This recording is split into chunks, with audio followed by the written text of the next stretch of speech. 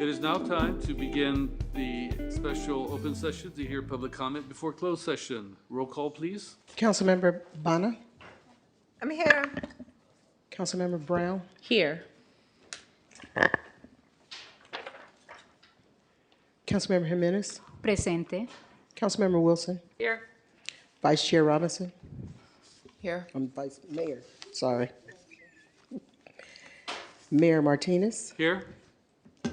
and Councilmember Zepeda.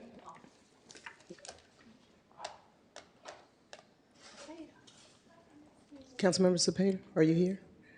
Here, here. He's joining Can you hear us. me? Yes, he is joining us online. He is located Swistole, Chicago. Address is 323 West Wacker Drive in Chicago, Illinois. It looks like he's on the quad. Why don't you come on in? Okay, during closed session, the council will discuss the following items. Item C1 is conference with labor negotiators, agency representative Jerome Taylor, Jack Hughes, and Lisa Charbonnet.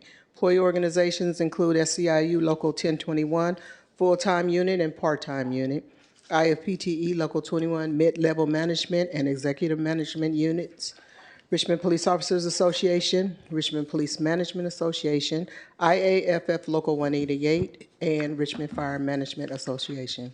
Item C2 is a liability claim. Claimant is Todd Kaiser, agency against the City of Richmond. We have two requests to address the council. Cordell Hendler and Claudia Citron. You'll each have 2 minutes. Please come forward. So, good afternoon, Mayor Martinez, Council. For the record, I am Cordell Hendler, and I'm gonna get right to the point. So, when you go into closed session, think about all the hard work that the unions have provided. We are this close to the finish line. So now, all the unions have to do is like come to a conclusion. So when you go back in there, just resolve this matter because this is very important. I'll just leave it at that. Okay, our next speaker will be Claudia Citron. If there's anyone joining us online that would like to address the council, please raise your hand at this time. Claudia. So I had an interesting conversation with Sam Vaughan of an Office of Neighborhood Safety regarding N5A. And these are the things I recollect what he said, and I want to have this on public record. Ms. Citron. Because he always say ONS is... This is open session for closed session. So that would be items C1, C2. So let me rephrase it. Can we just stop the time? I know I can pull this off. So this is the closed session, right? Yes. Closed session, page 5. Okay, so labor. The police department does all the Office of Neighborhood Safety tasks. The police department does steps in if there's crime. It's not Office of Neighborhood Safety. If there's shootings, it's not Office of Neighborhood Safety. It's the police department. If there are pimps who deal drugs, who just recently stole a car and crashed it on 26 and Gaynor, and he had a gun. That is not Office of Neighborhood Safety, it was the police department. The police department was busy, it took an hour, the chief was there for an hour at the situation. Office of Neighborhood Safety is not doing the work the police department is doing. And somehow you keep saying, well, the police department shouldn't get involved in those things. But that's what Sam says. We are not doing it, it's the police department. So you're saying, hey, it's don't involve the police department. If not, nobody comes. The shootings which happened in November, the police department couldn't do anything because they didn't have enough information. You want to negotiate with the police department, give them a raise, let them do the work they want to do. They deserve what they're asking for, and stop wasting your time with them, because they do more, they do two departments' job, and they're not necessarily able to drive around with a Mercedes like Sam does. I waive my time, and thank you for letting me tweak it. Yes, and I was about to cut you off because you took a long time to get to the point, but I appreciate the fact that you did. And there are no other speakers. Okay, if there are no other speakers, open session, open comment is over, and we will retire to closed session.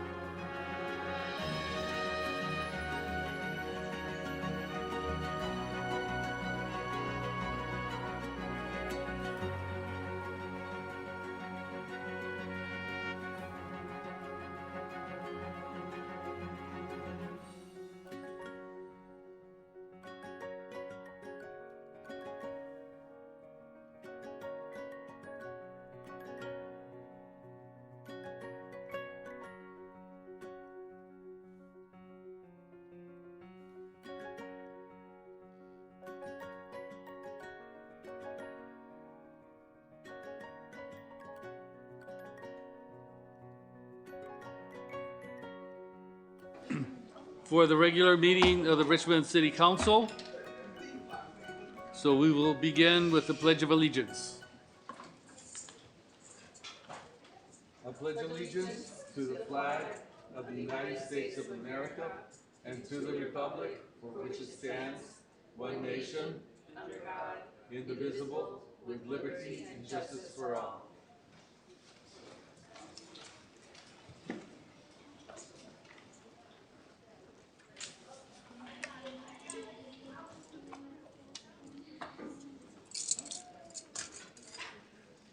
Try to find us. Trying to get on the right page. Okay. Okay.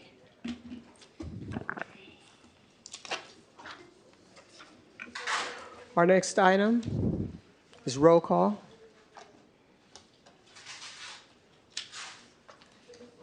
Councilmember Bonner, Here. Councilmember Brown, Here.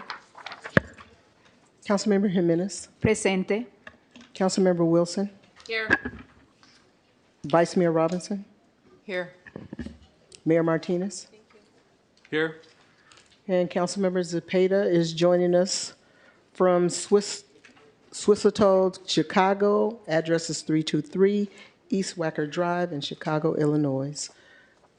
Councilmember Zepeda.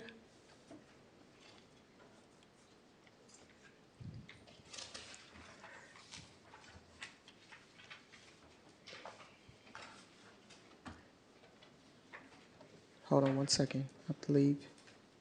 Here. Thank you.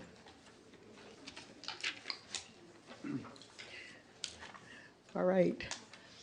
Our next item is statement of conflict of interest. Are there any? I have a conflict of interest on in 7A. I believe that it's actually an error that may have been corrected, but if it is not corrected, my organization, Urban Tilt, is mentioned in this. Accounts receivables. I am the executive director of that organization, so that I need to recuse myself from that item. Actually, N7A will be Withdrawn. withdrawn by staff. Yeah, because there was lots of errors, including yes, my we'll- organization being on there. Yes, Mr. Mayor, we will be pulling that, staff will be pulling that item to go over and review the items, and which will result in a new write-off list that we will present later. And we are sorry for any inconvenience this may have caused anyone. Thank you. We're Then I'm still on no conflict of longer. interest, so Thank you. that's resolved. Thank you. Any others? If not, then our next agenda item. Our next item is agenda review, and I have several announcements. See, item N1C.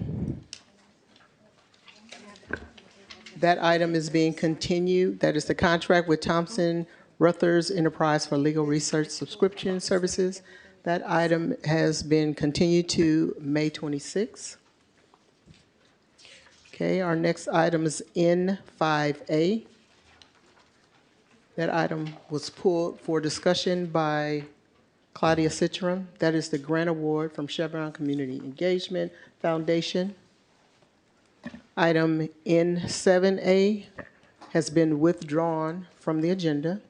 That's the approval of the write-offs of the uncollectible accounts receivable. Okay, item N12B has been withdrawn from the agenda. That is the contract with Richmond Rod and Gun Club for shooting range facility rental. And item N13E, that is our e-bikes contract. And Mayor, I wanted to request that N13E and also N5A be heard after approval of the consent calendar.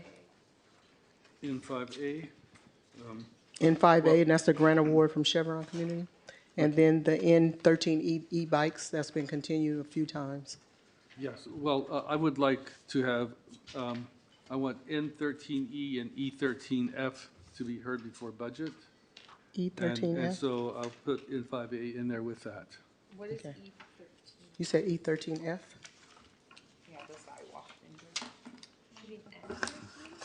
N13F, yes. Oh, so you're pulling N13F, okay, He's pulling N13 out. yes. Okay. Sorry, could you restate where that's going? It's going before budget. Which are, can you list what's going before budget? N5A, which is the grant award from Chevron. N13E, which is the contract with the Charleston Mobility for electric bikes. And N13F, which is the ordinance amending sidewalk vendors regulations. So if there's anyone that would like to speak on those items that were pulled that is in the chambers, please fill out a pink card, speaker's card. So we have an emergency item that's being put forward by Councilmember Sahel Labana. Would you like to speak to that? Thank you. KCR team, I ask you to please show this statement. Well, before Join. we go there, we need to make, you guys need to, Yeah, we for need to that make the purpose, findings. I wanna Okay, show let the me council. just articulate the standard to add an emergency item. So, in order to add an urgency item after the agenda was posted, there needs to be an immediate need to act before the next regularly agendized meeting, and that the need arose after the agenda was published, and there needs to be a two-third vote to add the agenda, and then, or add the item, and then you have a subsequent vote on the item. Thank you. So, there was a horrible shooting at a mosque in San Diego yesterday, and our faith centers came together. KCRT, could you please show the joint statement by the faith centers? Thank you very much. There are 2 mosques, 3 churches, 1 Sikh center, 1 Jewish temple, 1 Nepalese, 1 Tibetan, and the signatures are being continued, who are stating that together they stand against hate and violence. I just want to emphasize that this is not political. It's a position of public safety that we need to emphasize, because our vulnerable communities and residents need us to assure them that we watch out for them, we're here for them, any protection that they need, that we support them, and we endorse the joint statement by the faith centers to prevent further fear and retaliation. And unfortunately, whenever a crazy act of horrendous terrorism happens, there is more online radicalism, and a wave of such acts start. We would like to put a stop to it in our community. So for the direct, immediate public safety coordination, we want to assure the faith centers that we are there for them. That's why I'm asking to please the city council to show leadership and tell the community that we are there for them and watch out for their safety. All right. So we need to take a vote. Point of order, are we putting this on the consent agenda? I mean, the consent? Consent, On yes. consent, okay, thank you. Yes. So there's a resolution expressing sorrow and sympathy, and yes, we are going to have a vote to put this on the consent calendar. I move the item. Thank you, and I second it. Mr. Mayor, I have a point of order. Yes. Sorry, Ms. City Attorney Moore, can you please restate what is considered a emergency item? This is actually considered in this instance an urgency item, not an emergency. And in that instance, there's an immediate need to act. And the need arose after the agenda was published. I think you would need to flesh out, and you articulated the immediate need to act is in support of the Muslim community. And all the And faith centers. And the incident took place yesterday after the agenda was published. Thank you. Yeah, Okay, and thank you. And it's a matter of safety. Councilmember Brown, Yes. Councilmember Vada, yes, Councilmember Jimenez, Yes. Councilmember Wilson, Yes. Vice Mayor Robinson, Yes. Councilmember Zepeda, Yes. and Mayor Martinez. Yes. The vote is unanimous.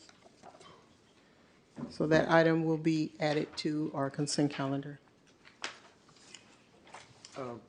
Mayor Martinez, Mayor? I have two items that I would like to pull for discussion. One is in 6A, and the other is in 13B. In 13B, and what was the previous one? In 6A. In 6A. Wow. Mayor, Okay, so, can I, I'm sorry, the second was N13B. Yeah, sorry, 13B. so in the last meeting, we all agreed that Q1 that is in the new business was going to be at the beginning of the agenda. So I respectfully ask if we can put that at the beginning of the agenda after public forum. Q1.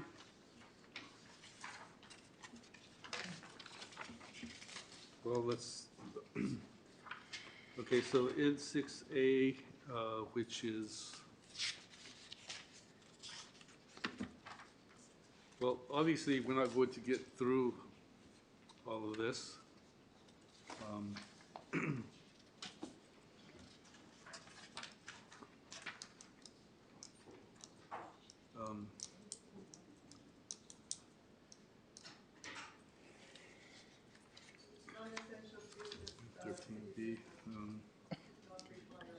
Mayor, if I may, Yes, please. respectfully, N6A is time sensitive, and the Main Street Executive Director is here in the audience and can speak to questions pertaining to that. In addition, N13B is time sensitive in order to render payment to a vendor due to staff working on other items such as supporting the immigration work directed by the council. So of those 5 items that would like to be pulled, if the council wanted to hear those 2, that would be helpful. And maybe the sidewalk vendor ordinance could potentially come back as well as the grant item, so we can get through the budget.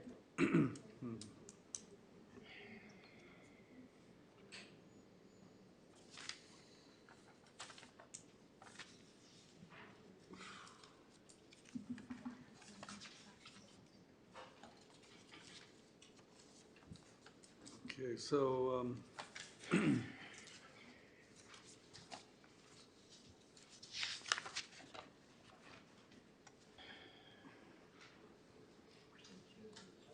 So Mayor, what I was suggesting is that, given that there were Which ones are time sensitive?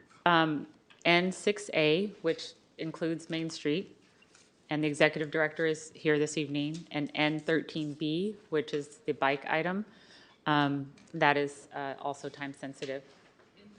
In So- 13E, Oh, I'm sorry. N13B is also time sensitive. I apologize because community-based organizations like RISE are waiting for us to give an update on if the improvements are going to happen. And the third one is N13E, and that is the item for bikes. And, N13E? Yes, Okay, so there's 3 items that are time sensitive. yes. And, and then there's, N13F should be heard because it's been,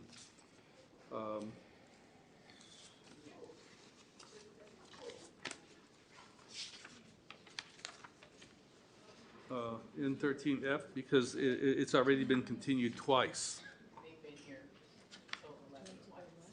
So wait, but you're pulling it, Mayor, because it's currently on consent. N13F, you're pulling the item? Yes. Okay. Because it shouldn't be on consent. Because it wasn't on consent, and we already started the process in regular session, so it should stay there.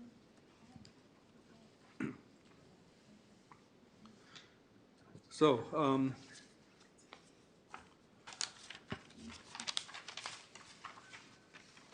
I will, I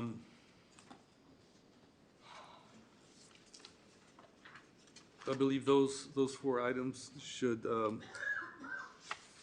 before the budget session. So let's be as succinct, concise as possible so we can get through all this. Point of order, So let can me you just- restate the four before, that are coming before Okay. budget? Before, Yes. coming before budget is N6A, N13B, N13E, N13F. Can I?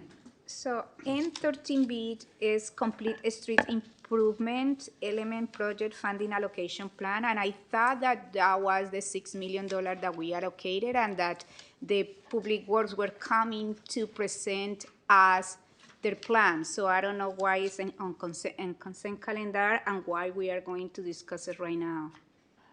It's on consent because the staff are ready to implement the projects that were on the attachment 12 last week. And so they want to find out if the council was fine with it being on consent, or if you want to discuss it. As you can see from this evening, right, we have 4 public hearings and budget. So that's why we put it on consent. If the council wanted to pull it and discuss it, we're happy to do that. Yeah, can we do it like when the CIP is coming to presentation?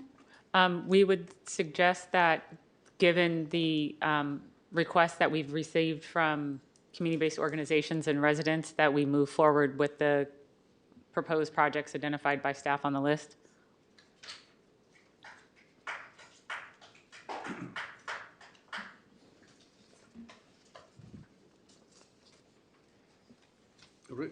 ready?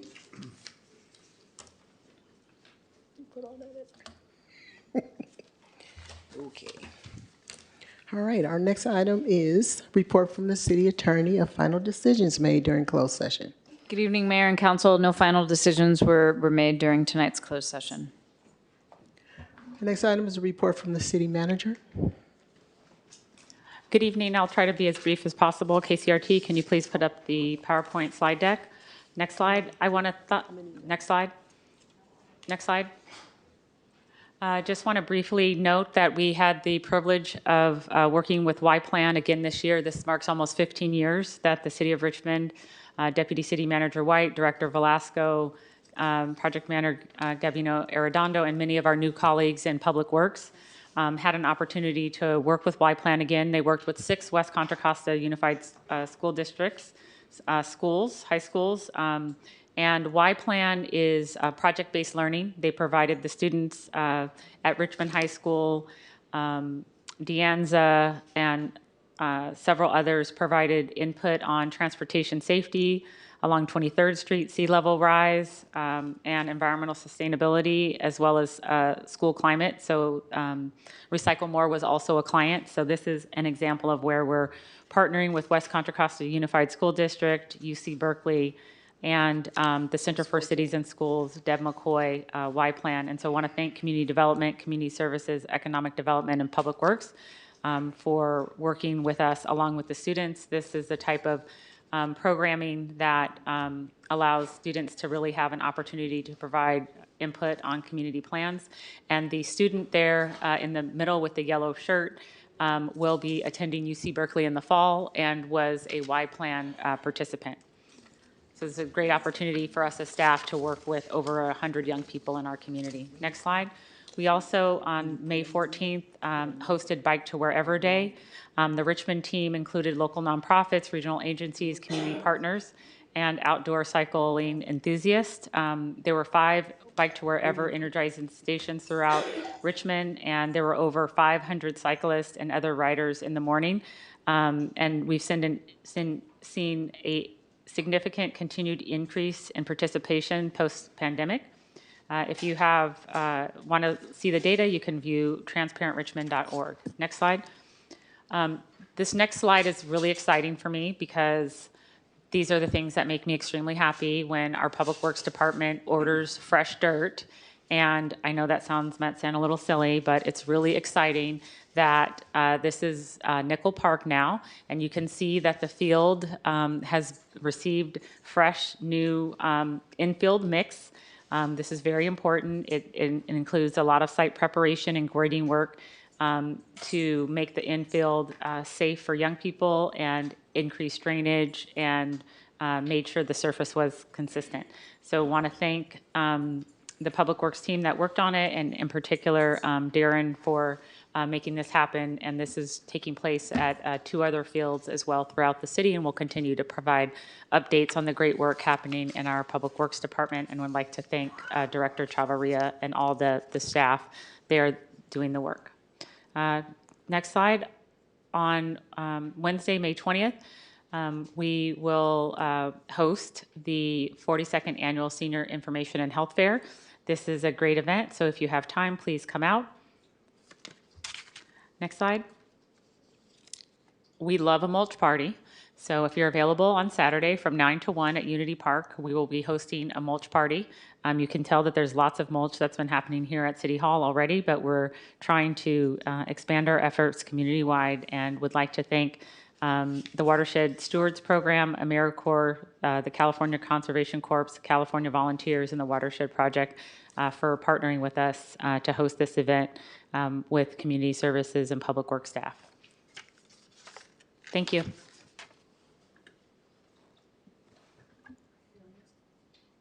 Our next item is open forum. If there's anyone joining us online that would like to address the council under open forum, please raise your hand at this time.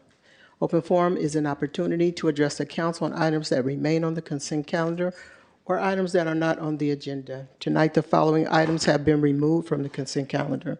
Item N1C, N5A, N7A, N6A, N12B, N13E, N13F, N13B.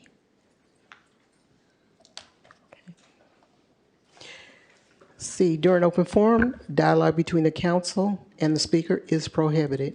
When your name is called and you are an online speaker, please be ready to unmute yourself and to begin speaking. For speakers in the chambers, when your name is called, please come forward and line up behind the speaker's podium closest to the wall. For safety reasons, all aisles, including the area behind the speaker's podium and staff presentation area, must remain clear. All speakers should state your name, and your city of residence is optional. Please terminate your address to the council when your time expires. Tonight, we have a total of 16 speakers. So each speaker will be allowed up to 2 minutes to address the council. City of Richmond welcomes your comments and requests that you present your remarks in a respectful and appropriate manner within the established 2-minute time limit. We have 2 online speakers. We have 14 in-person speakers, so that's a total of 16 speakers. First 10 speakers are Cordell Hendler, Claudia Citron, Antoine Claude, Juan Munoz, Tashi Johnson, Hilda Nava, Arnold Dimas, Cynthia Roman, Laura Gonzalez, and Camila Gonzalez. Cordell Hendler. So, good evening, Mayor Martinez, council. For the record, I'm Cordell Henlon. I'm a Richmond resident. So, what I am passing around is something that I have mentioned at a few meetings back. So, let's imagine this: the community engagement manager. If you recall, a few meetings back, when this item was first brought forward, that position was relocated to the police department, and now it got me thinking: should it stay at the police department or go back to the 3rd floor? So I'm thinking having a community engagement manager is very critical, because that way the information gets heard and is shares with the community. So that's one. And then number 2 is I want to thank you, Mayor Martinez, for appointing these people to be on boards and commissions, because it is very important that we need to engage the residents so that way they're interested in learning more about what each board and commission does. So I want to thank you for that. And the item is regarding the city clerk's salary. I think that's a good idea, because she has done a lot, making sure that all these agendas is posted in a timely manner. So I want you to approve this item along with the rest of the items and get it done. So that way the city clerk can have more money, and that's it. So please approve this item. So Claudia? Thank you, Cordell. The team. Claudia Citron. So I want to just read what happened this week from the Grandview Independent. Monday 11th, theft of vehicle parts, South 33rd. Car theft, Cutting Boulevard. Vehicle tampering, Gaynor. Theft of vehicle parts, 12th Street. Vehicle burglary, 19th Street. Vehicle recovery, C Street. Tuesday, attempted car theft, 37th Street. Vehicle burglary, Seasview Drive. Car theft, Collins Street. Theft of vehicle parts, Cutting Boulevard. Vehicle burglary, Barrett. Car theft, Richmond Parkway. Theft from vehicle, Belfast Way. Vehicle burglary, undisclosed location. Hit and run, Bissell. Wednesday, vehicle tampering, undisclosed situation. Theft of vehicle parts, Florida. Vehicle tampering, 37th Street. Vehicle burglary, Florida. Thursday, vehicle tampering, 2nd Street. Vehicle tampering, Humphrey. Vehicle burglary, Ohio. Vehicle burglary, Hensley. Vehicle tampering, Shane. Friday, car theft, Gaynor. Car theft, Pullman. Car theft, Lowell. Car theft, Humphrey. Vehicle recovery, blah, blah, blah. Car theft, Southampton Court. Car theft, Bissell Avenue. Car theft, Nevin Avenue. Saturday. It's pretty much the same, so you get the idea. These are people who don't have cars when they go to work. These are people who can't get to work, full stop, period. You need to do better in keeping neighborhoods safer. This is neighborhood safety we need, and ONS is not doing it. Thank you. Antoine Claude.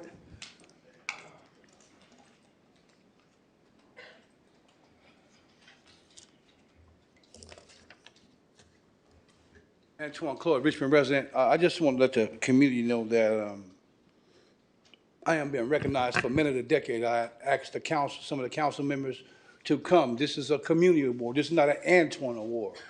I'm a part of this community. And so when I'm recognized by the community. So I'm asking y'all to come out, support, meet our people, talk to our community, and it's going to be a festive event. Two, the things that we hear at this council for so many years are repetitious, and y'all really have to put your money where your mouth is. That woman just read off a list of crimes in our community, and these crimes are these youth. If you don't give them nothing, they have this thing called animalistic behavior. If you need a dictionary, find out what that word is. Our people are gonna do stupid stuff to fulfill their own selfish feelings and gains. It's a quick fix, that's all it is. But we don't have anything for our kids. Our population has grown very much. And y'all putting this money everywhere but into the people. That's what it's been for the last 40 years since I've been here. Y'all ain't putting no money. That's why y'all got rid of all the black folks, because you didn't want to put no money here. Now the money here, and you still ain't spent none of it. Something is wrong with this picture, ladies and gentlemen. So y'all don't go for the banana in the tailpipe no more. Don't stop, take off your sunglasses and see what you ain't looking at. Money talks and the rest of that stuff walk. Don't sell me a bricks in the box. Our community wants action now with this money. Don't talk about it, be about it. Don't ask for be put in office and you ain't doing nothing. I mean, you ain't doing nothing. When it come down to the community, we don't see you until it's time for election. After you get elected, we don't see you. Just keep it 100. You gotta be prevalent. Availability is crucial. Thank you very much. Juan Munoz. Good evening, City Mayor, City Manager, City Council. My name is Juan Munoz from United Business Organization. I'm here to thank you for the support that you guys gave us to hold the Mother's Day event at the auditorium. Thank you very much. We had 175 mothers and their families. It was a great event for the community. So thank you very much. Hopefully you guys can help us to secure the place for next year. We appreciate it. Thank you very much. Tashi Johnson.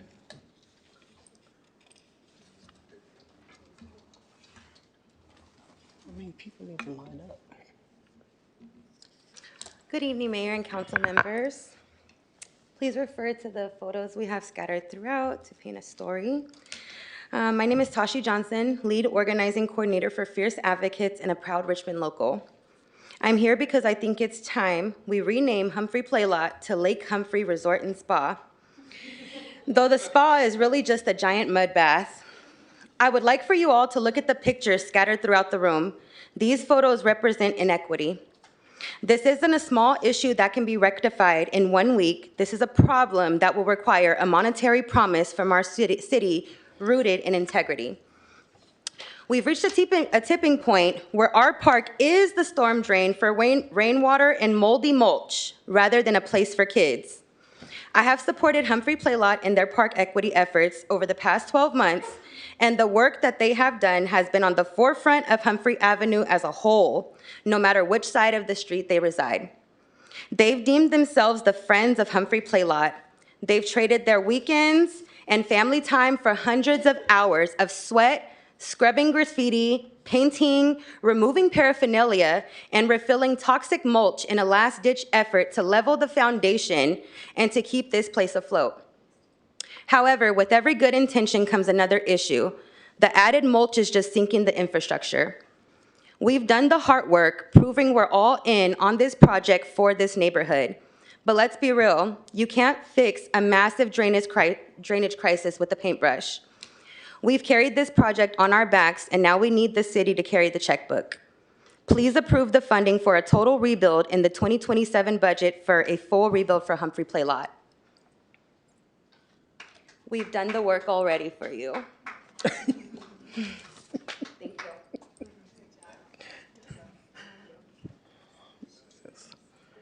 Hilda Nava.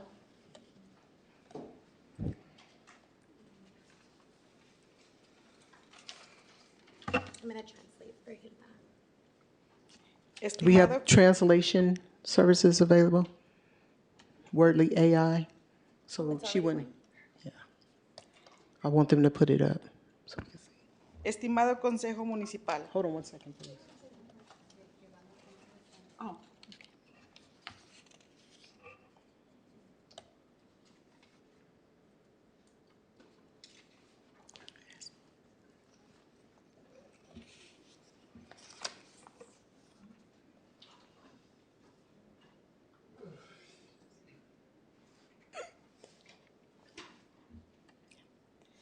Estimado Consejo Municipal, gracias por escucharnos esta noche. Mi nombre es Hilda y he vivido en el área de Humphrey por casi 30 años. Este parque es importante para mí porque es donde nuestras familias se reúnen, donde nuestros hijos hacen amistades y donde nuestra comunidad se conecta. Pero en este momento el Humphrey Pilot nos está fallando, cuando llueve especialmente. Se inunda tanto que los niños llegan en botas de lluvia y dicen que van al lago Humphrey. Puede sonar gracioso, pero no lo es. Cuando nuestros hijos pierden su espacio de juego por semanas, hemos trabajado con arquitectos y desarrollamos una visión clara para reconstruir el parque. Ahora necesitamos su liderazgo. Por favor, prioricen el Humphrey Pilot y reúnanse con nosotros pronto para hablar sobre el financiamiento y los próximos pasos para la reconstrucción. Muchas gracias. Arnold Dimas.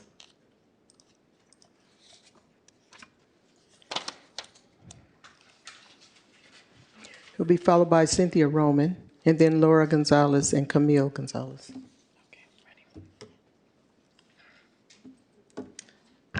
Good evening, Council. My name is Arnold Dimas.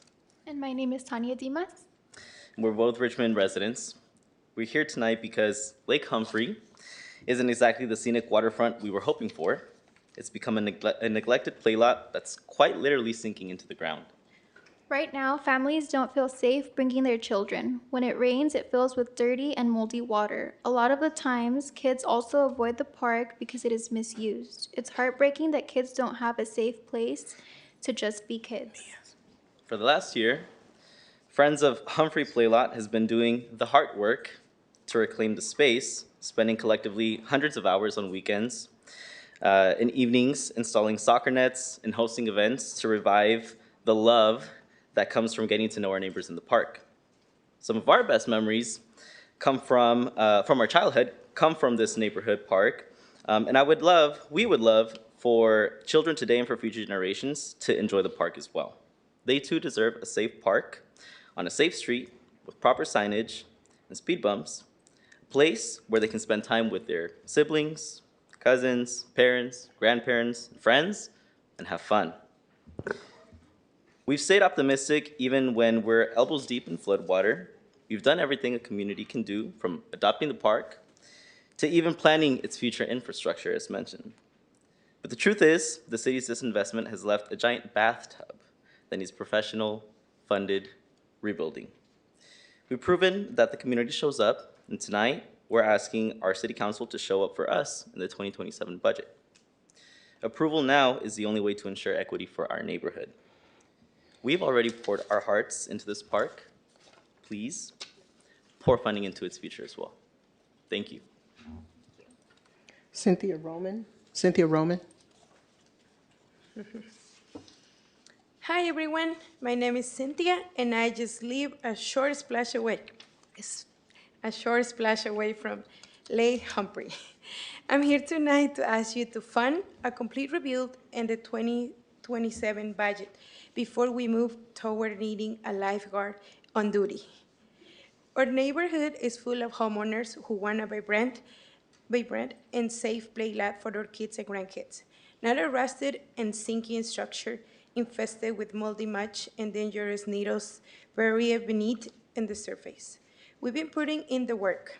Our leadership team has hosted Air Day cleanups and we've been clocked well over 225 hours clearing graffiti and painting 19 giant planters. We've been missing dinners and stay late after work for research because we treat this park like our own backyard. Now we need the city of Richmond to treat it like a priority. We built the social infrastructure and the vision. We just need you reinvest in the physical infrastructure. Please don't let all our hard work wash away in the next big storm. Thank you. Laura Gonzalez.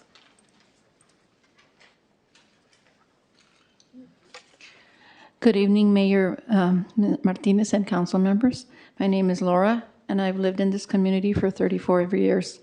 I am here tonight alongside my neighbors to advocate for the Humphrey Playlot. For a long time, we have been pushing for reinvestment because we see the daily reality of this park. The structural issues here are deep, literally. Because of the way the foundation was built, it traps water, floods constantly, and appears to be sinking beneath the mulch. It's a health hazard and it's an eyesore. And frankly, it tells the family in our neighborhood that their recreation and well-being aren't a priority for this city. We know that capital improvement projects take time. We understand there is a process, but that is exactly why we are here today. A year ahead of time, demanding that this playlot be prioritized for the 2027 budget. We have support of the Parks and Rec Department. Now we just need to get the ball rolling in a total rebuild. We have the momentum, we have the resident leadership, and now we just need the city to match our energy and investment. Please don't let another budget cycle pass us by. Thank you for your time. Our next speaker is Camille Gonzalez. And will the following individuals please come forward? Mark Wasberg, Kimberly Graves, Cynthia Hernandez, and Guadalupe Inlana. Good evening, Mayor Martinez and council members. I'm Camila, a proud member of the Humphrey Park crew here in Richmond. We've jokingly started calling our park Lake Humphrey, but in reality, it's actually a serious problem. I work with some of our most disadvantaged children, and these kind of shallow waters make up for 75% of drownings due to a very short lapse in supervision. Without a total rebuild, it's just a basin for flooding that keeps children from playing safely. Our crew of 15 to 20 neighbors have been involved in a multi-year marathon of service. I've stood beside my mom, Hilda, as she's fought tirelessly and effortlessly for park equity on Humphrey Avenue. We've attended organizing trainings, held research meetings, and worked with designers to imagine a park that actually reflects who we are and what we value. We've sacrificed our personal time because we believe every child deserves a safe space to explore. We've built the momentum, secured community support, and even got critical needs status from Parks and Rec. The only piece missing is the 2027 budget commitment. We've done our part as citizens. Now we need you to fulfill your role as leaders. Please fund the Humphrey Playlot rebuild so all of the kids in the neighborhood can finally have a playground instead of a lake. Thank you. Mark Wasberg.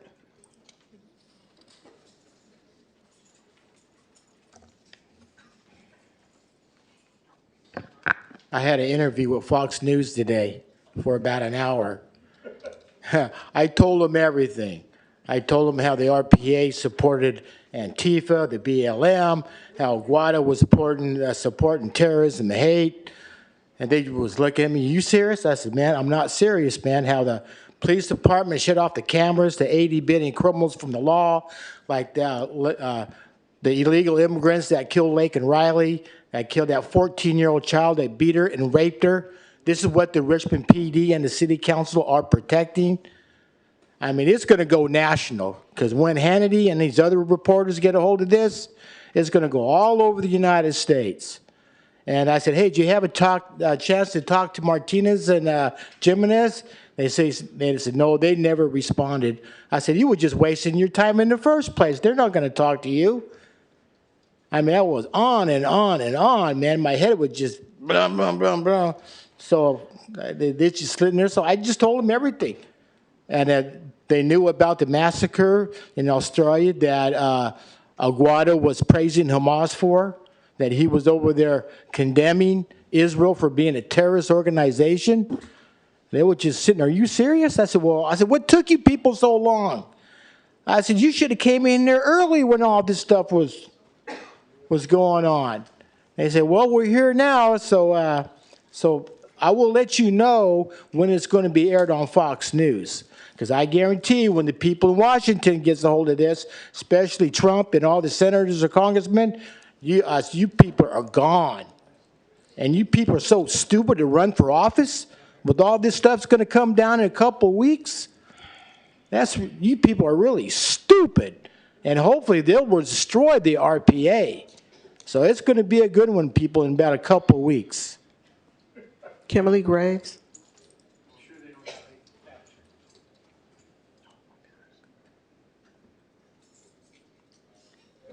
I just want to make it clear we're not together.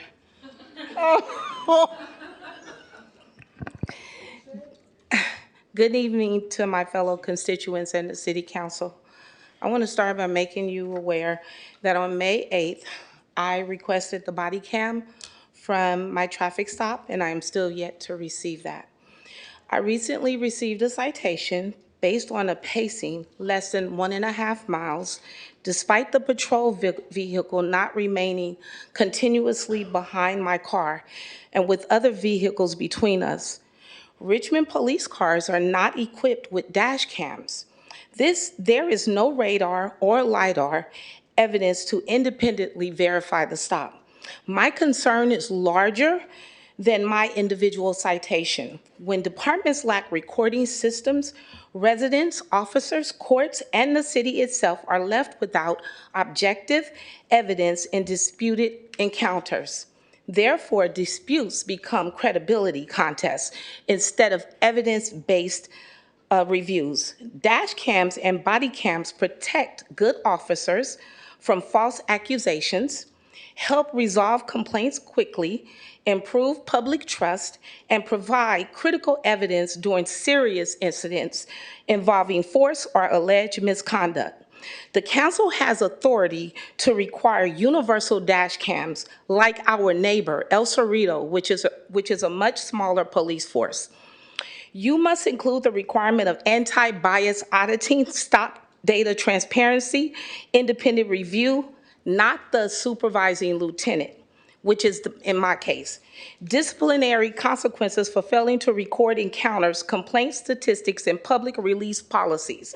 Communities lose trust when enforcement's actions rely solely on officer testimony without objective evidence. This concern becomes especially serious when residents perceive patterns of selective enforcement Your time or has expired. profiling. Thank you. Thank you. Cynthia Hernandez.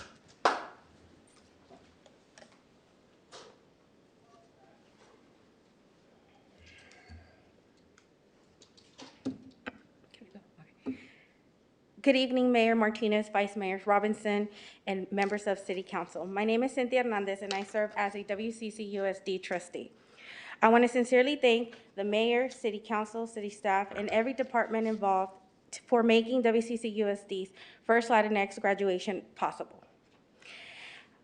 For many families, this graduation represents the dreams and sacrifices made so their children could have a greater opportunity. This celebration sends a powerful message to our students and our community that their culture, identity, and accomplishment matter. Thank you once again for recognizing and honoring our students and our community. Our last in-person speaker is Guadalupe Enlana.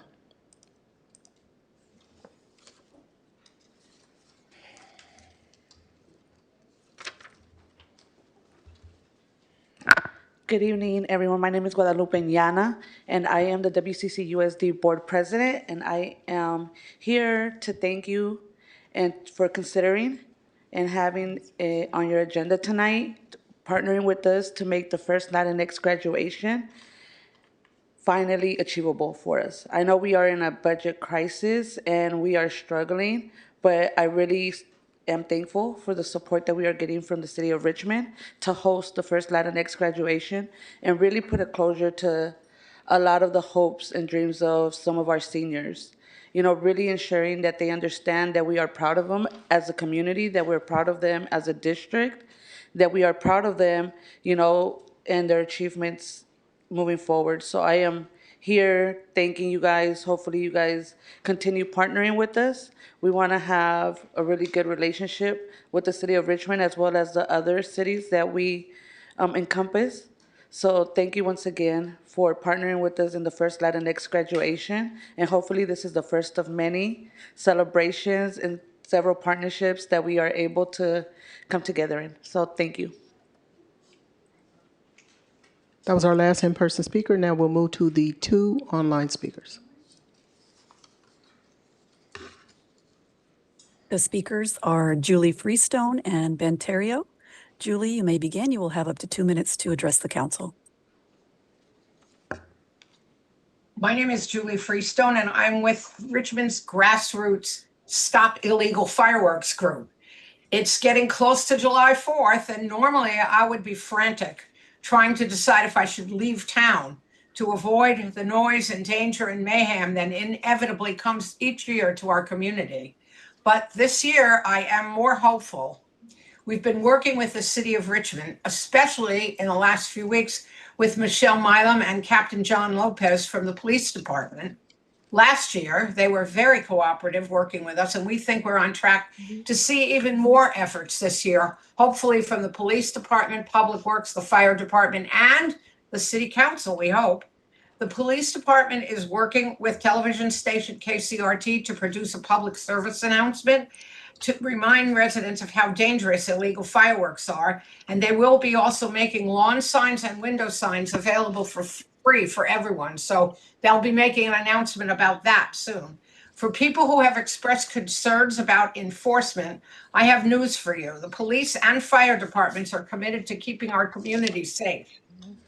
They will be using drones, stepped up patrols, and other strategies to discourage and stop people from endangering us.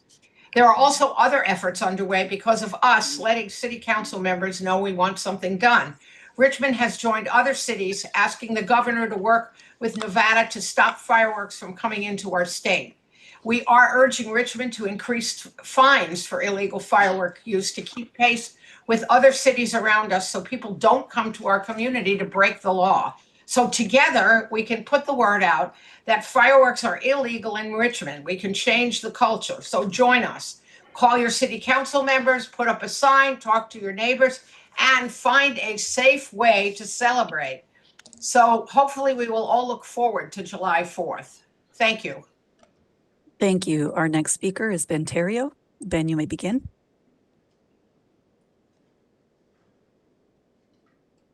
Good evening, Ben Terrio, President of the Richmond Police Officers Association. The RPA will not be presenting at tonight's AB 2561 hearing, and I want every member of the council to understand why before any actions taken. Our Government Code Section 3502.3, AB 2561, places affirmative obligations on the city at this hearing. The city is required to present the number of bargaining unit vacancies, the number of applicants, the average time to hire, and a plan to improve compensation and working conditions. To my knowledge, none of that data has been produced, not to the RPOA. And I ask the council to look carefully at what has been produced to you. RPOA received notice of this hearing on Thursday night, May 14th, for tonight's meeting. That's 3 business days. And our council formally requested meet and confer over the procedures for these presentations last year when we were doing this on May 23rd. That's again, May 23rd of 2025. That request has been ignored for almost a year. A statutory mandated hearing on public safety staffing without the data the statute requires, without meaningful notice to the affected bargaining unit, that's the RPOA, and without procedural framework our council requested 12 months ago is not a hearing that complies with the law. RPOA respectfully requests that this item be continued, that staff produce the AB 2561 data in writing, and that the meet and confer be calendared within 14 days. And we reserve all rights under the AB 2561, the Brown Act, and the MMBA, including before PERB. Thank you. Thank you. And we have no more public speakers. Okay. Public hearing is closed. Our next item is approval of the consent calendar. And items N1C has been continued to May 2026. N5A, N7A, well, N5A has been removed for discussion. N7A has been withdrawn completely. N6A? Well, I'm going down a list that I have. I have N6A. Okay. Okay. So N7A has been completely withdrawn from the agenda. N6A has been removed for discussion. N12B has been withdrawn from the agenda. N13E, N13F, and N13B will be discussed. And there was an emergency item added to the agenda.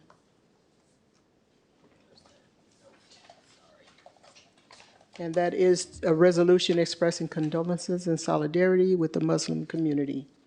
So those items will be added, and some will be, the ones that I've read, the list that I read, will not be included in this vote.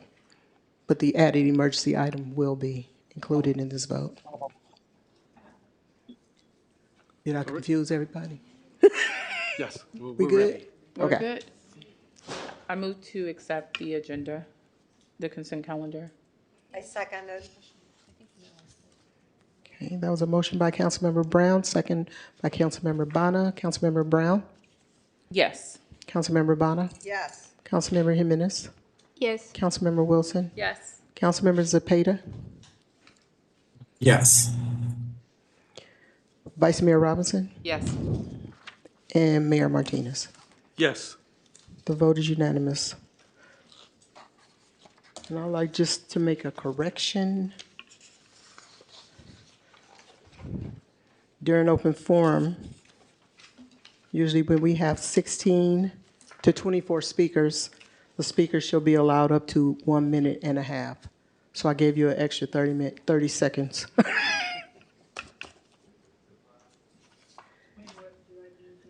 I'm being generous. Okay, our next item, and these are the items that were pulled from the agenda. The first item we'll hear is item N6A, and that's to adopt a resolution authorizing the City of Richmond to levy assessments on property owners subject to the Downtown Richmond Property and Business Improvement District through the County of Contra Costa property tax rolls for fiscal years 2026 through 2027. We don't have any speakers for this. If there's anyone joining us online that would like to address the council, you were a property owner that submitted a protest, please raise your hand.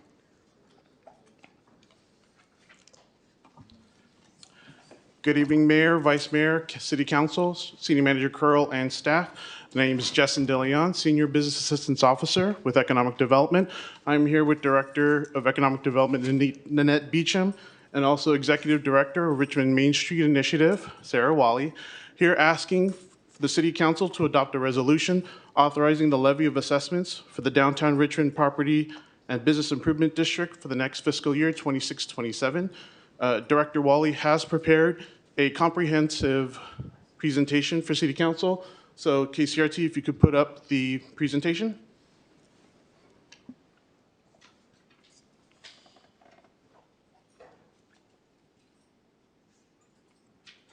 I'm sorry, Mr. Mayor, point of order. If there are no speakers or nobody objecting to the item, why was it pulled? Mayor, if I'm. Yes, go ahead. I was just going to ask if, given the time, if the council wanted to hear the entire presentation or if the council just wanted to ask specific questions, and it was pulled by a member of the council. Thank you. So I'd like to speak to this. I think it's important.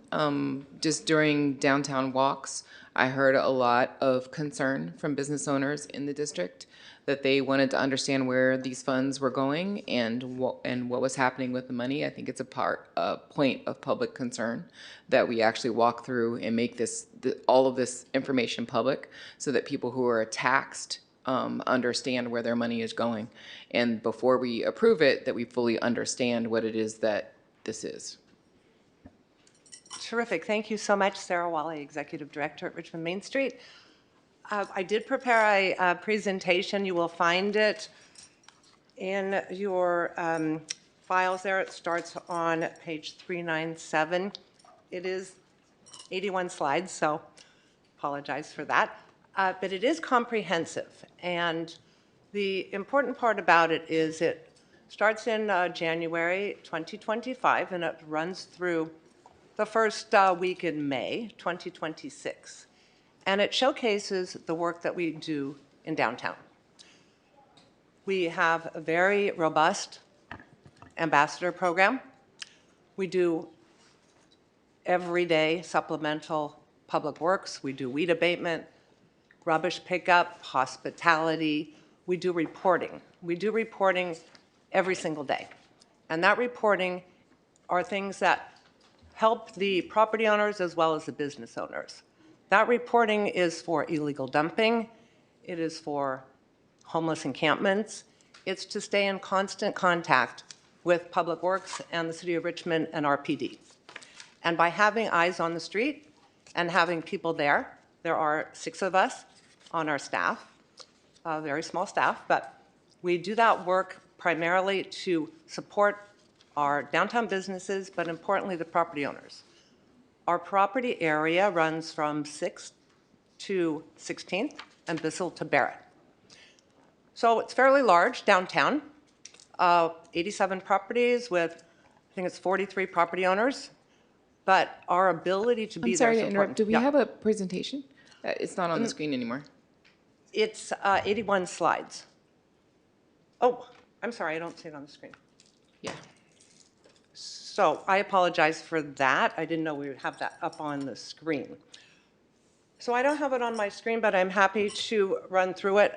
So this describes the P-bid, and I'm sorry, I did an overview of what these slides are. Next slide. And I'll just continue to say next slide to advance them. A description of what's happening in downtown. Next slide. This is about Main Street Initiative and the work that we do. Next slide. Thank you. I now have it up. This is our P-bid area. Next slide. This is our funding use, maintenance, cleaning, abatement, events programs, business engagement, marketing. We provide resources. In the past 4 weeks, we have been doing design work and rendering work for our small businesses for the facade improvement program and the grant. They are not able to get architects and designers, so we've been stepping in, providing that resource. This is our P-bid amount. We're an accredited Main Street. That requires us to put forth a strategic plan to National Main Street. Next slide. The slides are not working. They're all black or blank. It's, I think our monitors, he's got them, we don't. Okay. Might be a monitor issue for us. I'm trying to find one. All the screens are not showing. Mm-hmm. All right. Okay. Let me just do it. It is up. All 3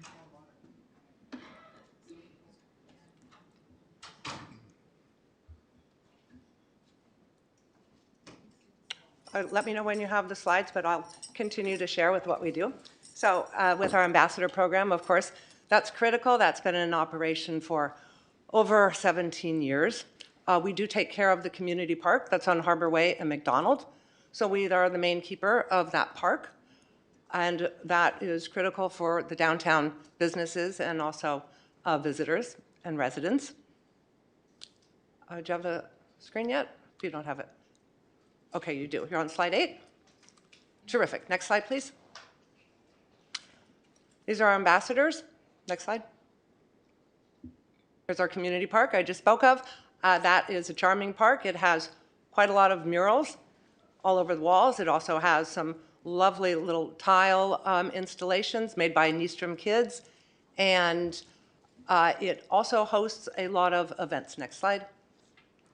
As you can see, there was an event there. We partner with downtown businesses and nonprofits to host events in the park. This was Reentry for Success about a month ago. Next slide. As you can see, it's quite tidy.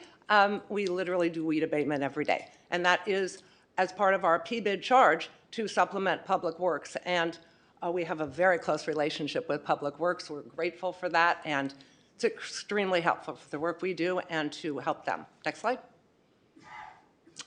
This is McDonald Avenue. We continue to do this year-round. Next slide. As you can see, this is the fence line on McDonald. Next slide.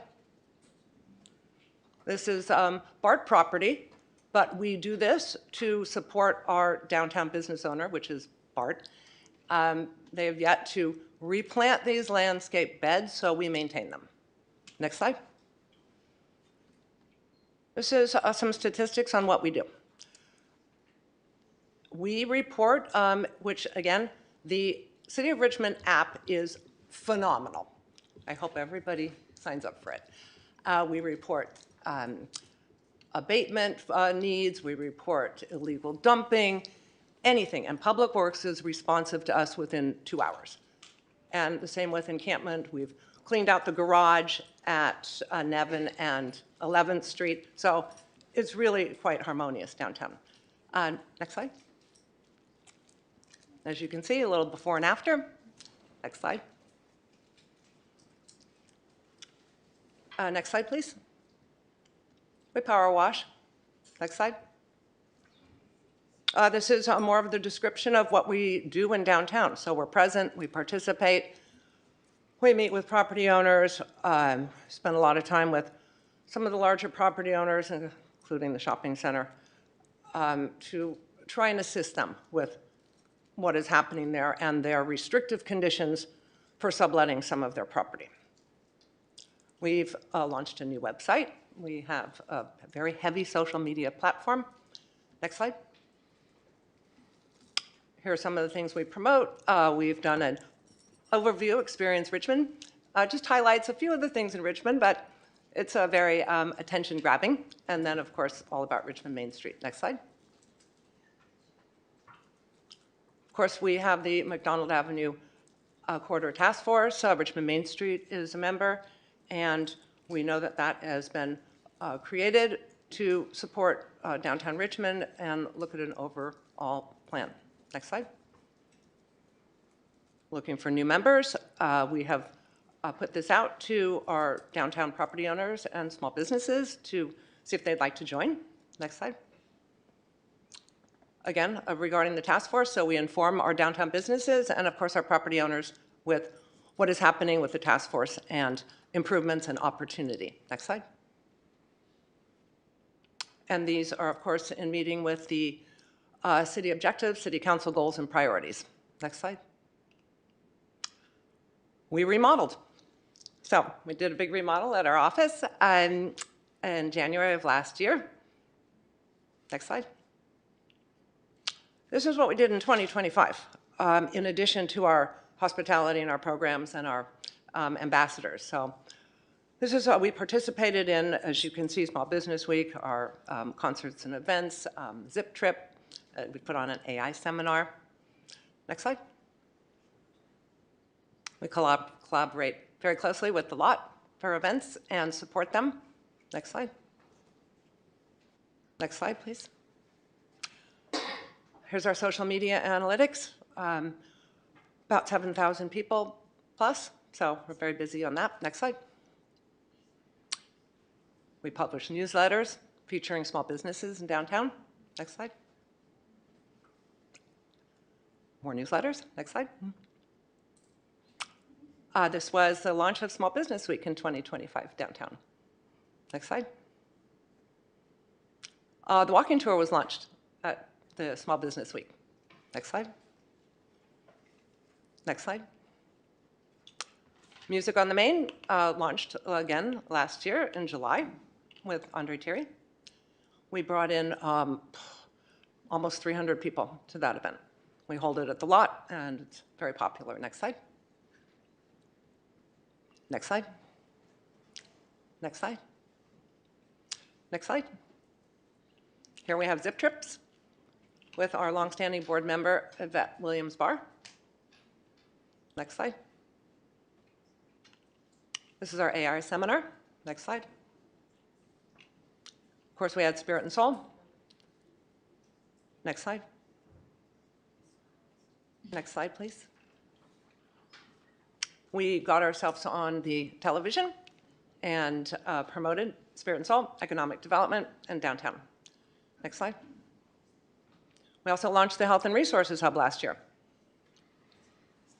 This is a way for our downtown community and residents to connect with resources. So we brought them all under one location with the 11 pillars of health that we developed to support not only downtown businesses, but those that wouldn't be able to or would have difficulty finding these resources. Next slide.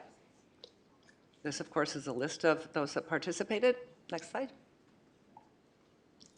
Another Spirit and Soul. Next slide. Next slide. This is the community park, and thanks to Public Works, we have lights in the community park. They are stunning. So they light up all the murals. I was down there Saturday night after our jazz concert that we put on at Richmond Main Street, and they just are spectacular. So they light up that whole corner, and it's very vibrant. We don't have the park open at night. We open it in the morning at 8 o'clock, and we close it at 5 o'clock. Next slide. We have a walking tour map, so we continue to revise that and improve it. We'll be adding all of the city investments in downtown Richmond as part of our walking tour description and where the city's invested in a lot of the buildings in downtown. Next slide. We take advantage of having a downtown neighborhood. And in this walk, we go from, as you can see where the train tracks are, but we include Civic Center. Of course, it's only 5 blocks away, and it's very important. Not only is it walkable, but it allows us in downtown to promote downtown as a neighborhood. It's the bicycle boulevard, it's very walkable, and it takes the opportunity to showcase the spectacular Civic Center buildings. And then we talk about them, and we talk about the sculpture. Then we go down through Nevin and also on McDonald. We get down on the longer walk to Nevin Park, which is a beautiful park and looking just wonderful.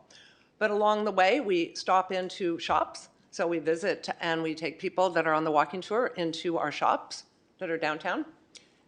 We talk about, of course, all the history. There's a little list on the left for the tour stops of the buildings and structures.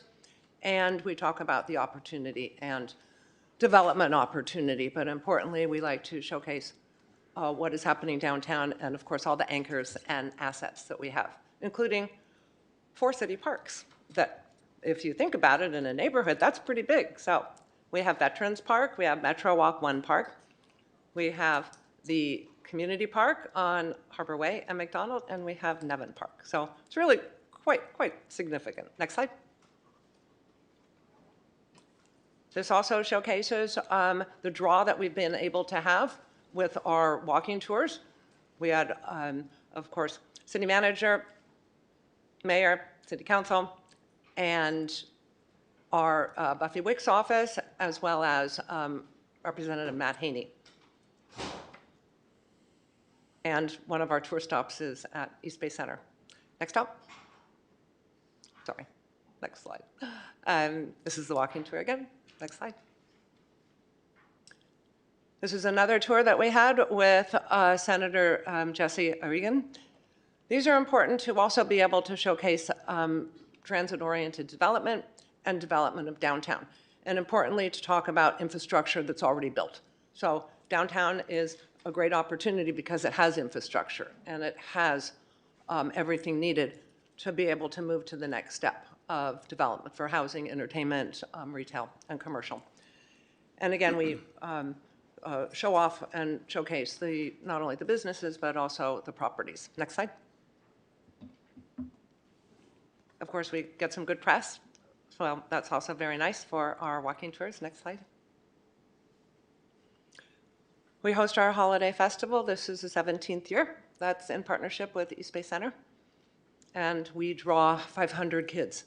So they come from all over, and we provide them with gift bags and Santas and pictures and the Nutcracker. And we also have participation with some of our small businesses, as well as the lot comes and does the food. Next slide. Next slide. More of the holiday festival. Next slide, please. Here we have the opportunity to show, and I have these blown up to very large poster size because it shows the strategic location and the key location of downtown. And you don't often see that when you're walking on the street. And so to be able to have this and show that right down Harbor Way is Ohio, more murals, the Greenway, which is quite phenomenal, and just a little bit further is the ferry. And showing it in this way shows the proximity and the ease of accessing San Francisco and the Bay Area. And then, of course, we're able to point out the Bay Trail. Next slide. Same here. This faces to the west. So we're able to showcase downtown development areas, as well as proximity to the Parkway, to Marin, and also all the assets that are down here. So schools, there's many schools, and also within 2 miles of downtown, all the businesses that we have from an employment base. So there's quite a few. We always think of Kaiser, or we think of Social Security building, but we have Contra Costa, we have City of Richmond. Within 2 miles, there's other major employers, and there creates a diversity of employment for people coming to Richmond. Next slide. Here's a lineup of some of the events that we're planning for 2026.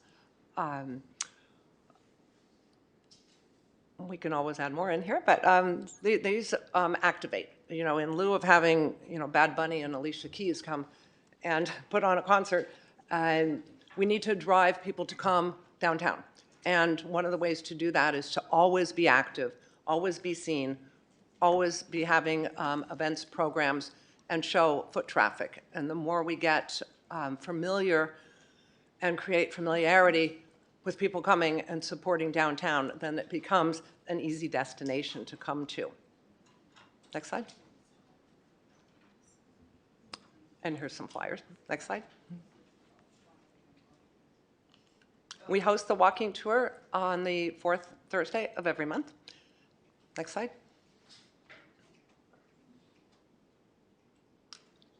Next slide. We provide information for the programs. As I mentioned, we've stepped in to become a resource to do design work for some of our small businesses. So we've made some applications on behalf of our small businesses, Salsa Taqueria, Left Side Printing, the Flower Shop, and we provided aesthetic design work. So as they're not able to get architects and designers up front, we stepped in and we did that work. Next slide. More information, city programs. Also on our website, you can have a link to all of the city programs and economic development. Next slide.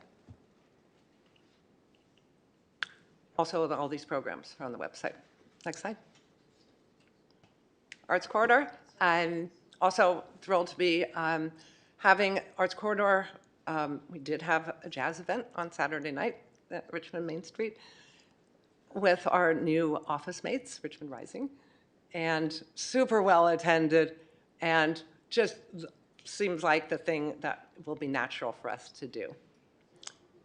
Next slide. Next slide, please. And here are our new office share mates. So Richmond Rising moved in earlier this year and had a big welcoming party.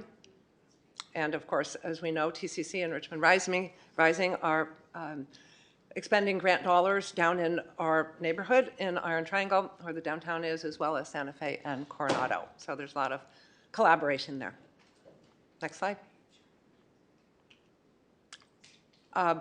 Richmond Main Street participated with economic development, Taste of Richmond. We're pleased and honored to be a participant.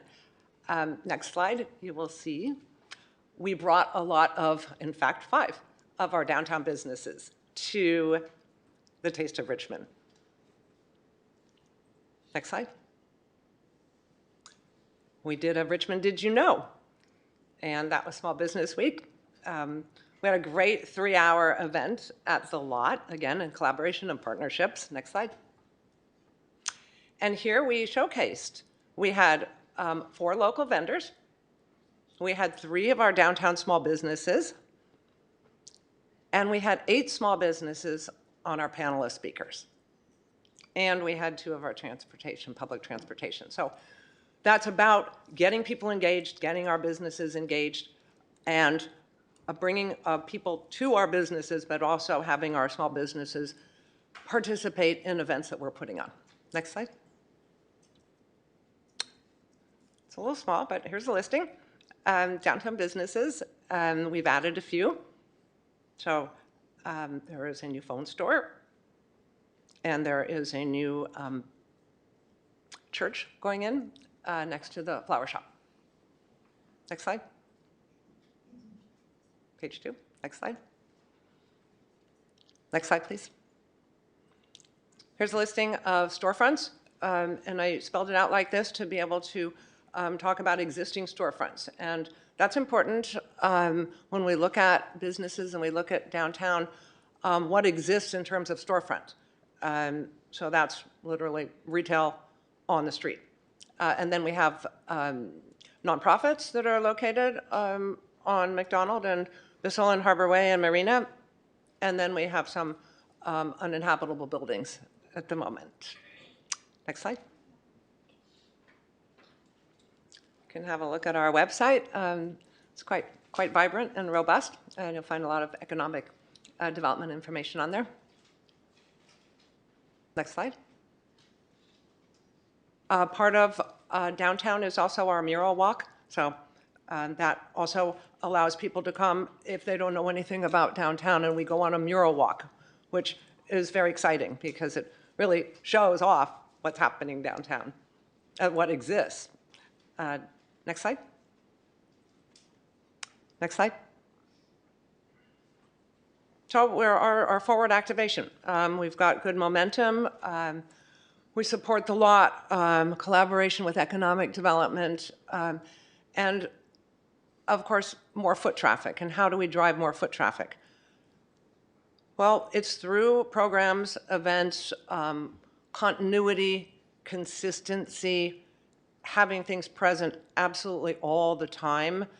It's through social media, it's through marketing, so that people know just to come downtown, just to get off BART, to take the bus, to drive, so that we are trying to ramp up so that we're always in motion, so that there's always vibrancy on the street. We know that on Tuesdays and Thursdays, when the lot is in action, there's a lot of people downtown. And while that's not happening every day, we are getting a lot more foot traffic on the street. And that, of course, is through marketing and having more programs. Next slide. And these are more initiatives, forward motion, trying to support the vacant spaces, of which there are not that many. It's listed on the sheet there. And how we can engage more real estate retail brokers to take a look at the properties downtown. There are some restrictions at the one property, which is the shopping center, that has the majority of the spaces. So that's a difficult property, but we stay at it with them, and we're working on their capital improvements, pave the parking lot as an example. Hopefully with the new signage, if they're successful with the facade grant, that will liven up because we put some lights up there. Next slide. You've seen this before. It's a lively downtown. Next slide. And that's that. Thank you. Yes, go ahead. So thanks for doing that, and thanks for everybody for giving us the time to do that. I think it is important to do that. I think that sometimes when people don't know what's going on, they assume nothing is going on, and that is really difficult, especially when a tax is involved. So I wanted to just ask a clear question about how much is the total amount of tax that's assessed each year and applied to this amazing body of work? It's a huge body of work. What's that number? Yes, Vice Mayor, the total tax being assessed is $245,761.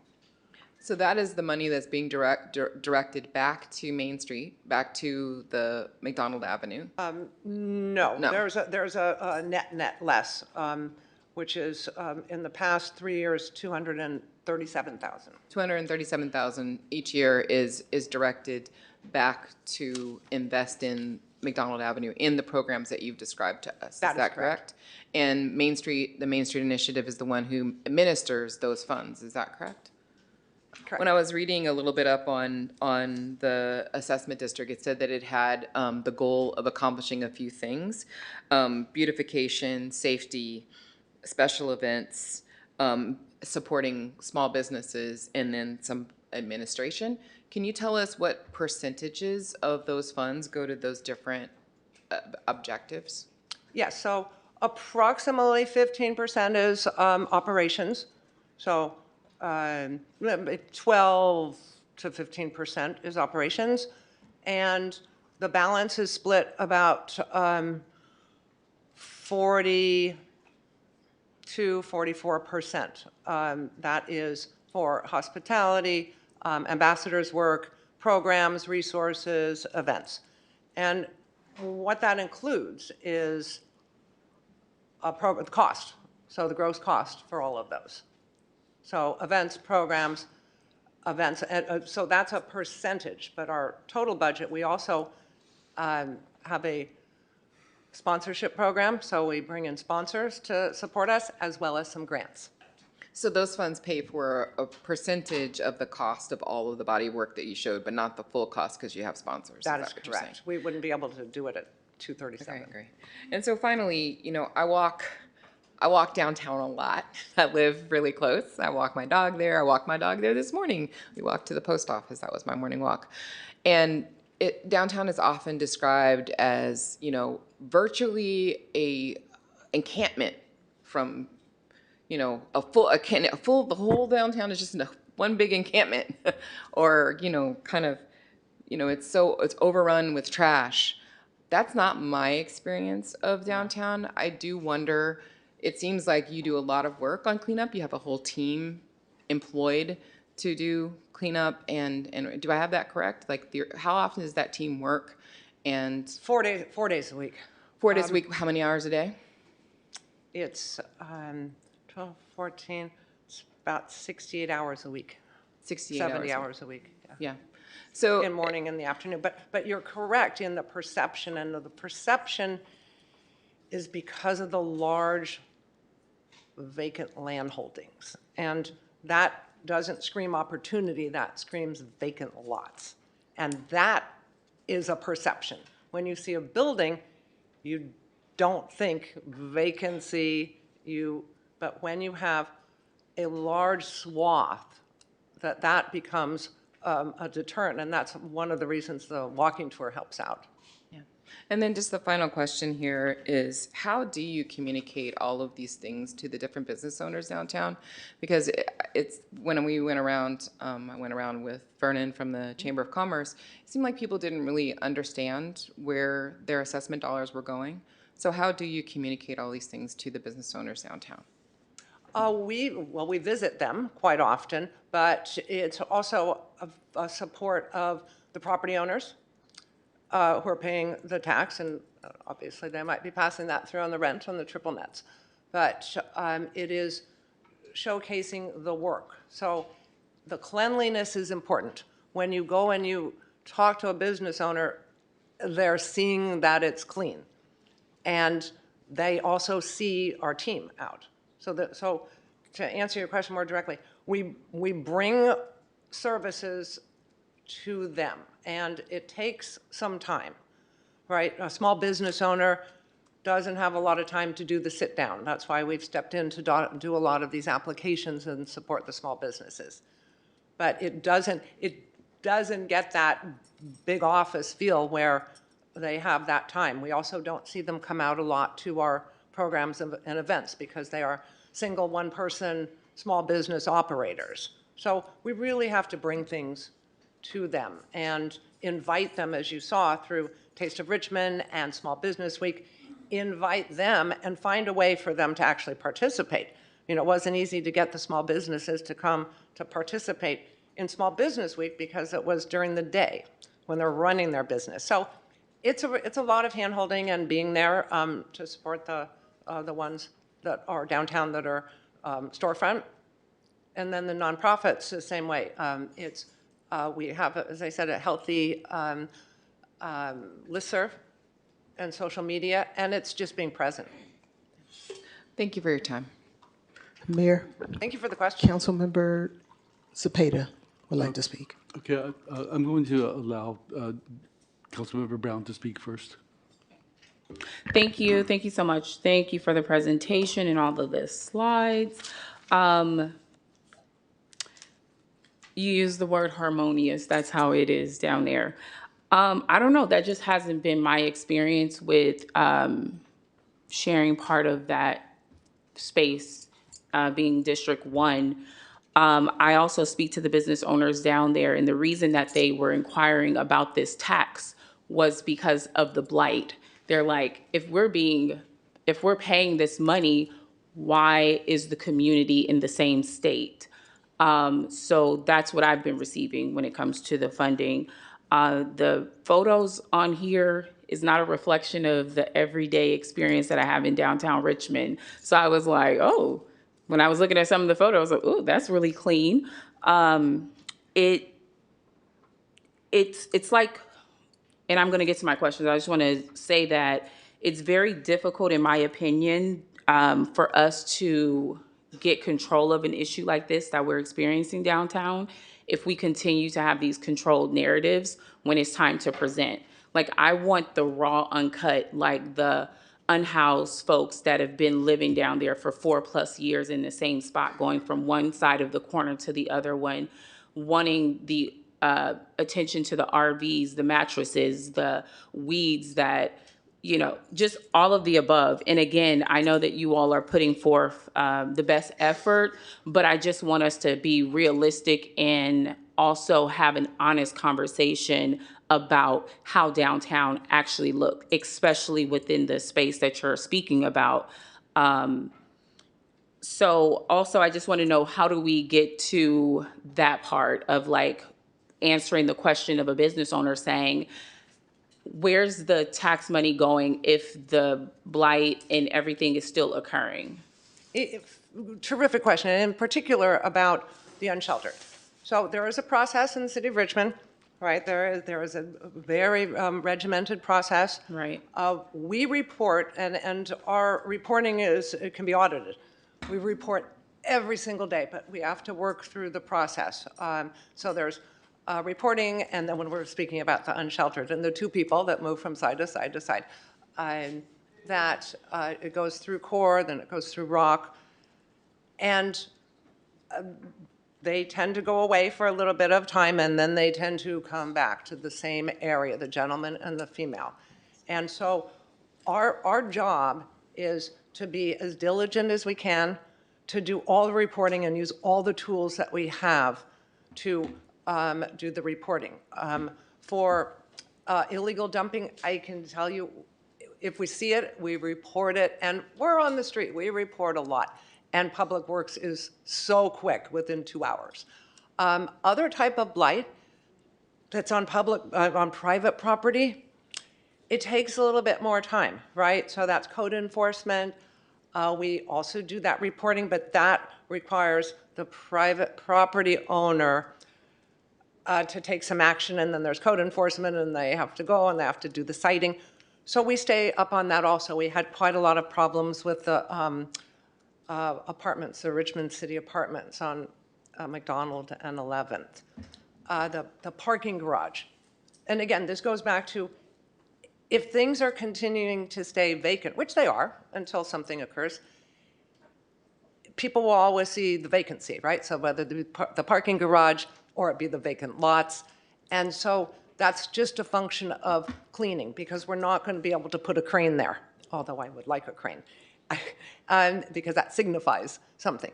So you're always going to see vacancy, and vacancy in a person's eyes means dormancy, and it can mean blight. So it's a never-ending, every day we stay at it. Okay. Also, I know you mentioned about 40 to 44% goes into hospitality. Are we shifting some of the funding from, because I saw a lot of events, are we shifting away from some of the events to more of what the urgency is in that area? And not events specifically, but I'm just saying it's 40 to 44% in this area. But have we decided to shift more money towards the cleanliness there? Because the ambassadors, they're there, but that would be a function of capacity and hiring more people, right? If you're feeling or you're seeing that there's trash on the street. And to be fair, it's a big neighborhood, right? It's a big territory, 6th to 16th and Bissell to Barrett. We feel that there is a solid impact, but every day there's going to be trash. I can guarantee you on Monday mornings, there's a lot because of the weekend. So how to manage that, how to get around the neighborhood better, I'm open to suggestions, right? And then also monitoring, as I said, dormant property is challenging, right? When it's vacant, it's vacant. And when buildings are vacant and boarded up, your eyes see vacant and boarded up. So it's a very difficult way to say, but there's no weeds. Somebody says, it's vacant and boarded up. Okay. Just lastly, just aside from the vacancies that are in that area, it's still lots of light, in my opinion, being there every day, living there, kids, school, all of the things. I just wanted to lastly ask, is there any oversight to the ambassadors? Like, is there anyone going by, checking, cross-referencing how often things are maintenance and so forth? Me. Okay. I'm there. All right, thank you. All That day was it. long, yeah. Councilmember Cepeda? Thank you, Sarah. I just want to acknowledge your great work. I know that you just recently took on Richmond Main Street. I think what's been 2 years, I believe, since you came on. Correct. So you've done a great job. I want to make sure that I'm trying to understand as well, if you can share with me here a little bit, because the Richmond Main Street, you are there to help supplement the work the city is supposed to do, right? It's not that you now maintain these at 100%. Am I correct? Correct. That is one of our charges, is supplemental, and that we feel that is a benefit. I'm sure the property owners see that as a benefit if weeds were to grow. I mean, that's a consistent problem, but that is correct. It's supplemental. And I kind of want to, in a way, you're similar-ish to the LMDs that we are all aware of, the landscaping maintenance districts that we have in the Marina Bay and in Hilltop. But you're different because you work more with the businesses versus the LMDs. So I just want to make sure that we understand that you're just supplementing. So if there's anything else, the city needs to catch up. So we put more budget. To be fair, we don't do landscaping, so that's not in our purview. Yeah. And that's what I'm saying. Yeah, it's different. Well, we do take care of the park, so. Yeah, but what I'm getting to is that the city needs to give more as the base so you can supplement less, right? Your work should not be 100% of taking care of all of the streets. It should be just picking up here and there. I think so. I'm just saying for us, I think we need to do more to help you out, help us, is what I'm getting at. And what I'm seeing in the rates there, it's 15 cents a square foot for commercial and 0.08 cents. I'm sorry, not even 15 cents, 0.15 cents for square footage of commercial and 0.08 square footage for nonprofit housing. Those are the two rates I was able to see in the report. What do you get? Oh, go ahead. Oh, I was just going to say that's flat square footage. So that isn't elevated square footage, right? So that's just a footprint square footage, what you see on the ground. Just the ground. Okay, thank you. So you've got commercial and then nonprofit housing. What about other occupants that are not commercial or nonprofit housing? Are you getting any funding from them? No.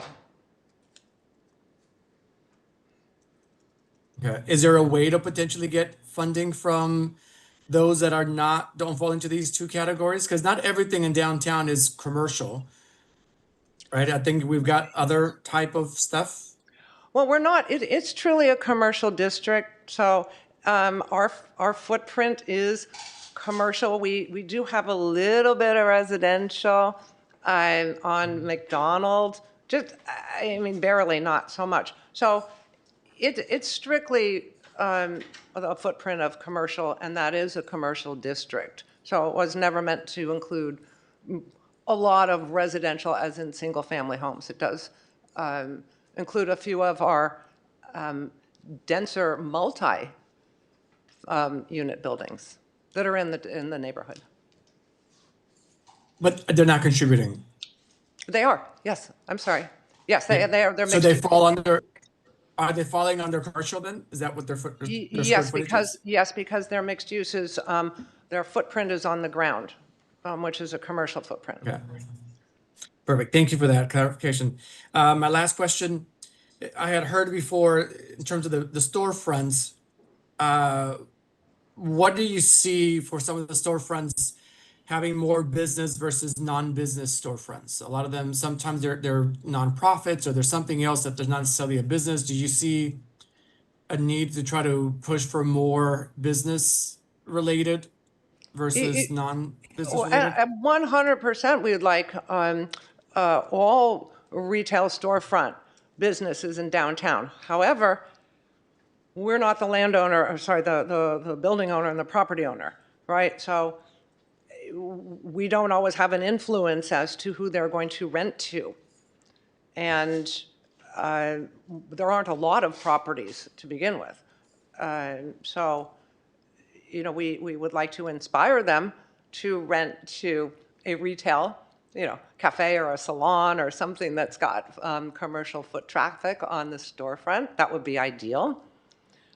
We are working with a brand new leasing agent who's coming on to the shopping center in 1 month's time. So we hope that that will be able to help out. Thank you. And I guess I was asking that question more to try to get your take on that, which you answered perfectly. I was hoping for that answer.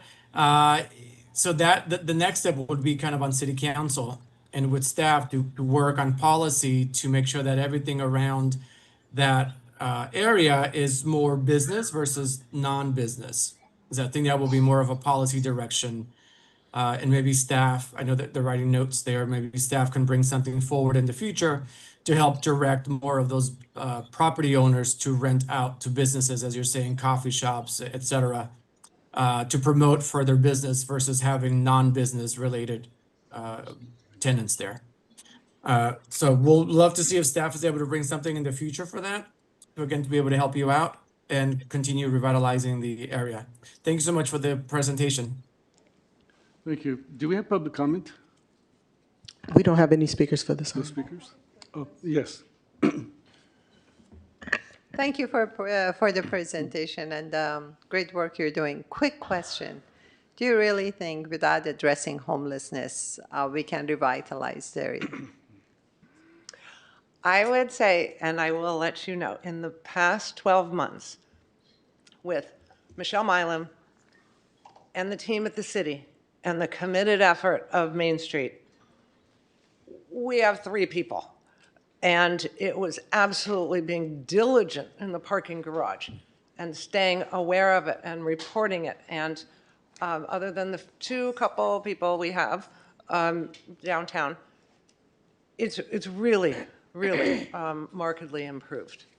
But a lot of that is, again, when you have a lot of dormancy and you have vacant lots and you have abandoned, boarded up buildings, there aren't a lot of people down there, so you don't have density.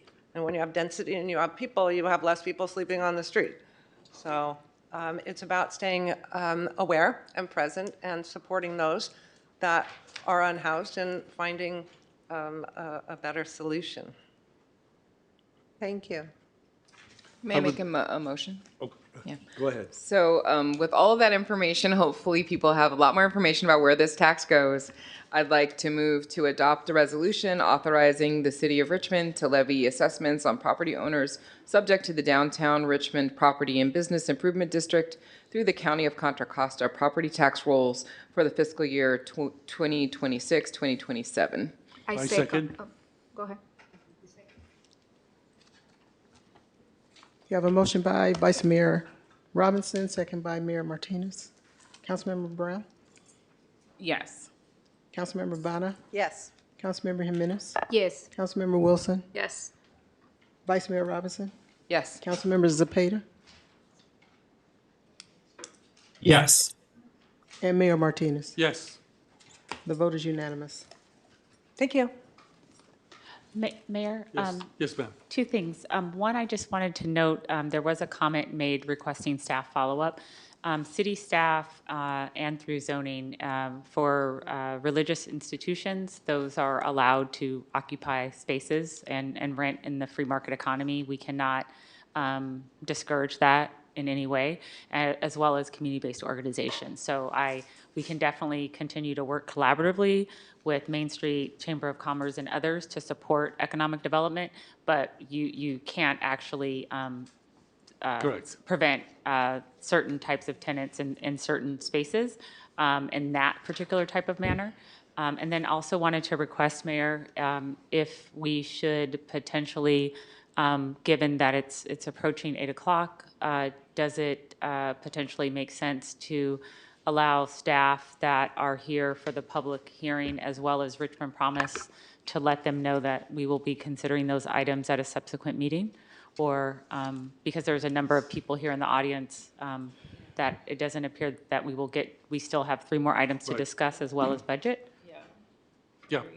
Okay, so if I may, just You to may. be clear and conferring with the clerk and city attorney as well, wanted to get concurrence that the council will hold over public hearing P1, P2, P3, and P4 to the next meeting on May 26th, as well as Q2.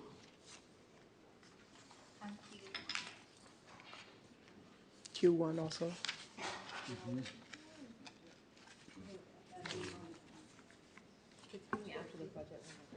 Could you repeat?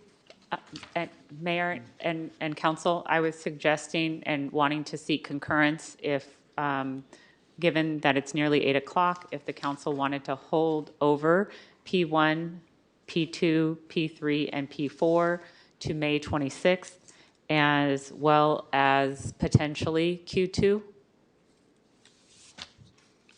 Okay. which is a new business item. All right. That's what we'll do.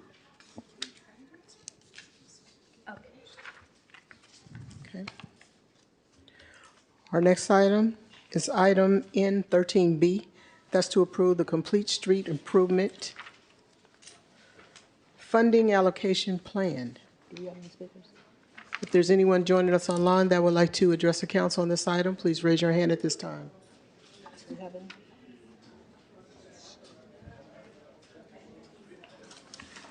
I'm sorry, which item is it? Complete streets. I think they were here for. Thank you.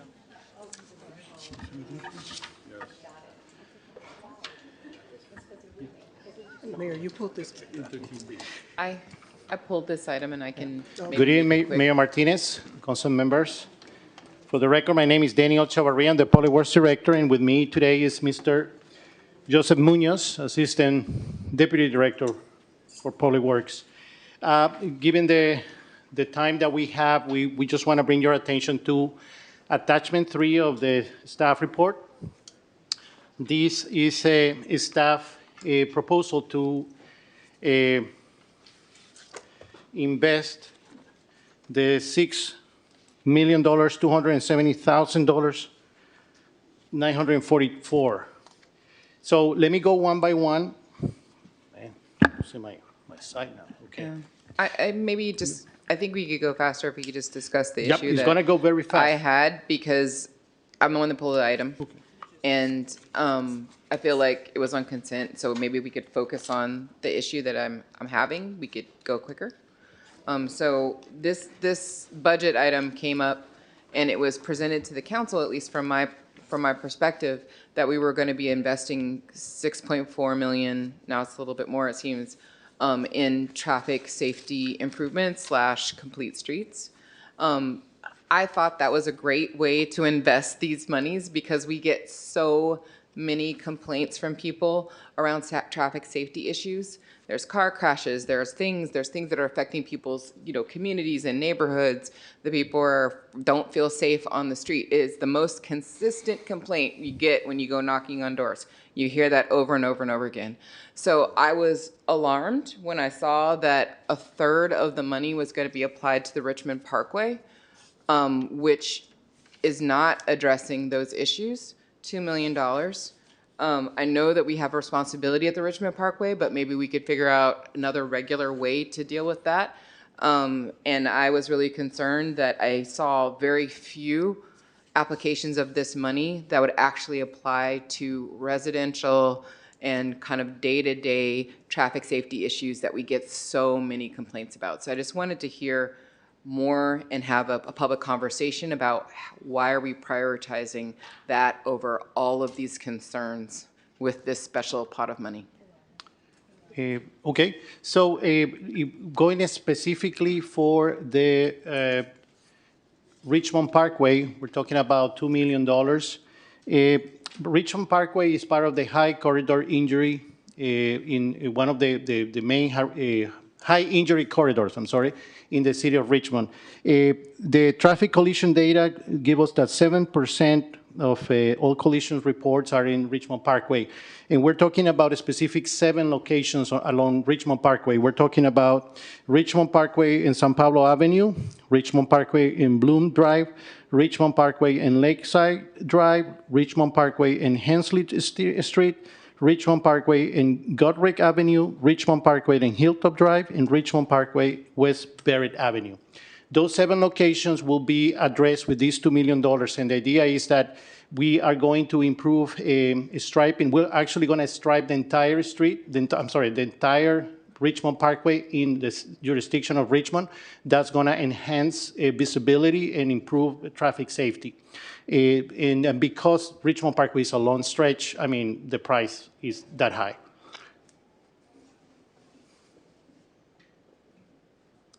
Okay, Councilmember Brown. I just wanted to ask regarding the Richmond Parkway. I see that it talks about paving and safety work maintenance along. Does that safety work maintenance include the lighting? Because there are certain areas where it's like literally pitch black. Not yet, but when we talk about paving is that where we're going to, the intersections that I mentioned, that we're going to improve the crosswalks, all the markings, all the markings and striping, we don't want to do it over bad pavement, at least not at those 7 locations where we have, all the data from collision data. So those we need to treat the pavement first. Yeah, no, I understand all of that and agree that all of that needs to be addressed. I was just more so asking about the lighting because there are certain areas that are literally pitch black. I hear you, and is that with another part of the funding or some other funding and not this particular funding? So that's what I wanted to understand. We would like the council to authorize additional expenditures as part of the fiscal year 26-27 budget to enhance street lighting throughout the city. And we will be discussing those recommendations in more detail next week. Okay, but what about for this particular area? This could be one of the areas addressed. That's why, although these areas are not perfect, complete streets yet, we think by combining funding over multiple fiscal years, we can get to the council's desired outcomes in multiple areas.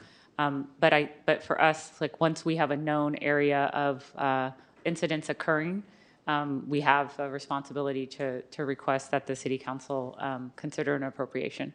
Okay, so for me, like lighting, complete darkness is urgent, and that seems to. And am I getting that could come at a different fiscal year? Yes, so we're almost at the end of this current fiscal year. So these funds were actually from previous unspent. Yes. And so we're, depending on how the budget process unfolds, there is a possibility that when the council approves the budget on June 23rd, that lighting could be part of that. So Okay. that's what we're, so you're basically potentially about a month out. Right, so how do I make sure that that's considered? I just don't want that to well, go under. Right. So good The question. radar. Thank you. So what we would suggest is this evening, when when the council is allowed to ask questions at the end, that's part of your budget checklist process, that we encourage all council members, if there's something in particular that they've noticed that needs to be addressed, that you can ask that question, and then we'll include it in the responses. And it helps inform us in terms of the final recommendations for the budget that will be presented in June for the council's consideration. Thank you. You're welcome. Thank you, John. Councilmember Jimenez? Yeah, thank you so much.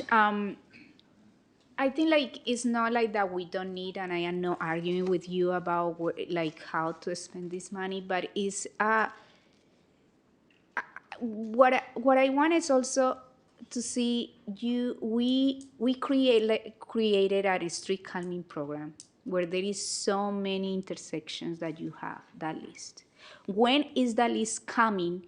How it was like for me is how this got prioritized from being there and know all of the other list in the street calming program, right? And when are you going to come up with that list and tell us in this year we are going to need this amount of money for these projects that got prioritized with the prioritization matrix that you have, and then you you tell us every year we are going to have to allocate this money, like you are saying with the pavement. With the pavement, you said we need almost $18 million or something like that every year, right? We allocated 10 million this year, but you are saying that in order for us to to have 10 millions every year, we need to have 4 million to find $4 million for the pavement. This is what I want to see. But when I see this and in consent calendar, and I don't know like how these come up first than the other intersection where people are complaining and yelling to us in each of the districts, I'm just getting a little frustrated. So I am not saying that this is important. I know you are the engineers, but I just want answers about when the other part is coming. And we had been talking about this list. We had been talking, and what I see is just 18 projects from many years. So, yeah. So, well, thank you very much for that question. And almost 2 months ago, we welcomed our senior transportation planner, Gail Payne, who is working with our associate transportation planner, who came back from maternity leave, and both of them now have been working together for 2 months. And we included an attachment in last city council meeting, attachment 9, that has a presentation about this specific program that you're asking about. We welcome the opportunity to present to the city council in a future city council meeting. I don't know if right now in between the budget season we're going to have enough time to do it, but It's not part of the CIP, because I was hoping that in the CIP you will present that, right? It's included, but the CIP includes all the programs. So I mean, it's not going to be exclusive for traffic safety. Yeah, no, I understand, but it's included. You are Yes, going to it is present. included. Okay, It is perfect. included. And one thing that I would like to invite the council to think that a pavement program is a major program that when you're talking about pavement, it allows to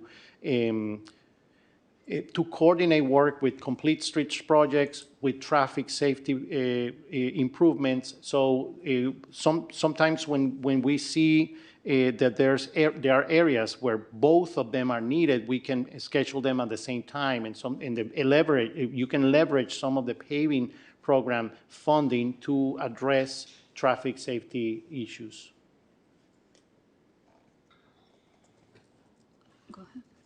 Councilmember Cepeda? Thank you, Mr. Mayor. Daniel, thank you for bringing this forward. You mentioned traffic coalitions. I also want to make sure that we understand and that we can clarify. Some of these traffic coalitions also include traffic pedestrian fatalities.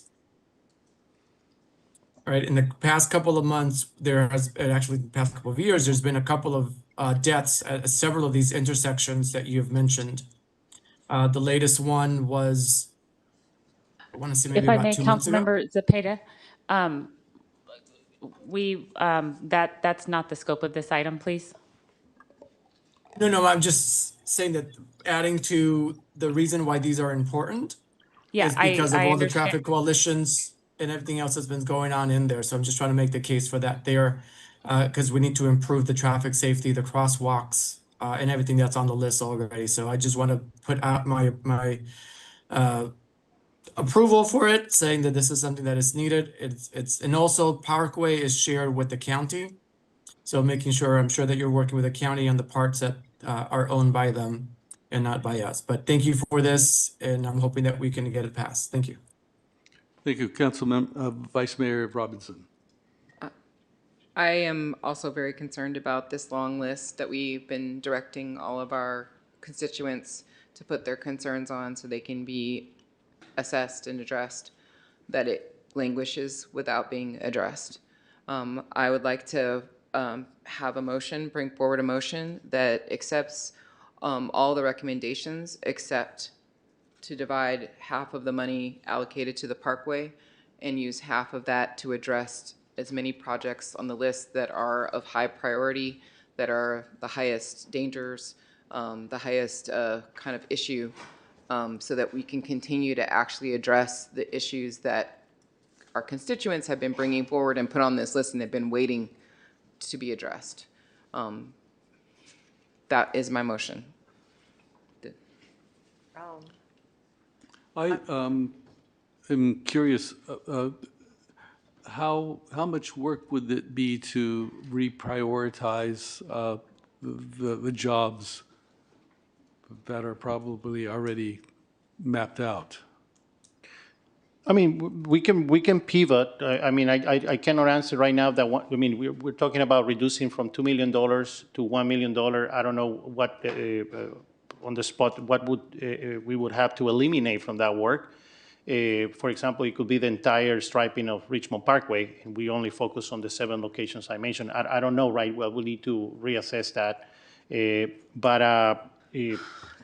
Could I adjust my motion then for you to tell me how you can, what is the best way to take some reasonable amount of projects from that list and also accomplish something on the Richmond Parkway so that we're addressing that list that we ask people to use and it has been sitting there for many years not being addressed?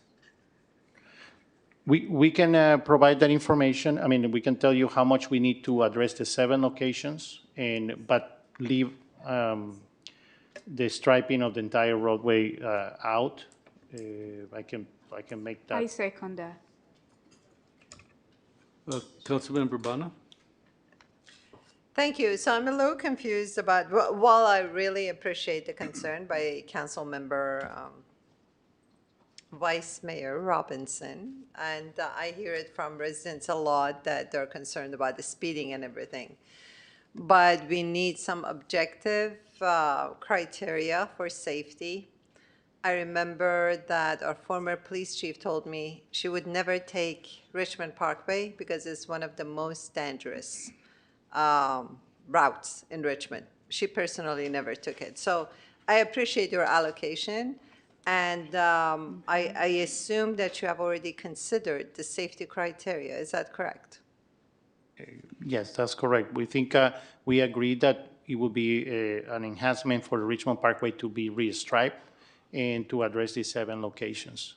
Remember, as I said, Richmond Parkway is is in the high injury corridor. I agree. So I make a motion that we pass the item. I know, I'm making an alternative motion, substitute motion. Substitute. With your permission, Yes. Vice Mayor. I make a substitute motion that we pass the item as is. I second.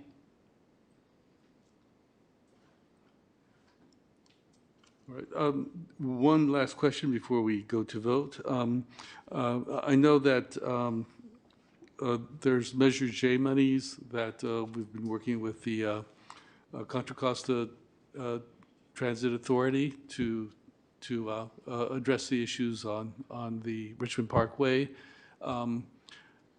How, since that money is theoretical at this point, how would that impact the timeline on getting the work done?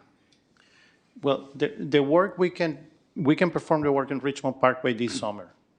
But in what you're describing is something that is an effort that we're gonna continue doing it. But as you say, it's not guaranteed. But even if we receive it, we're talking about 5 years from now, and we're not fixing the roadway. I mean, to fix the roadway in the Richmond Parkway, you're talking about $40 million plus. Right. Okay. This is just a striping, except for the 7 locations that I mentioned. The rest is just a striping over the existing pavement. Okay. Can I ask a question as well? Sorry. Maybe with the Measure J monies, we could put in solar lights so that it would be lit up the way it should Mayor, be lit up. with the Measure J funding, if it is provided in 5 years, by that time, it will need a continual refresh, given the volume of traffic. The issue that's identified now is that the striping is non-existent. Right, yes, okay, understood. An additional question before we vote. So there are a number of different locations that were identified as high fatality collision locations, Carlson being one of those. So the Richmond Parkway is not the only one, and maybe even not even the one with the highest number of fatalities and injuries. In fact, I think Carlson is one of the ones that has a lot of those things happening. Am I correct about that? Well, you're correct that Carlson and other streets are part also of the high injury corridor network. But in the case of Carlson, for example, we have a project that is. That's only dealing with part of Carlson, not the part that's on the other side of Cutting, that runs parallel to Pullman. Is that correct? That's going unaddressed, and that's where at least 2 fatal accidents have happened in that stretch that is unaddressed. No, you're correct. The point here is not which one is more important, because all of them are. Is which one we can do now and address now. I feel like there's this issue that keeps happening where if you don't put any energy into making a plan to address something, then it's never shovel ready. It'll never be ready. And so if we only focus elsewhere, then these locations that have a similar or greater need, because we haven't done the work to prep them to be ready, will never be ready. And so it's like a self-fulfilling prophecy. I feel like this is it's very frustrating, because I've been here in this position and for 3 years now, only 3 years, but during this 3 years, I feel like I've been kind of trying to follow your lead, trying to listen, okay, let me watch what you do and trust the process. But I'm also seeing a pattern where we have serious issues, but because we're not putting the energy in to create a plan for them, they're not ready. And so other things go first that are ready. Maybe I misunderstood. So you're talking about the area that is towards the south of Carlson, right? I'm talking about the area that is north of Cutting, between Broadway and Carlson. That's where the fatal accidents have happened. There's memorials there to the young people who lost their lives. It is an area that has many fatalities, an area that has many problems. We've known about it for years, and there is no current plan to address it. You meant Broadway and Cutting, right? Broadway and Cutting on Carlson. That stretch is not a part of the Carlson project. It is definitely a high collision zone. Joseph has some information right now to share. Just to provide an update, the Carlson Crosstown Phase 2 project starts at Broadway and ends at Tehama. There are discussions to maybe perhaps leave the underpass area out due to some Caltrans coordination issues. But currently, right now, we are starting at Broadway and extending that traffic calming effort through various improvements starting from Broadway, with your guys' support from previous budget For adoptions. previous unauthorized. This for- was an adjustment from the original plan, because the original plan started at Cutting and went to Tahoma. Yes, that was an adjustment that the council considered as part of a previous unspent funds item, but that's being fine-tuned. I want to acknowledge your concerns, Vice Mayor Robinson, and I think staff are trying to make difficult recommendations. Just for additional context, one of the items that's going to come towards council is, because we have this new colleague that's joined the team, is should we prioritize looking at the traffic safety issues in the neighborhoods, or should that person be spending time respectfully following up on the ciclovia item? So one of the items that the council is going to have to consider is, because this is the senior transportation person, right, is should we work with a community-based organization, encourage them to do that work, and the senior transportation person can work through the list that's been identified by the community, since we have a finite amount of staff. So those are some of the policy questions that will be coming to the city council to help prioritize resource allocation. I'm going to make one last comment and let the vote happen. So my concern is that this is one of the #1 issues that we hear from all districts. There are other zones, not just Carlson, but other areas where there's high fatalities, especially along the stretch, leading up to San Pablo Avenue. The Richmond Parkway and Carlson are not the only zones. If you look at that report, it's quite clear. What I don't see is us addressing those zones. I feel like we had this additional money, and I believed when we had voted for it that it was going to go towards addressing some part of those zones, and I don't see that happening. So I have a concern. I have a concern that we're not addressing. We're putting all of these things on a list that just sits there. So I just make that public and let it be. Councilmember Wilson? Hi, thanks for the presentation. So thank you for referring us back to the presentation for May 5th, the attachment 9. It's helpful because we're getting, literally hundreds of pages of these presentations. And so it's nice to go back to this one. And one of the questions I have is that and again, I haven't had much time to cross-reference these two documents, but it looks to me like the projects that were picked for this additional $6 million in surplus are different from the ones that are listed as high priority traffic calming, high priority design. Like, I'm not seeing the projects that were flagged, 2 weeks ago as being high priority. I do have a question of why, if the ones that you're putting $6 million towards are the best ones to do, why weren't they on the high priority list? And conversely, why didn't you just go pick 5 things off the high priority list and stick it for the $1 million? And I mean the $6 million. And yeah, I'll just let you answer and then I'll give my opinion. Thank you, Councilmember Wilson. So the truth is the direction has been addressing more neighborhood concerns than the high injury corridor network. Mm-hmm. So that is what we're trying to turn into.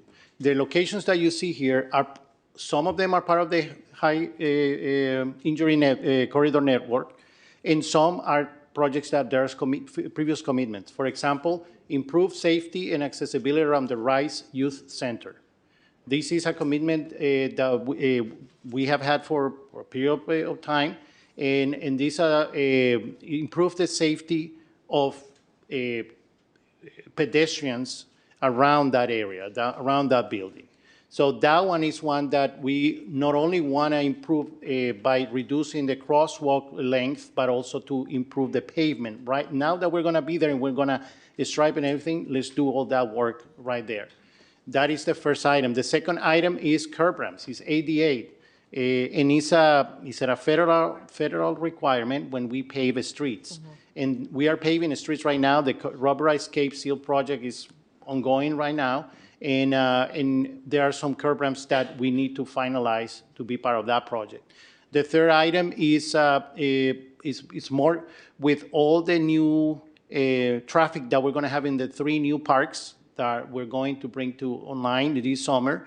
We're talking about Burman, Wendell, and Shield Street. We want to pave around those parks to complete, kind of like the improvements in that area. And so I appreciate, and sorry to cut you off, but I appreciate that my point isn't that these aren't good projects, and my point isn't that they shouldn't be done. But I guess I thought as well, when we have surplus money, that we were going to sort of move some of the things that were sitting on the list of stuff that was flagged for us, both by residents and by presentations in previous months. And I think what this points to is a need for kind of the sort of like systems approach that you're doing with the CIP project. I think this sort of points out, for us to have sort of objective standards of what is the most important and the most dangerous. And because frankly, I feel like I'm flying blind, like, is it more dangerous on Richmond Parkway than on Carlson? I don't know, and I don't really have any information here to make that decision. And so I guess I have some discomfort with this list, not because I have discomfort with the specific projects, but that I want to be able to say to constituents, the reason we put the money here instead of there, even though you really wanted this thing, is because I can point out some kind of data, some kind of plan. And right now, it feels like I can't tell you why these 6 or 7 were put forward versus the 6 and 7 that were presented, or the 18 that were presented 2 weeks ago. So.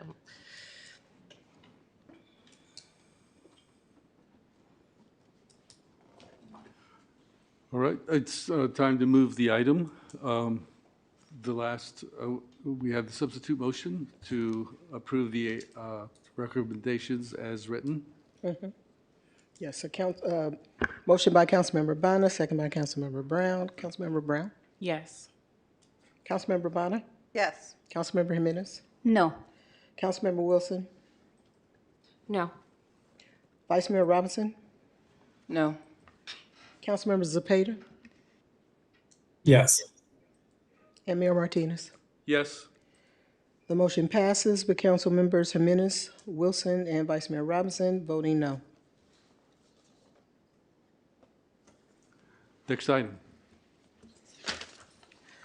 Our next item is item N13E. That's to approve a third contract amendment with Charleston Mobility in an amount not to exceed $390,000 for a total not to exceed contract amount $3,540,341 to support the continued operation of the citywide electric bike share program till the end of the fiscal year to allow time to determine the future of the program during the fiscal year 2026-27 budget process, and appropriate $390,000 from the Environmental and Community Investment Agreement Transportation budget to cover the cost of the contract amendment. If there's anyone joining us online that would like to address the council on this item was pulled by Claudia Citrum. No in-person speakers. And I believe she's the person that has their hand up online. You don't have any in-person? Mayor, would you like to receive a report from staff? For the e-bike item? I'm sorry, point of order. Can we? We don't have receive the any in-person objection speakers. first? We have one speaker online, and I believe that's the person that pulled the item. Yeah, can we have the speaker, Mr. Mayor, talk first to answer the question? So. Sure. Please call the speaker. Yes, the speaker is Zoom user. Please state your name for the record, and you may begin. Claudia Citroën. So I would like to see the presentation. This is new business. And I also want to point out that this item has been pulled 3 times. The council failed to prioritize this over political gimmicks. Right now, this program, from the beginning, every ride is sponsored with close to $700. As far as I can see, there were 96 rides this year. You just bickered over spending for a traffic calming. This $300,000 should go to where Ms. Robinson went. It should not go into a black hole, which is Mayor Martinez's pet project because he revived it after it died under Tombat. I respectfully request you continued running the program for March, even though there was no funding approved. This is as my understanding, against city charter. This program should have been temporarily shut down because there was no funding. You did not do that. And city staff was now 3 meetings in attendance till 11 o'clock, hoping that this item will be discussed. But no, this was so extremely disrespectful for city staff. I do hope that the city manager continues to prioritize what really needs to be addressed. This bike project needs to be cut, and it needs to be cut down, and any funding needs to go to where Ms. Robinson, Ms. Jimenez, and Ms. Wilson want. It needs to go to a successful program, which is the Richmond Ride program, which also depends on funding, which is running out. This program was a pilot program. Bite into sour apple, bills, and then shut it down as quickly as you can. End of. Thank you. Your time has expired, and we do not have any other speakers.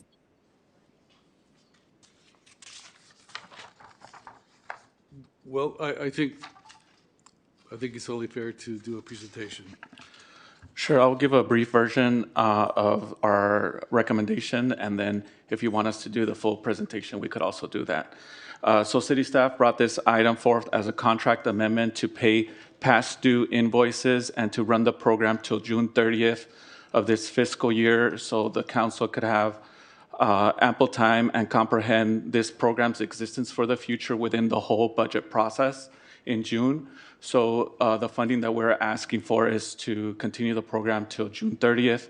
And also during the budget process, we will be giving 3 options with data related to continuing the program, enhancing the program, or terminating the program related to our e-bike share program. Okay, thank you. I think that's pretty clear as to why we need to adopt this agenda item. Go ahead. I wanted to make a motion that we adopt this agenda item. I second it. Point of order. Yes. I just want to ask a clarifying question. So is this funding for us to close out any arrears that we currently have? Correct. Or is this to continue? It would make us be able to pay the arrears and also to June 30th before the budget is adopted for the city council. Okay, so and if we want to don't have continue, any- then we would ask for a different revisit allocation. at that time. So we don't have a choice but to approve this amount to close out basically until it's reconsidered at the June meeting. If I just may, for context, both Deputy City Manager White and Project Manager Arredondo are part of the special forces that go to help when there's something off the wheels a little bit in the city. So they were previously part of the RHA cleanup team, and now I ask them to support transportation as it transitions from community services to public works. So this is part of that cleanup. And so I want to appreciate them both for working very diligently, not only on this item, but more broadly on CCTA and working towards getting over $2 million reimbursed from CCTA. And so this is a cleanup item. Both Gabino and LaShonda have worked collaboratively on the immigration item. And so this is a situation where there were a host of priorities that were given to city staff, and they were trying to work expeditiously on many fronts. And so we do need to have a cleanup on this arrears item. There will also be an item coming for city council consideration where we're trying to get consent from a grantor around ECIA final appropriation to build out the e-bike program as part of our TCC grant. And so that may be a way that the council kind of considers sunsetting this program as part of building a new facility that would be operational. So that's sort of what is to come in the future, but just wanted to provide that context because there's a lot going on.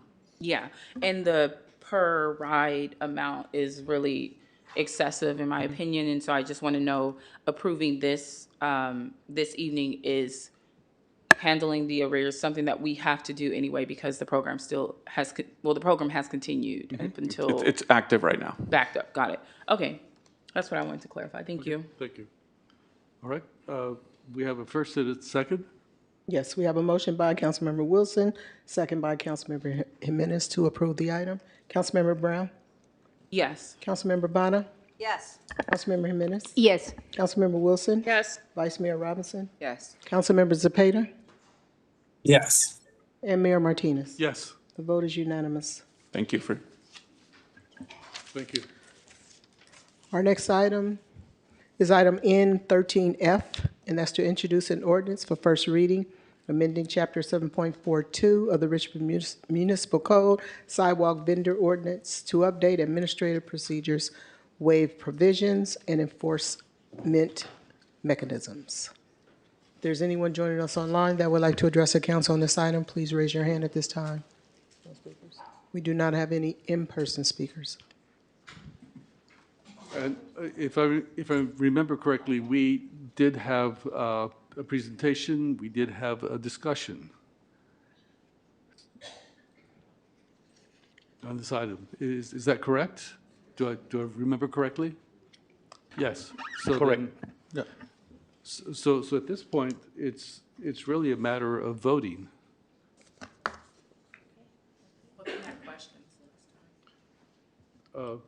Did you have questions? No, I said there was, when we were preparing to vote last time, there were questions and some comments that Vice Mayor had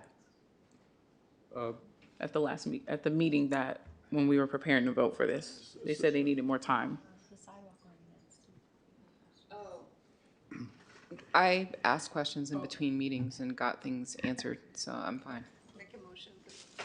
So Mr. I move Mayor, the item. I thought that we didn't do public comment. I think we did the presentation because I remember one of the vendors, one of the merchants was there and they were there all the way till nighttime and they were not able to speak. So I think we might have left without having public comment. Does anyone remember from a couple weeks ago? Okay. Well, we do not have Yeah. any public speakers. There are no public speakers. Perfect. Okay. Can I make a motion Yes, you may. to approve the ordinance, or the item as written? I second. Councilmember Brown? Yes. Councilmember Bonner? Yes. Councilmember Jimenez? Yes. Councilmember Wilson? Yes. Vice Mayor Robinson? Yes. Councilmember Zepeda? Yes. And Mayor Martinez. Yes. The vote is unanimous. Okay. Thank you. Can we move Q1? It's already presented, just some discussion and vote?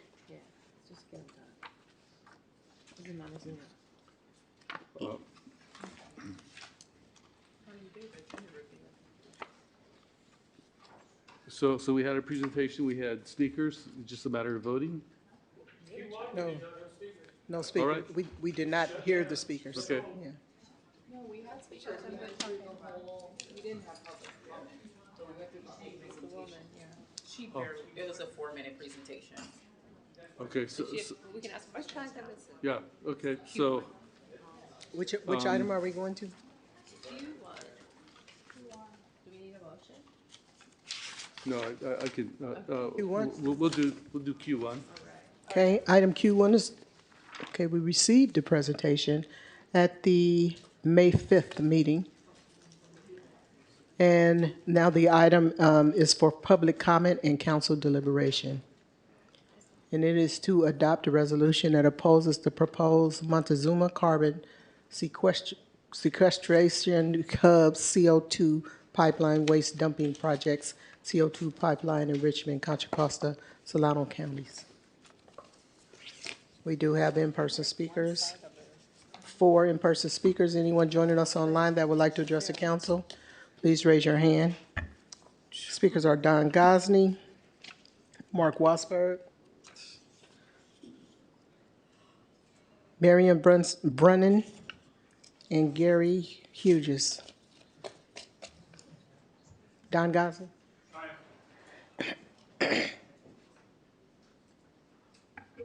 Thank you. You know, when we look at the agenda description on page 15, we read, this would require a massive build-out of pipelines through Richmond. Yet when we look at the attached maps, we're seeing 0 pipelines in Richmond. The only ones we see are actually underwater in the straits. So this is is this a simple error, or is it a scare tactic to garner the further support of the We Hate Chevron fan club? We heard a presentation a couple of weeks back from your expert pals with CBE, but nothing from people that actually know anything about pipelines. By the way, you're aware, aren't you, that I am the retired president of the Steamfitters Local 342, the very people who are most highly skilled craftsmen in the country when it comes to the installation of pipelines? It's funny that knowing of my own expertise, not a one of you reached out to me to learn something other than what you heard from CBE. Funny how that works, isn't it? Exactly what are your concerns? Are you going to bring up the San Bruno pipeline explosion from the pipeline that was built more than 70 years back? Are you aware of the safety features built into today's pipelines, especially those that are placed underwater? Or are you going to rely on your expert friends, the ones with the extremely biased agenda? Are you going to take the path against actually cleaning up the refineries and making them safer because that better fits into your model of shutting down all the refineries? Forget about election politics where you try to out-progressive the other candidates by showing your hatred for Chevron, no matter what the facts may say. How about you do your homework, learn the facts, and make a decision based less on campaign politics, the demands of that social club you seem to adore, and do what's best for the community. Mark Wassberg. He's gone. Okay. Maureen Brennan.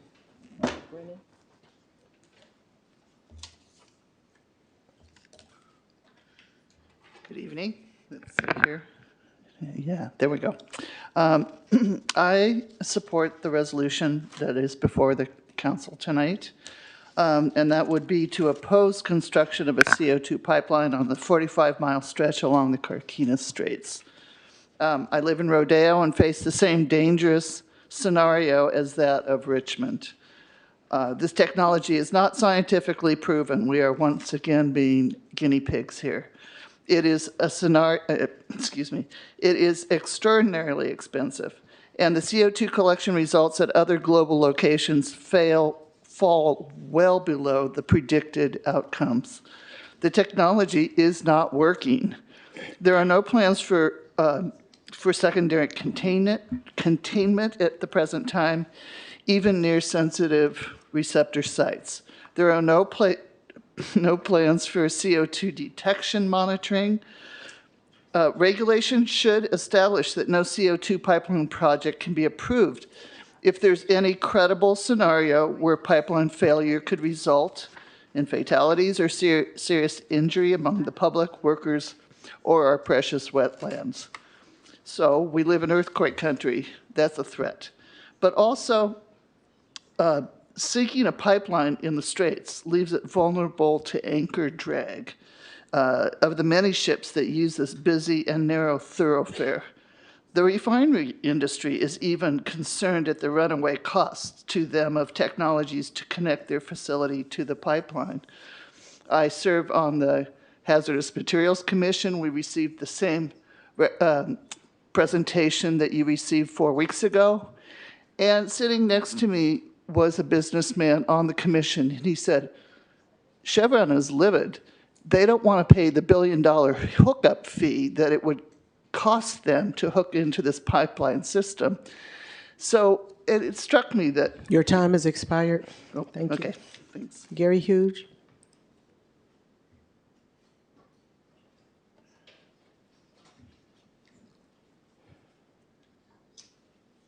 Hello, Mayor, Vice Mayor, Council members. My name is Gary Hughes. I work with the international organization Biofuel Watch, and I'm here to speak in support of the resolution. Just to speak very briefly, to know that we are really facing a tidal wave of climate false solutions in the state.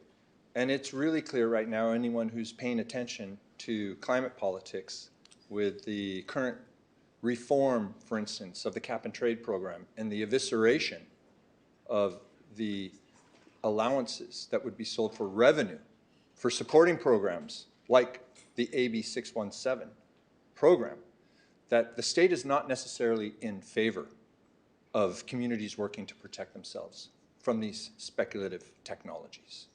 So in this context, it's really important what you are doing in taking this step to approve this resolution in opposition to carbon dumping in the region. So I'd like to commend you. I'd like to thank you for taking this action. At this point in time, it's really important that we have local leadership stepping up to speak out against the false solution of carbon capture. So thank you very much for your time. That was our last in-person speaker. Now we move to the online speakers. We have 8 speakers, and they are Jenny Stowers, Tom Cunhart, Gail Erweiss, Lucinda Young, Isabel Penman, Valerie Hutton, Claire Brown, and Emma Ishii. Jeannie Stowers, you may begin. Okay, there we go. Mayor, Vice Mayor, members of the council. My name is Jeannie Stowers. I'm a Richmond resident. I am in Councilmember Bonna's district. And I want to thank you for proposing this resolution and encourage you to approve this resolution. My fear about projects like this is they are deceptively, they sound deceptively easy. I mean, how easy it would be to, if we could just take carbon, CO2, pipe it under the ground, stick it in the ground and be done with it. You know, and it sounds deceptively easy, and it is deceptively easy. It's not accurate. As has already been pointed out, where it's been done before, they have not found the results they have sought. And we don't want to be the guinea pigs for it being tried here. It's potentially dangerous. The pipelines have already been discussed, but the injection wells as well are also potentially dangerous to our communities. So please support this resolution and oppose this project or any other projects like this. Thank you so much. Thank you. The next speaker is Tom Cunhart. You may begin.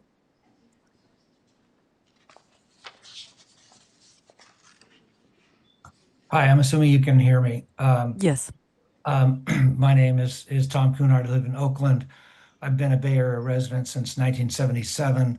I have 2 daughters and 4 grandkids in the Bay Area, and I'm, excuse me, very concerned about a project like this. So I commend you for wanting to pass this resolution to oppose carbon transport and pipeline under the Bay, leading from potentially 2 or 3 refineries to a sensitive wetland in Solano County, which unfortunately has been used as a dumping ground for the decades that I've been here.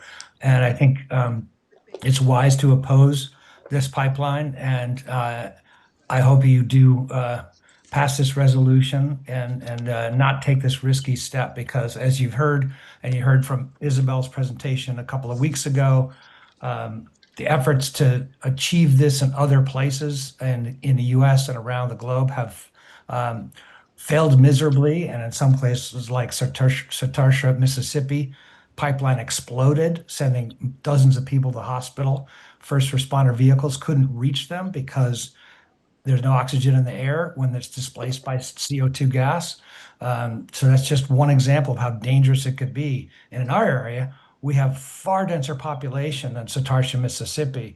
So it could affect many more hundreds or thousands of people here in the Bay Area if we have a rupture of this sort. So please do pass this resolution to oppose pipelines now or sometime, anytime in the future, because this is unproven technology that's just too risky for us Bay Area residents to be dealing with this.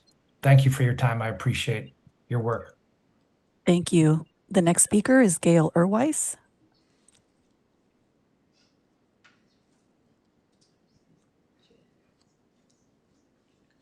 Can you hear me?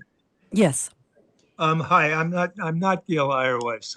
I'm Jeff Kilbreth. I just forgot to change the name on a shared laptop. So some of you, most of you, I think, know me from the work I've done with AB 617 and the Bay Area Air Quality Management District. This means 2 things. I have regular interactions with CARB, and regular interactions with Chevron. And although I sort of liked what Don Gosney said about, like, did anybody ask the pipeline people about the safety? Well, and that's an important thing to do if this was mostly about the pipelines. But it's actually mostly about using a technology that's unproven, has a lot of risks associated with it in various places and not just in the pipelines. And most of all for Richmond, it means getting Chevron to do something that Chevron doesn't want to do particularly. This is not being driven by Chevron. I hope you don't think. What Chevron would have to do would be burn a lot of fossil fuels to transform the carbon dioxide into a material that goes through the pipelines. You're not putting a gas through, you're putting, it's called sequestration.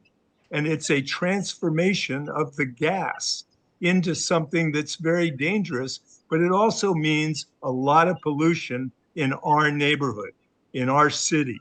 And trust me, we've got a lot of problems with pollution. And that's what AB 617 is all about, trying to actually reduce pollution and reduce our high asthma rates. But we do not need this. This is kind of a project that's designed by people whose only mission is to reduce carbon dioxide in the atmosphere. And that's not the only issue. Thank you. Thank you. Our next speaker is Lucinda Young. Lucinda, you may begin. Hi, my name is Lucinda Young, and can you hear me? Yes. Yes.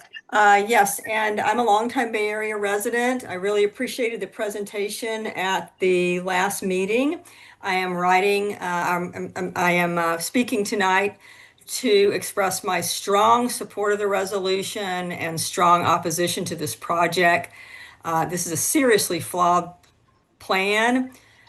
Transporting dangerously compressed CO2 across the Bay Area by barge and pipeline opens up our area, including Richmond, to catastrophic risks of CO2 leaks. And these leaks, as has been referenced before, can lead to loss of consciousness, asphyxiation, seizures, even death.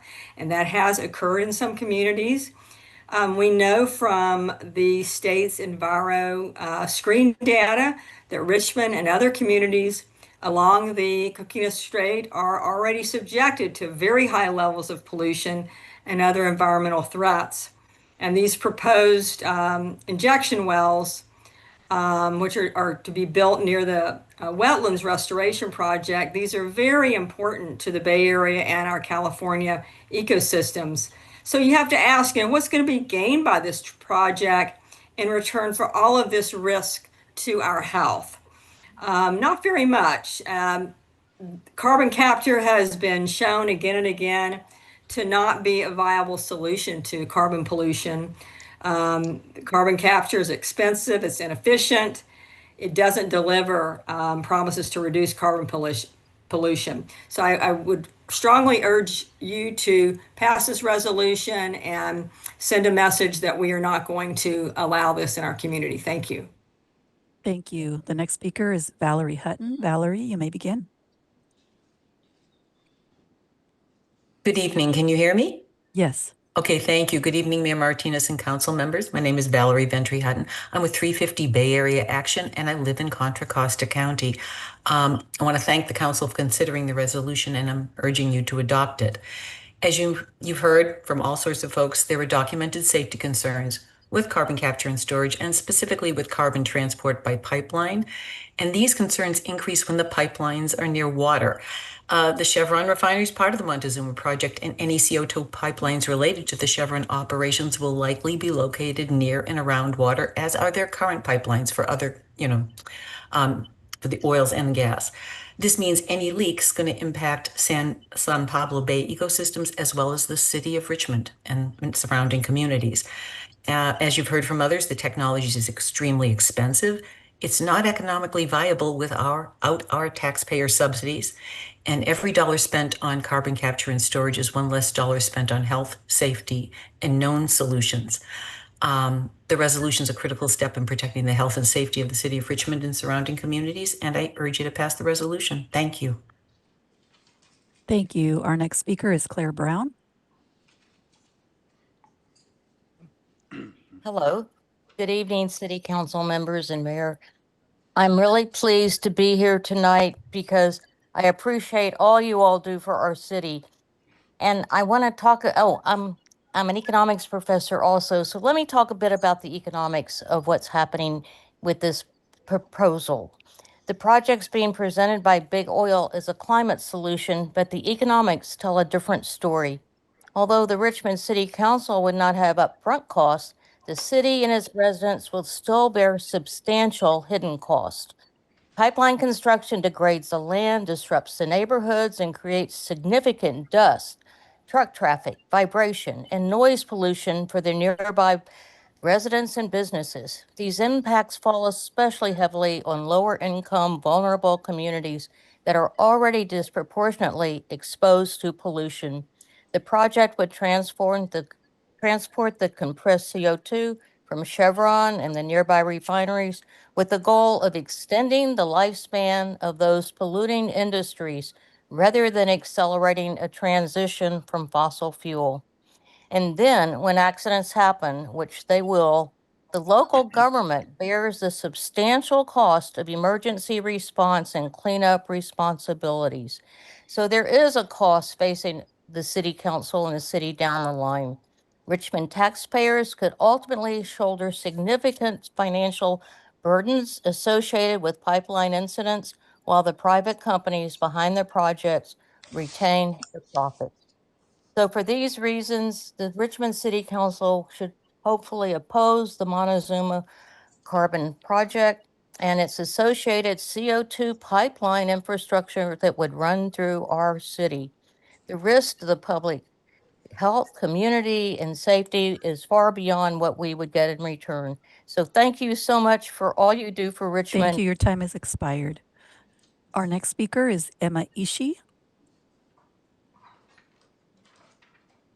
Hi there. If you all can hear me, my name is Emma Ishii, and I work at Asian Pacific Environmental Network in Richmond.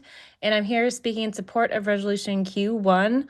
I just want to say APEN stands firmly alongside our other communities like Benicia and Sassoon City, who would also be impacted by this carbon hub.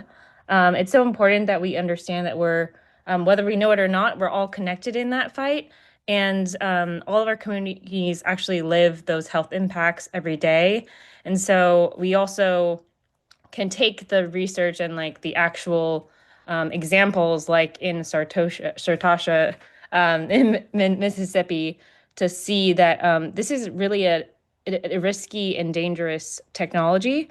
And, just really want you to be considering all of the residents of your city and also those who already have asthma and respiratory issues and think about like the potential of like what could happen if something ruptured.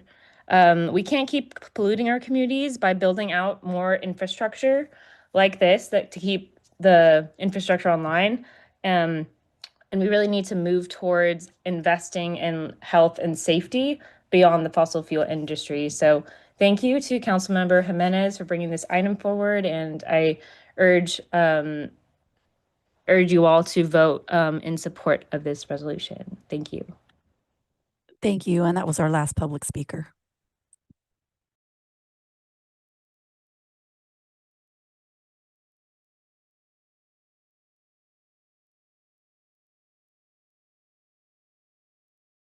Very educational.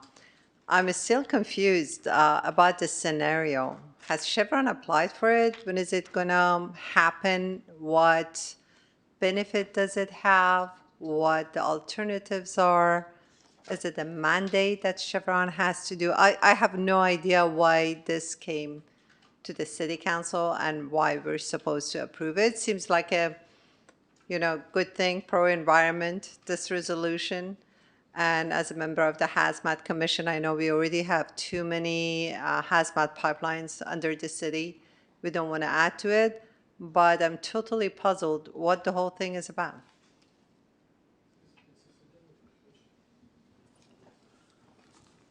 I can say that this was a plan that was proposed by Mr. Levine to make money.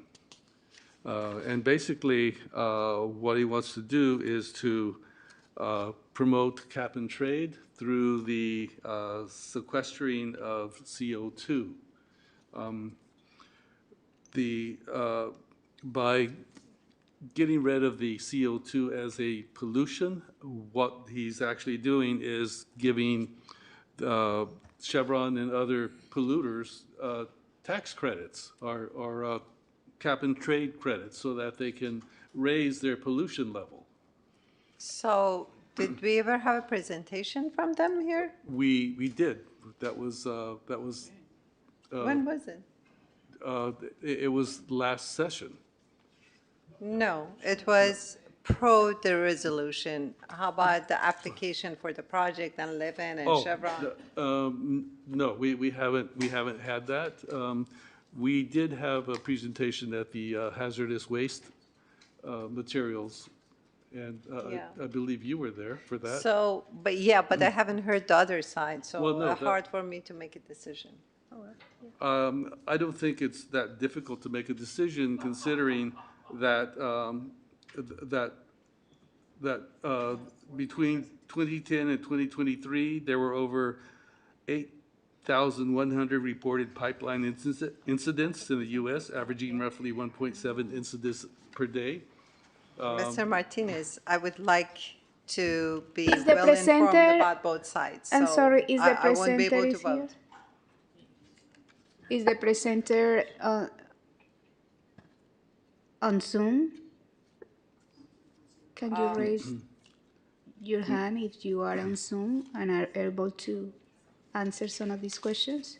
Actually, I want the questions to be answered by the other side. I believe we need to have a balanced view and, well-informed, to make a well-informed I put decision. this item on the agenda because some of the residents in Richmond came to me about the issues that this project could have.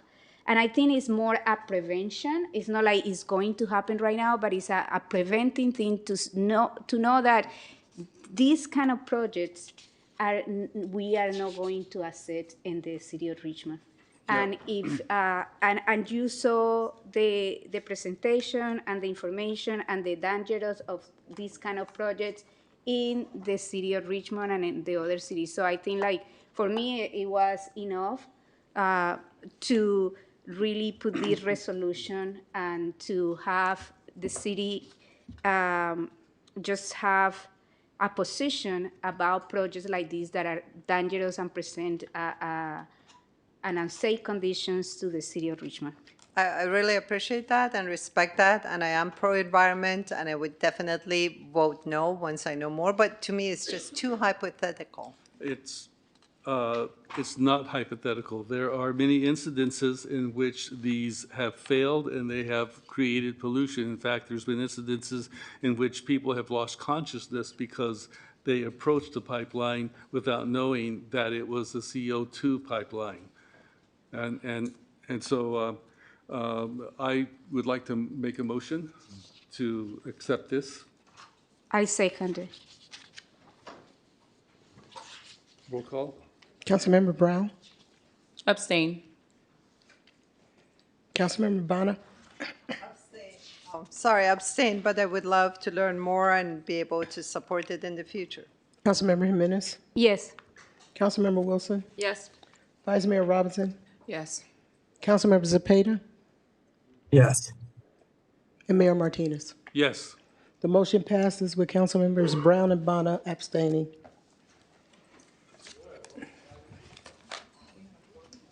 KCRT, can you please put up the budget PowerPoint? Our next item is the budget.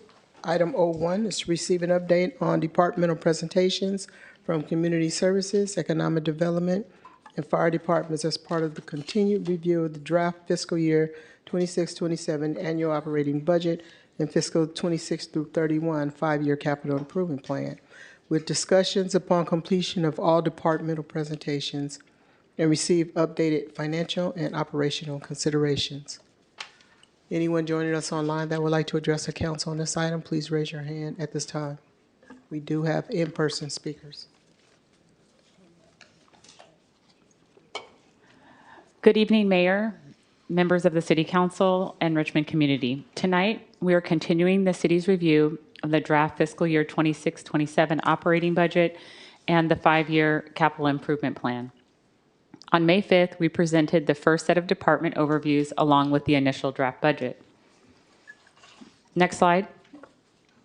Historically, the City of Richmond has trended and lagged behind the broader Bay Area when there are layoffs and downsizing and other negative economic trends.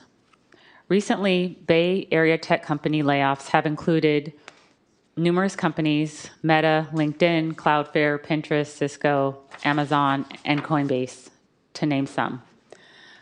Companies are requiring AI skills and are streamlining and consolidating roles and spending billions of dollars on AI infrastructure and new technology. We should anticipate that if other cities are experiencing contractions in revenue and warn notices are being issued, that we should be cautious. We also want to remind the council and community that negotiations remain in progress for 3 public safety units. Once those MOUs are finalized, we will update the financial projections and we will continue to refine the budget. We are also requesting that the City Council keep in mind the 34 council key initiatives requested since January 2025 and look to refine those based on the staff that is available upon completion of those MOUs. This evening, we're requesting that the City Council also receive presentations from Community Services, Economic Development, which will include the Richmond Housing Authority and the Port.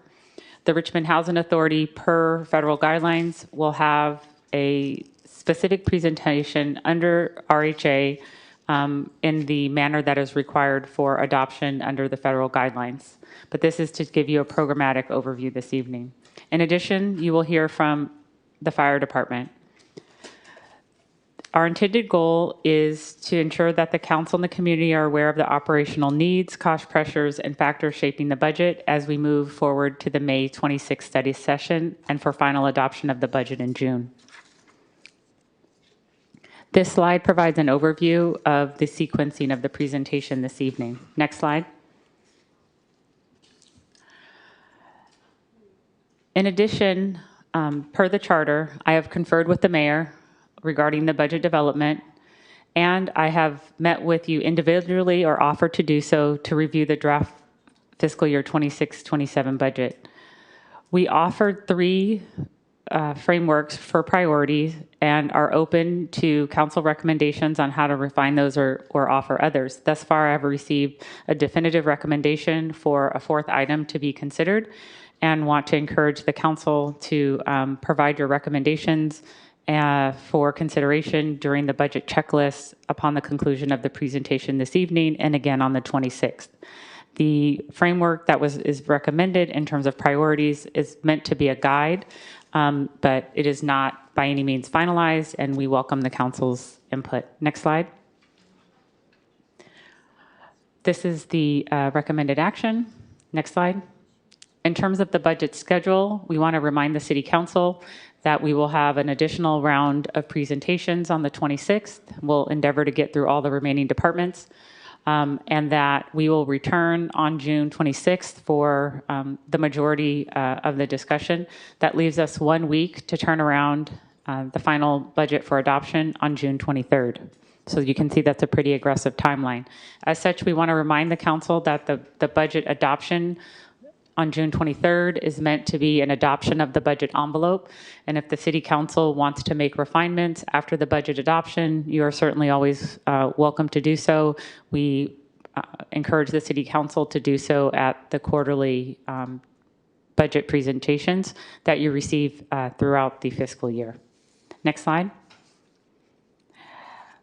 As we spoke about previously, we wanted to make sure that the council is aware that city staff are continuing to monitor global economic and inflation conditions because they do impact our city operations.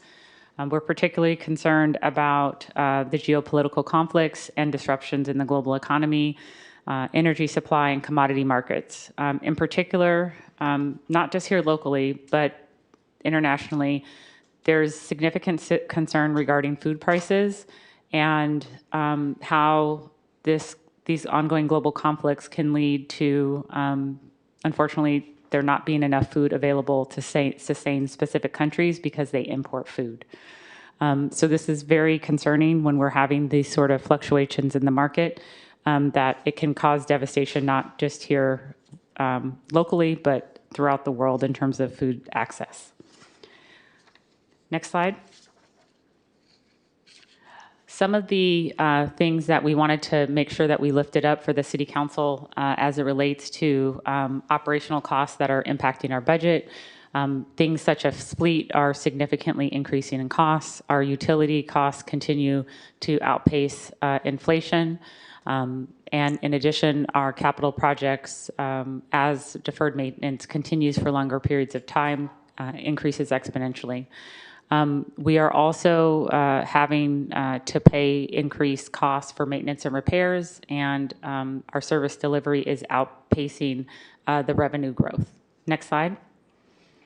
In terms of our workforce capacity and position affordability, we talked a little bit about this last week, but just wanted to reinforce this, that commencing in fiscal year 21-22, we had 581 FTEs, and we are initially targeting 684 FTEs.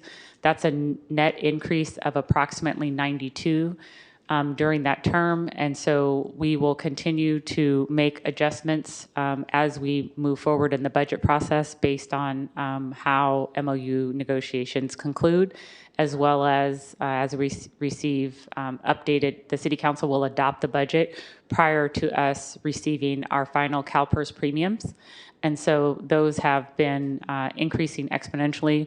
And so we will make refinements in Q1 as needed to support those increased costs if they exceed our current estimates. Next slide. And so you may recall last week we put up for City Council consideration the desire to focus on 3 key priorities. Again, we welcome input and seek City Council alignment on these 3 priorities or some other priorities that the Council would like to offer and come to consensus on. We do have the Veolia contract that's expiring in May 2027. That has been an ongoing concern for as long as I can recall. Also, continued requests for park renovation and maintenance citywide, and a need for us to focus on innovation and updating systems to improve efficiency of operations and increase customer service in terms of digitizing things, making forms accessible online, and reporting out in real time on the progress that we are achieving as city staff. Next slide. In terms of, this was brought up earlier regarding pavement management, and then how do we align that with complete streets and other projects. And so city staff is working expeditiously to try to align the 80 capital projects with funding resources and continuing to apply for other grants.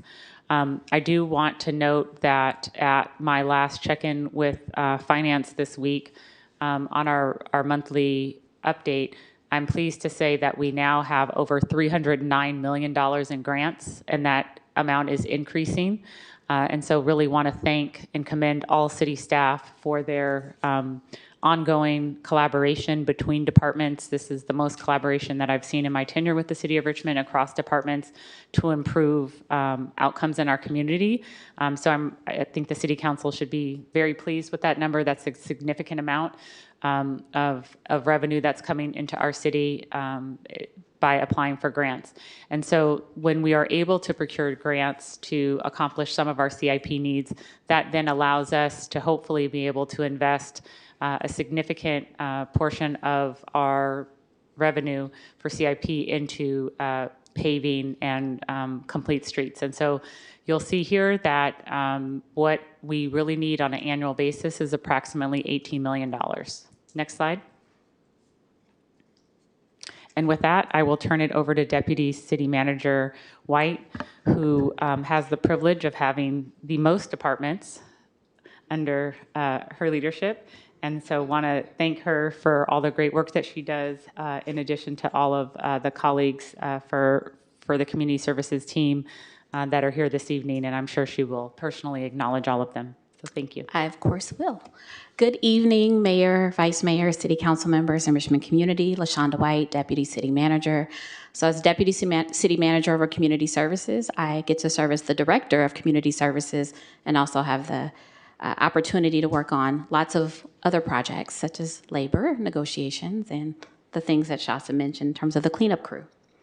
Our Community Services is one of the most visible, people-centered departments in the city of Richmond. We serve residents every day through recreation, libraries, literacy for every adult program, workforce development, violence prevention, and crisis response. City staff continue to deliver high-impact services across Richmond, which reflects a strong commitment to community wellness, safety, education, and economic opportunity. Before I go too deep into the presentation, I do want to take a moment to thank the City Council and the City Manager for the continued support and investment in community services. I also want to thank all of the Deputy Directors that are here in the audience. Even though I am presenting this presentation tonight, all of them worked on their own slides, so this is their voice coming through. We have Kate Epler, who oversees the library, Rajana Maharaj, who oversees recreation and neighborhood services, Sam Vaughn oversees the Office of Neighborhood Safety and Community Crisis Program, and then Tamara Walker, who oversees employment and training.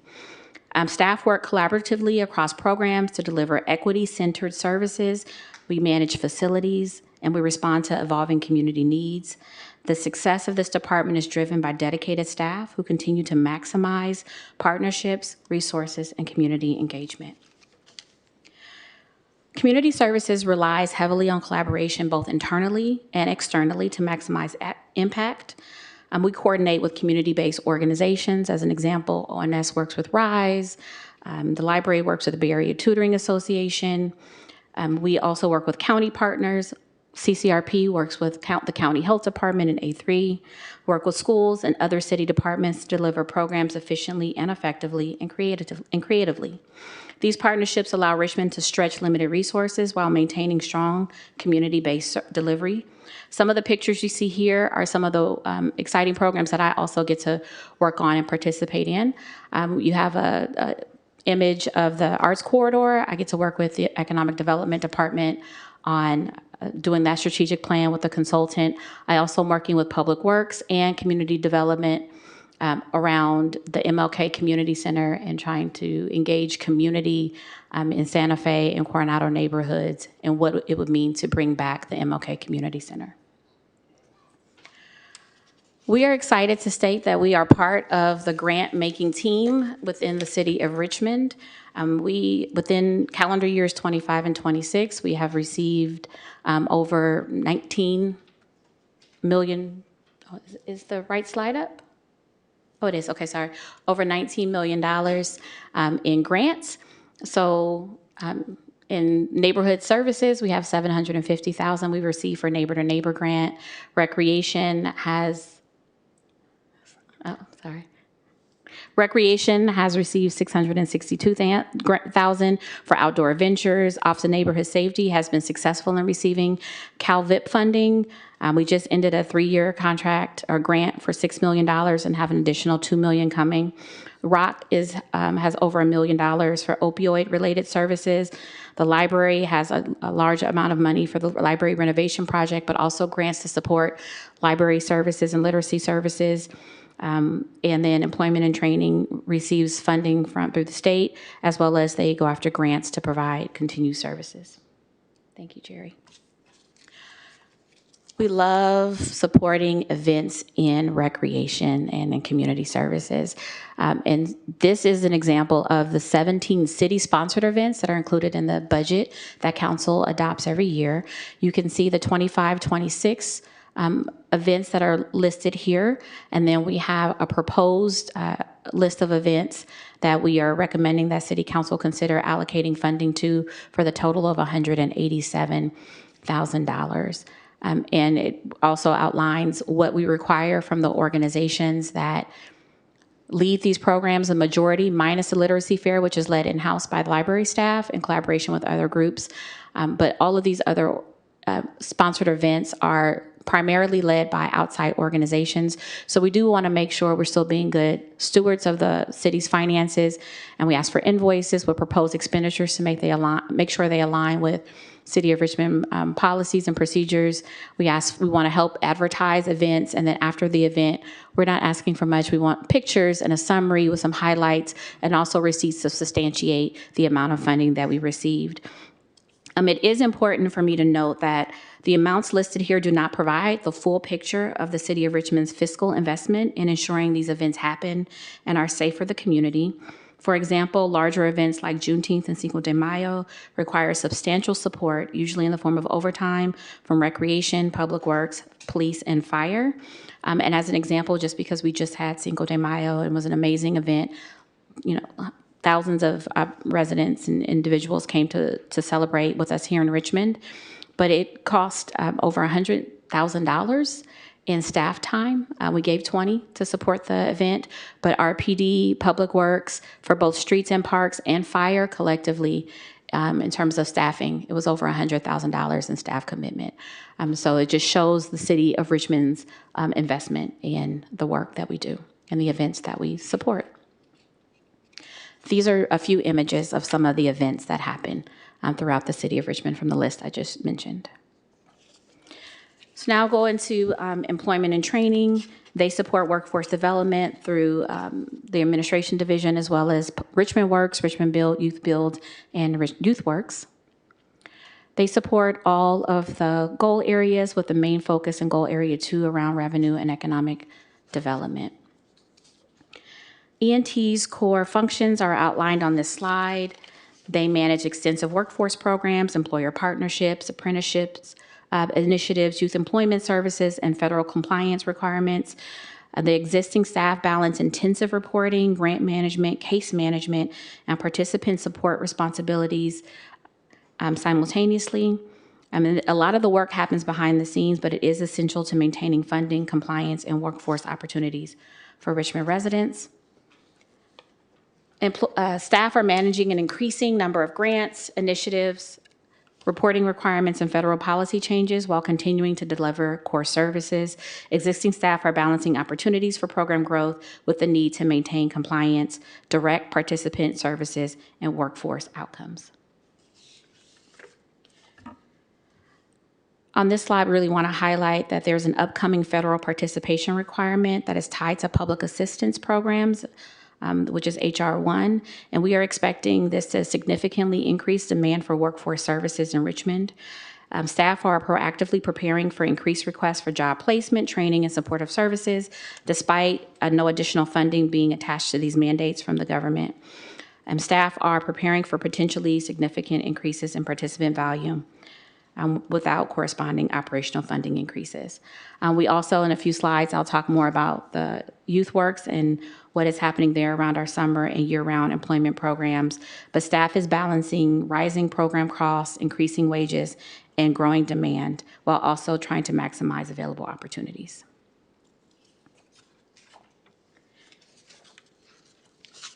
Staff is managing grants, compliance systems, workforce programs, and participant needs while with limited capacity for expansion and innovation. So for YouthWorks, I know we've had a number of questions about what's happening in our YouthWorks program, and we really do want to thank the City Council for the investment in YouthWorks. So we do have, YouthWorks provides a variety of programs and services and support outside of just the summer and year-round workforce program. They have workforce experience, on-the-job training. They do business and industry trips and supportive services through the staff there. They provide life skills workshops and work readiness workshops. But the focus for this slide is around the summer and year-round summer employment opportunities that support workforce readiness, career exposure, and positive youth engagement. This program continues to serve as both a workforce strategy as well as a long-term violence prevention investment. In fiscal year 25-26, this program was supported through Reimagine funds, as well as WIOA funds, in total only $2.2 million. And as you can see here, we have 5 full-time staff that are supporting all of the young people that go through this program. And the funding has to support their personnel costs, which you have seen previously have been rising over the years, as well as participant stipends. And we pay $19.18 an hour. That will go up in January. And we offer participants a minimum of 100 hours. And there's a trade-off there. Because we have limited resources, we have a finite amount of resources, you either can have more participants with less hours or go deeper with fewer participants and more hours. And so some possible options for consideration once council is able to discuss and provide recommendations. And we are asking some policy questions around what is the desired number of youth that the council would like to see us serve, both under 18 and over 18, and what's the desired number of hours we would like for those different age groups to be able to receive. I've heard that there are some individuals who may want us to consider that young people under the age of 18 get 300 hours, and individuals over 18 through 24 get 500 hours. Just for 100 youth at $19.18, that's going to total $1.5 million for just 200 youth. So that gives you a sense of what it means if we have less youth but more hours versus more youth with less hours. And I do want to note that the city is paying for, if somebody gets 100 hours and they enter or they're working for an organization, we're hoping that that first 100 hours that gets them in the door. The employer is excited because the city of Richmond is paying for that young person to come work for them, but that because of the support from employment and training staff, that they will shine once they're there. And the employer has the option to keep them on longer. And we have done that within the city of Richmond, but we are looking for some policy direction when the time comes. Employment and training continues to deliver measurable results for Richmond residents. And these are just a few of the outcomes that reflect the dedication and effectiveness of the work. We, at the site close to Civic Center, we do have a career center, and individuals can come in and access computers. I worked there for like 3 hours, and I was really tired because of all the individuals that came and the questions that I had to answer that I was not able to answer. So my hat is off to employment and training staff that are sitting there in the community, in the career center, and they're helping people look for jobs, complete resumes, fax things or email things. And some people come in with different levels of skill. So we are serving over 4,000 members in that are receiving resources there. We have award-winning Richmond Build program. We have cohorts that graduate. We will invite you all to come. But we have 48 graduates this year so far, and they receive a lot of training so that they can go into the trades and have high paying jobs. And then we have a youth build program that also, the young people also get skills in the trades, but then also have the ability to graduate with a GED if they have not been able to do that through the school system. This is a few pictures of Richmond Works, Richmond, our employment and training in action. We have youth build graduation with the Richmond Build graduation. Staff are consistently, they are everywhere. If you go to a community event, you're going to see somebody from ENT at a community event sharing about the amazing work that they do. So thank you to ENT. Next, I want to share about recreation. Recreation staff deliver programs and services for youth, adults, seniors. We do aquatics, sports, camps, and neighborhood services. We remain essential to quality of life, public safety, wellness, and community connection. This also is a division that hits all 6 of the City Council strategic goal areas. Recreation staff manage a wide range of responsibilities, including programming, facility operations, permits, contracts, rentals, events, volunteer coordination, and neighborhood services. Staff deliver these services while also supporting outreach, marketing, policy development, and operational compliance. I do want to mention that we have 7 community centers, 2 senior centers, 2 swim centers, and an auditorium that staff are programming out of, but also managing day to day. These are a few pictures of the events that we host in-house. Literacy fair, we support in recreation, but that mainly is done by library. But these are 19 events that recreation staff hosts. So we plan, implement, debrief. It's a lot of work. If you've ever planned anything, I've planned many a birthday party for my kids, and it is tiresome. So I just want to thank staff for all of the varying events that we do at different locations throughout the city. This year, we were able to do some special one-time events because of our Neighbor to Neighbor grant, but we want you to be ready for some of the upcoming events that are happening. We're celebrating the Plunge's 100th year anniversary. That'll happen in August. We're also celebrating 10 years for the Richmond Tool Library, and we're excited to work in collaboration with Public Works and community-based organizations to celebrate the grand reopening of the beautiful Shields Reed Park. More pictures. We love pictures. We like to capture all the fun that is happening in recreation. So this is just a few pictures that while we're activating parks, facilities, and public spaces.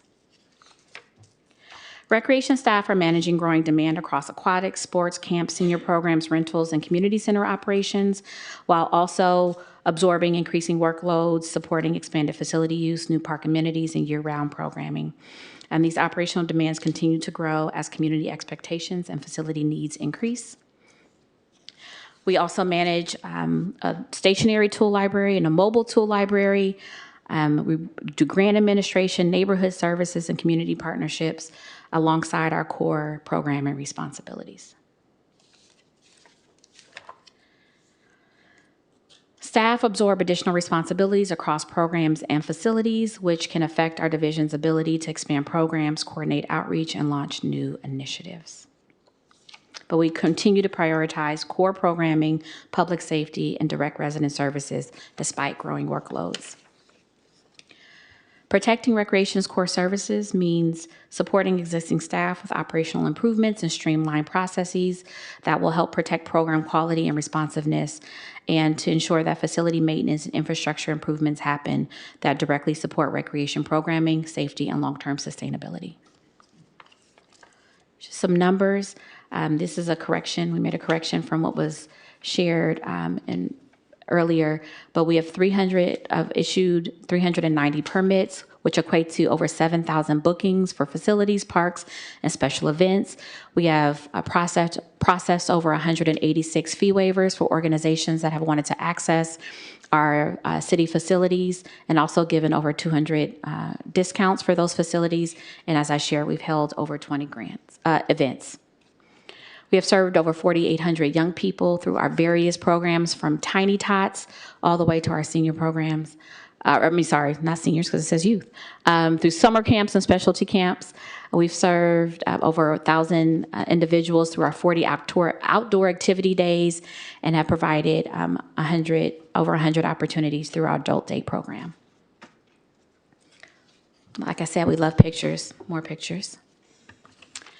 We have served over 5,000 participants in our aquatic centers for drop-in swim lessons, aqua Zumba, etc. We've also served over 3,000 adults through a variety of different fun activities, from computer lab to Zumba to volleyball. And we also served over 3,500 meals, hot meals, and excursions and workshops and daily enrichment activities for our seniors. A few pictures of our tool lending library. A lot of cities don't have this. I will say that Richmond is extremely unique and diverse in terms of what we do in community services. We have tool lending libraries. We have neighborhood services, and we coordinate really well with our neighborhood councils. We mentioned we have an Office of Neighborhood Safety, and we have a community crisis response program. We manage our own library. The counties do that for every other city. So we do a lot of things that aren't, and we have our own workforce development board as a city, which is unlike any other city because they all are managed by counties. But for the tool lending library, just for 2 days a week at our stationary site at the recreation complex, we have loaned over 4,800 items and have over 284 active members that utilize those sites, those tools. And we are looking to expand up to District 4, working with the fire department to have some tools available in that area to help with fire safety and defensible spaces. We do a lot of great work in trying to engage our community members. So we've engaged over 200, almost 300 volunteers through 5 volunteer beautification events. And here are some pictures of the things that we do. Mention grants that we receive. We really are trying to focus some of our grant activity and awards around serving youth or teens. And we have been able to do some great adventures with our young people within Richmond. For Neighbor to Neighbor program, we just concluded our Neighbor to Neighbor program. We received a $750,000 grant, and we were able to work with 17 neighborhood councils to do a variety of different projects to make neighbor to neighbor connections stronger. So thank you to Recreation staff. Now I'll move to Library and our Literacy for Every Adult program. They support residents of all ages through libraries, digital access, literacy instruction, and community engagement activities. And these services remain essential to education, access, and lifelong learning in Richmond. This group also hits and contributes to all of the 6 strategic goals within the city of Richmond. Staff manage public spaces. We have one main library, which is under renovation, but we're at a temporary location, which we're sharing with the auditorium, and we have 2 branches. So they manage public spaces, they provide customer service, they help people find the books of their dreams that spark their imagination. We host a variety of free events from magicians to jugglers to reading to a dog. And we also provide reference and reader advice to customers. And we ensure residents have access to books, technology, educational opportunities, and can just be in a space that they trust and feel safe in. LEAP staff continue to provide GED preparation, adult basic education, ESL instruction, digital literacy, family literacy services throughout the community. We have full-time staff, but we also have volunteers that support tutoring and individualized education support for our adult learners.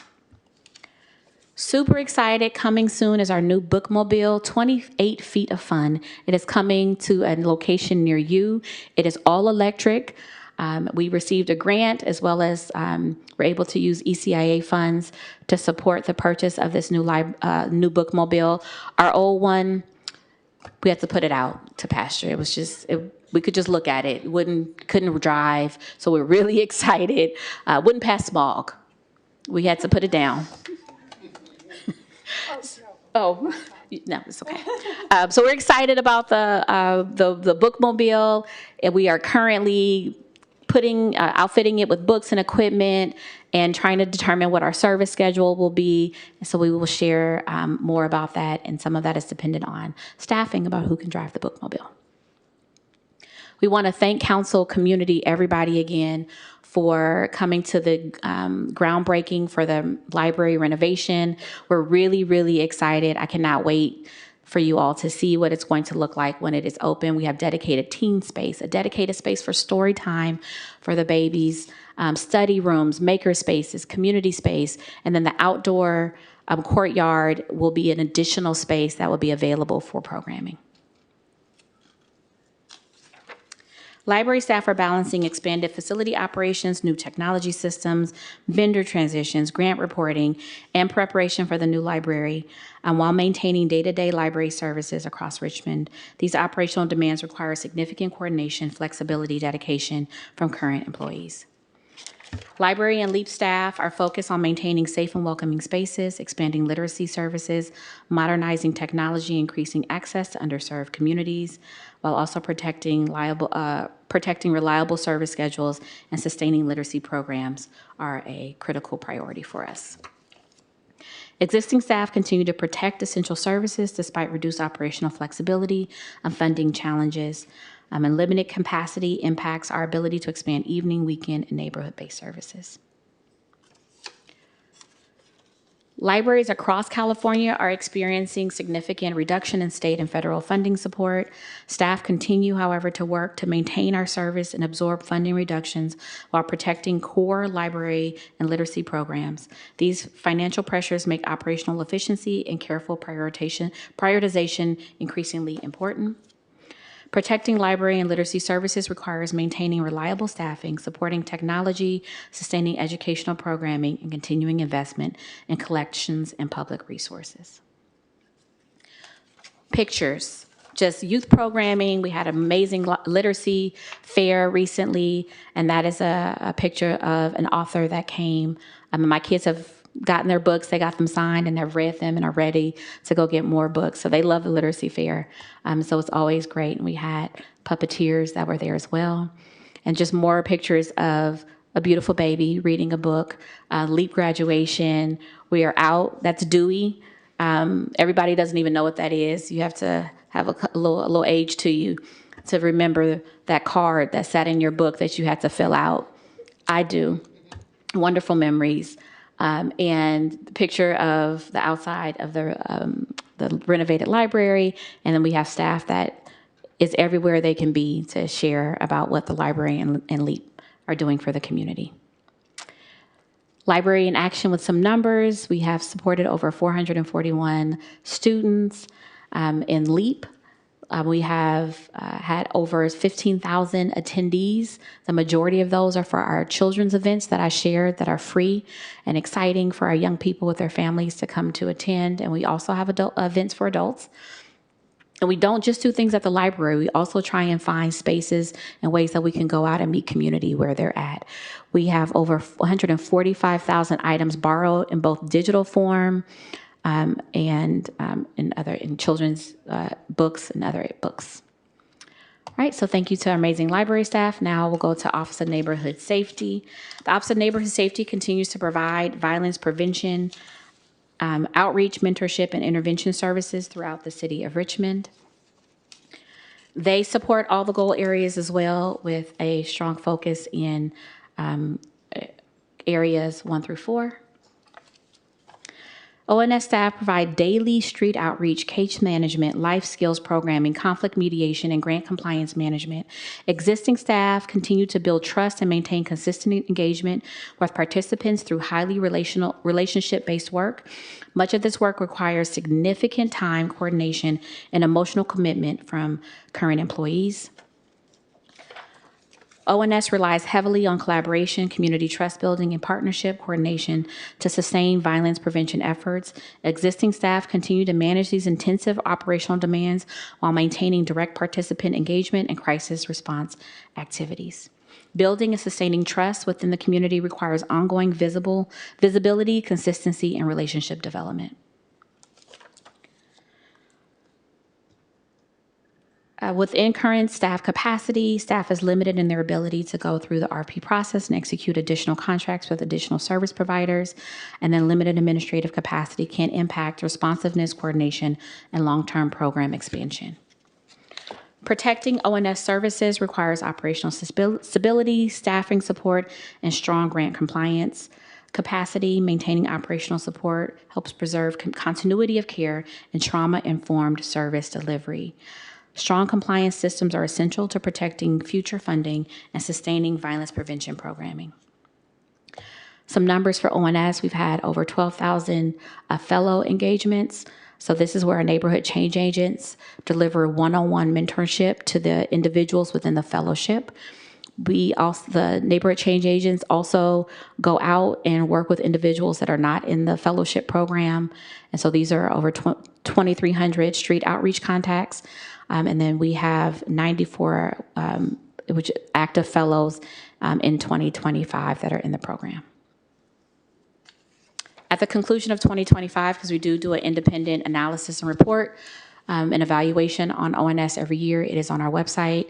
The fellows have reported a variety of different things, and these are really important. One that I just want to highlight is that 94% of them have felt like their conflict resolution skills have improved, and 85% feel safer in their community. Now I'll move to our last division, Community Crisis Response Program. That is our newest one. The ROC team provides an alternative community-centered response to behavioral health and lower acuity crisis situations through Richmond. I also want to thank Fire and PD and all the other departments that have helped, and county and numerous organizations that have helped help us implement the ROC program. These are the areas that they mainly provide support in. The ROC program right now includes 1 program manager, 1 analyst, and 5 community intervention specialists, also under the leadership of the Deputy Director, Sam Vaughn, and we also have 2 amazing UC Berkeley interns, Go Bears. ROC staff continue building a new department while simultaneously delivering mobile crisis response services, administrative operations, outreach, and policy development. Existing staff coordinate with multiple city departments and community partners to establish long-term operational infrastructure. Their work lays the foundation for sustainable and responsive crisis intervention services. Staff's limited capacity affects policy development, operational expansion, and crisis response capacity within the program.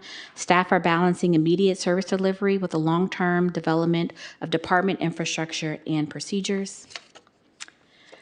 Existing staff are building a complex and highly collaborative service model while continuing day-to-day crisis response operations. Operational support helps sustain effective communication, stakeholder coordination, and community engagement. So in December, we hired our 5 community intervention specialists. They went through comprehensive training in January and February, and we started collecting data in March. And we have a database with a dashboard that we are still developing, but that is the way in which we are collecting data. So this just gives you a sense of how many calls we responded to, how many individuals we supported, and some of our recorded outcomes. And this was in March. And we have increased those numbers in April. So we're excited to continue to do this work, provide direct support, de-escalation, referrals, and wellness services to our community members experiencing behavioral health and support related crises. And existing staff are building trusted relationships while responding to a wide range of community needs. And these metrics demonstrate the growing utilization and impact of the program. And these are just some pictures of ROC in action, out in the community, training with fire, coordinating with the county, as well as in the right-hand corner, that is a really moving moment where Michael Romero, our first hire, who's the program manager, in collaboration with fire and PD, was able to help this individual down from a tower in a very life-threatening situation to get him to safety and get him help. For our continued work, while we celebrate, and I think it's really important to celebrate all of the work that amazing community services staff are doing, we remain focused on strengthening our core services, improving operational efficiency, streamlining processes, and enhancing collaboration across departments and partners. The staff continue to pursue grants, improve systems, develop procedures, and celebrate success while maintaining high demand service. I want to highlight a few things here. We do want to streamline our special event permit process to make it easier for staff to process, but also for community to complete. We are working right now with the vendor to release our online reservation system for facilities. We're excited about that, and we're working internally to enhance the online calendar and to promote services and events within the city of Richmond. As we conclude, I just want to do this in memory and close our presentation for community services in memory, in loving memory of Abigail Sims Evelyn. She was an amazing, she passed recently. A lot of us went to her service on Saturday, so I just thank all of those who were able to come and support her. But she had a lasting impact on the Richmond community, on the LEAP program, and on the library. And her legacy reflects the compassion, dedication, and community-centered values that continue to guide the work of community services staff. And we remain grateful for her service and commitment to the city of Richmond. And these are just some more beautiful pictures of her because she deserved them. So I had to just put them out here. And I also want to take a moment to acknowledge that another member of the Richmond community passed away in Public Works. His name was Jose Davis. He was a facility maintenance worker for over 40 years. And so as staff continue to provide services, we also have moments where we have to mourn those that have worked alongside of us and done this amazing work with us. So I thank you for your time. Community services is definitely moving Richmond forward. I thank you again to the mayor, city council, community partners, and residents for supporting the work of community services. Most importantly, I thank community services staff whose dedication, flexibility, and commitment continue to sustain these programs and services every day. Thank you.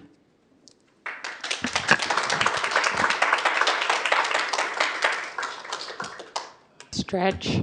Yes, I think it's time for us to,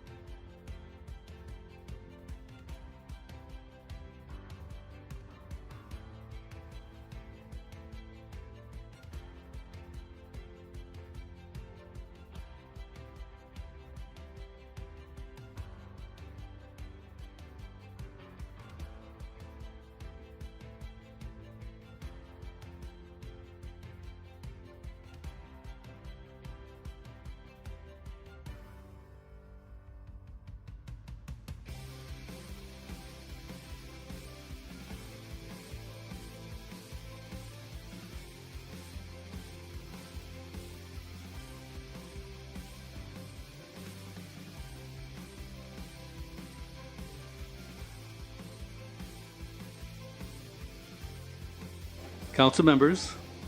Mayor, next we have the Economic Development Team. Yes. All right, council members? Can I? Mayor, and You may have a request, yes. Okay, man. So I would love to request something of each of the teams that are coming. Before you end your presentation, can you please highlight what it is that you would need, like what you would be requesting in the budget, and let us know if it's already in the recommended budget or if it's not in the recommended budget. If you could just tell us, that would be really helpful, because then we would understand what the needs of each department are that either are being served in this next budget or are not being served. Thank you. And if I may, Mayor, we did provide a slide at the last meeting, and there were 29 million that of requests from departments that were not included in the budget. So I do want to just That's not helpful to have a big number like that. What would be more helpful? It's a line item. But what would be more helpful is, as we're getting these very detailed explanations of each department, and they're talking about what their work is, if they could bring forward and say what would help them do that work while they're giving the presentation, because then we can put it in context and understand what is being talked about. Mayor, I was going to make a motion to extend the meeting so it's not interrupting when the economic development is presenting. Extend the meeting until this item, or To complete the budget. I second that. Okay. So then, we have a motion to continue Yes. until this item is finished. yeah. Well, it's going to cut off at 11 Well, anyway. yeah, I Hope- mean, in hopes of completing. Councilmember Brown, Yes.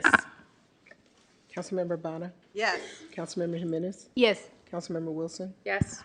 Vice Mayor Robinson, Yes. Councilmember Zepeda,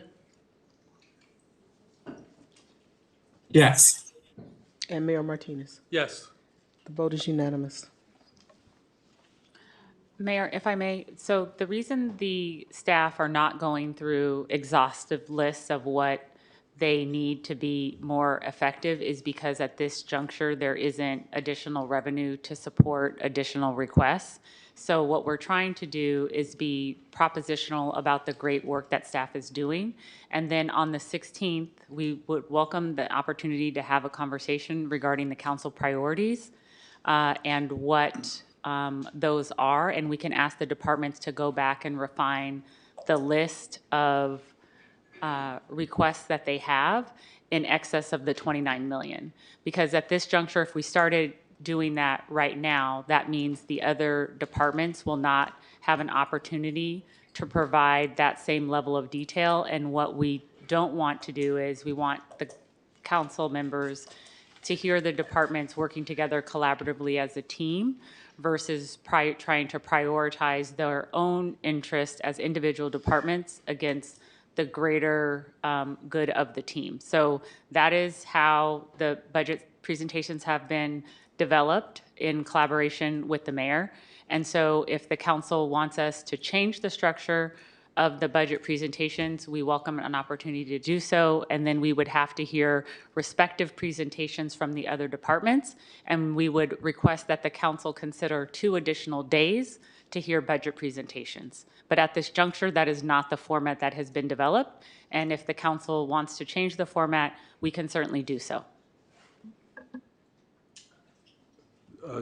Councilmember Wilson.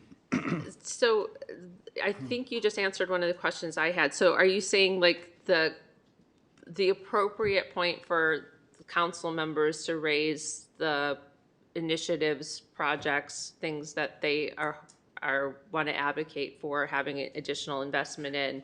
Are you saying that's not until June 16th that we're supposed to? No, you're supposed to do that at the conclusion of every meeting when you asked questions or asked for refinement. So this last week we had 35 questions and or / priorities. And so at the conclusion of every meeting, you're provided an opportunity to provide input. When, in terms of priorities, that would be on June 16th. Okay, so just to be clear, but I have to formulate them. I was told I was supposed to ask questions after this, not advocate for certain program. Like that, to me, that's a different thing. Like I was Yes, under but the that's what the impression- council does. Right, but I'm trying to respect the process here, and so so what you're saying is that we're supposed to tonight advocate for the things that we'd like to see. Yes, everyone who I overly met with about the budget who was willing to meet with me, that is what I suggested that they do, that they formulate their questions and they ask staff. So for example, if you have a park, so there was constituents that came earlier about a park, Yeah. right? So if that's a priority for you as a council member, you would say, Park A, how much would it cost, right, to develop schematic designs or develop a construction plan for X park? And tonight would be the night to do that, since we heard from, or no, should we have done that during Public Works, or should we have done that during You can Recreation? do any of the items that you want to do at any meeting. Okay, all right. Okay, I was not, Okay, but I defer to the mayor because he's the yeah, chair. I did not have that understanding. Okay, My understanding was that we were supposed to ask questions about the budget, not necessarily tied to any project. But I defer to the mayor, he's the chair. yes. Just so I would love to be able to understand what each department needs that is not being currently fulfilled by the draft budget. Because the way I would like to work is to try to work on what staff needs first before any other things that come up for whatever means. And so if I could have clarity on the things that are funded or unfunded, like for instance, on slide 53, where the capacity challenges are listed for the library, that's very helpful, very helpful. But what I would even be more helpful is to know if any of these things are included in the budget, and if the things that are not included in the budget, if they could be prioritized by staff. So for them, which one of these things is the most important thing if we were able to move on it in this budget cycle? Which one of these things would be the most important things, and what's the second and what's the third? That would be helpful for me, because I am happy to belay anything that I might be thinking about if we can help staff work better. So far, there's only a few places where it's been kind of clear what the staff is saying that they need. And so what I was asking for is if we could, as we finish these presentations, just let me clearly know what you need and what's included and what's not included, so that I can help, so that my process is based on your needs. Understood. I'm just suggesting that if the council, for example, wants 3 recommendations from each division, then we're happy to have people formulate that. I'll put that into a question, and hopefully we can have that just maybe written. Okay. We turn the agenda packet for the 26th in 36 hours, so we can have that by June 16th. Yeah, I think it would be good to continue with the budget presentation as it has been, and at the next meeting, provide needs from each department so that we get them all, because we've already had presentations from other departments, and they weren't able to do what we're asking these departments to do, and it would only be fair for them to be presented all at the same time. Right. So Mayor, I agree. And so what I'm saying is that we're happy to do that for the June 16th meeting. Because the meeting for the 26th, we Okay. turn that agenda packet in 36 hours. Okay. I think it would be good to include line by line budget and what is included and what is not included.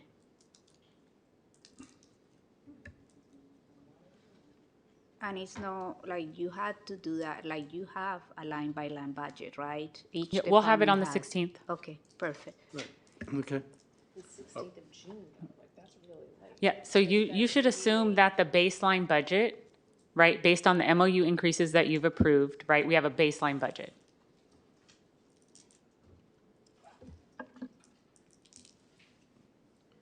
Right. What you call the envelope, which can be manipulated, altered according to the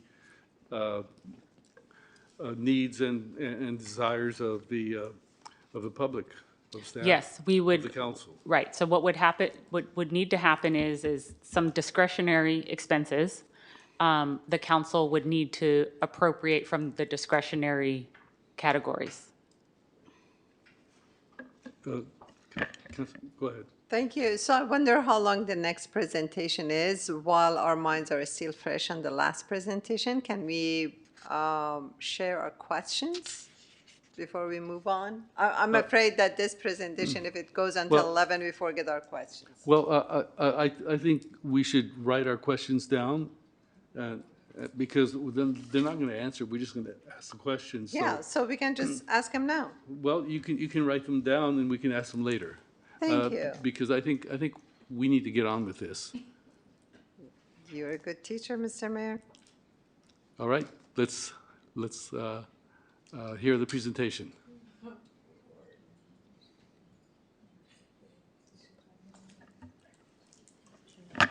Okay. Good evening, Mayor, Vice Mayor, City Council, City staff, and representatives of the community. I'm Nanette Beecham, Economic Development Director. I have my staff here with me. Everybody raise your hand, stand up. We have 6 divisions in the Economic Development Department, including Arts and Culture, Business Development, Environmental and Health Initiatives, Real Estate, Port, and Richmond Housing Authority. I want to thank each and every one of my team for helping put this presentation together, and those that are here, thank you for being here and participating tonight. The Economic Development Department is already operating at full capacity with core services, consuming 100% of staff bandwidth. With the support of the City Council and City Manager's Office, we work not only across divisions, but we work across departments collaboratively as well. Next slide. The Economic Development Department supports all 6 goal areas with the greatest ongoing capacity demands in goals 1, 2, 3, and 6. Now I'll move on to the specific divisions. So we have arts and culture.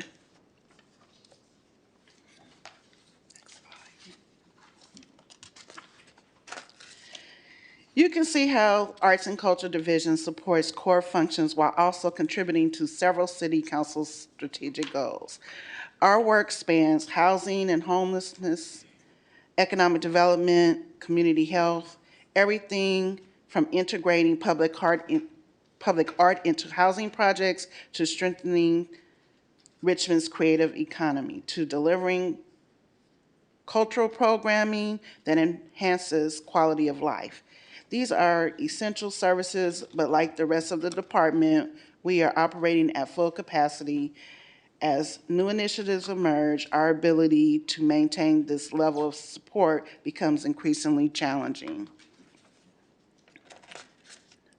Our team supports public safety by activating public spaces with art and cultural programming, strengthens internal processes through administration of public art program and the Richmond Arts and Culture Commission, and advances shoreline ecological sustainability through art and cultural initiatives connected to Richmond's waterfront.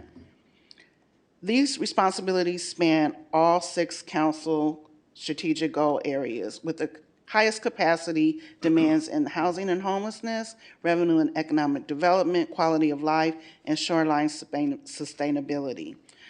As with the other divisions, we're performing essential work, but doing so at full capacity. This next slide represents the core work that keeps arts and culture running day to day. These aren't optional tasks, they're required functions tied to city ordinance, public funding, and community expectations. Our team manages the full life cycle of public art projects, oversees grants and cultural investments, and delivers community engagement and arts programming across Richmond. What you see here is that each of these areas is already operating at capacity. The division is meeting essential mandates but with limited staff, much of the work becomes reactive rather than strategic, which affects our ability to expand programming, maintain public art assets, and fully support artists and community partners. Currently, there is an open recruitment for the Arts and Culture Manager. The Arts and Culture Division focuses on commissioning, council support, strategic planning, and operations. These responsibilities include everything from Brown Act compliance and staff reports to managing the Public Art Master Plan, managing mini grants, coordinating developer public art requirements, and overseeing procurement, contracts, and stewardship of our cultural assets. What's important to highlight is that these tasks are essential, mandated, and continuous, but our staffing remains limited. As a result, we are able to keep required operations going, but we have very little capacity left for proactive cultural planning, expanded programming, or long-range strategy. Operational pressures, especially grant administration, public art program management, commission support, and maintenance backlogs are stretching the Arts and Culture Division's limited capacity. Many major initiatives are rated high or medium capacity demand, signaling that staff are overextended and core service delivery is at risk without additional support. Currently, I already announced that we have an open recruitment, so tell everybody you know. Several major public art projects are currently underway. These projects include Sills Reed Park Artworks, the Civic Center Apartments, which is Project Home Key Mural, the Allen Brothers Warehouse installations, and IMTT Public Art Coordination. Each require intensive management from artist selection to fabrication oversight to coordination with developers and other city departments. All of these projects are active at the same time, and most carry medium to high capacity. What shows is that while the division is successfully delivering significant cultural investments across the city, we are doing so with limited staff, which makes it challenging to keep up with project volume and maintain timely progress. Another set of major public art projects that are currently in progress, each requiring significant coordination and oversight from the Arts and Culture team. These include large-scale installations tied to the main library renovation, Borman Park improvements, developer-funded public art reviews, and ongoing artist procurement and contract administration. All of these projects are active at the same time, and most fall under medium to high risk, again, demands.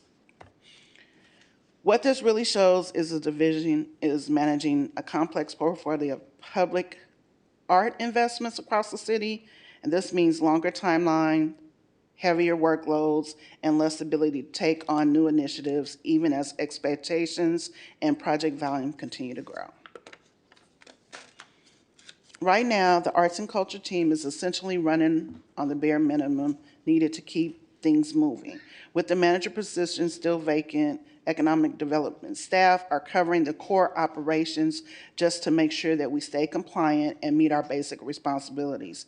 But what that means is other important work gets pushed aside. These things like long-range planning, community projects, and mandates come in. We have to pull resources away from the proactive work that really brings value to the community. And for the residents that show up, it shows up as a slower project timeline, fewer programs, and reduced access to art and cultural opportunities. In short, we're doing everything we can, but we don't have the capacity to grow or even keep pace with what is being asked of us.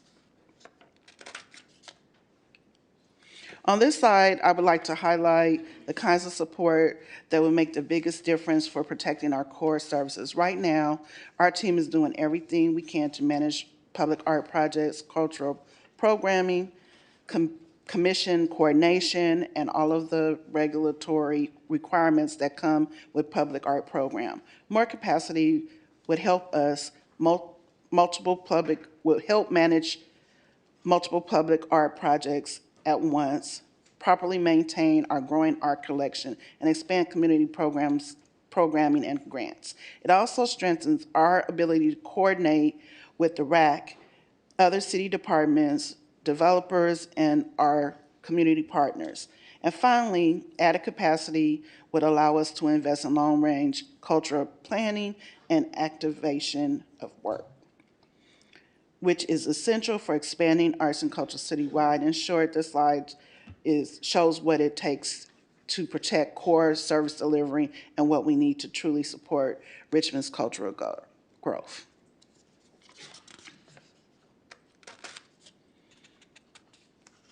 Now we're going to move on to business development. And our staff is here to support this presentation. They do a lot of work across the city. As city manager expressed earlier, this is one of the first times that I've seen that we work together across departments, but also across divisions, helping each other out where the needs are for the betterment of the Richmond community.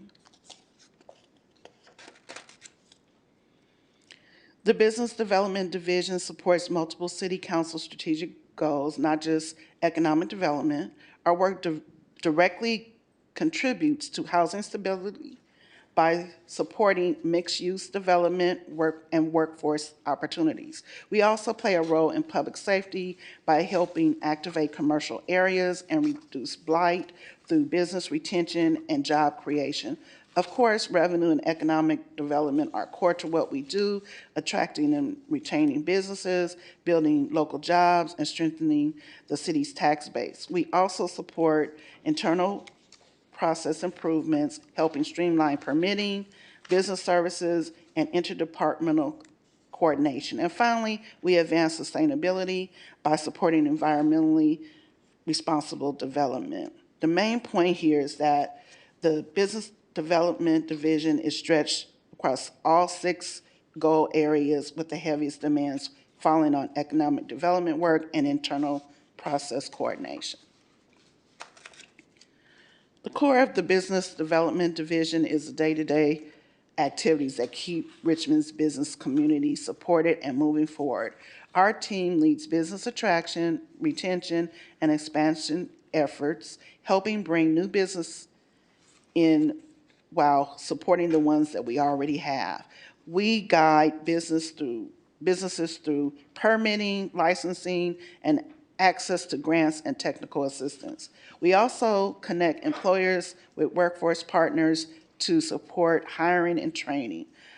On top of that, we provide direct support to small businesses and entrepreneurs through outreach workshops and resource navigation. And finally, we oversee broader economic and community development initiatives, things like corridor revitalization partnerships and funding opportunities. All of this makes the backbone of our work, and like other divisions, these core services already take up 100% of our capacity.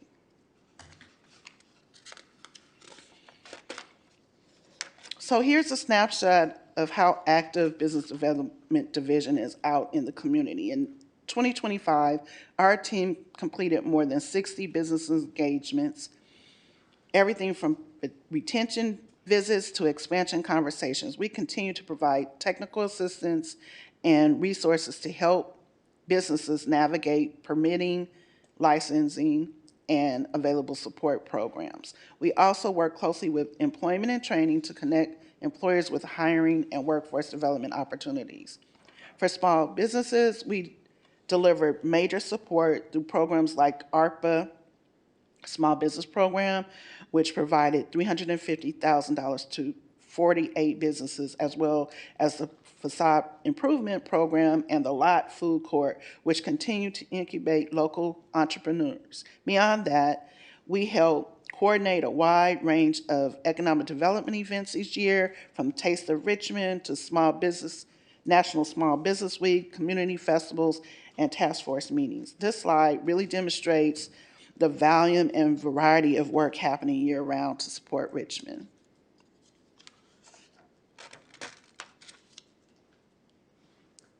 This slide actually illustrates how many different responsibilities fall on business development team at the same time.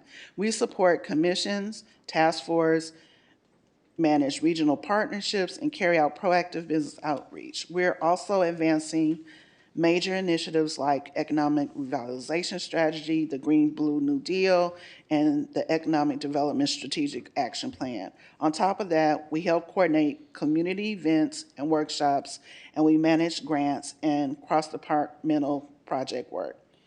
What's important to take away here is that all of these initiatives support City Council goals, but they rely on the very same staff who are also responsible for the day-to-day business services and operational work.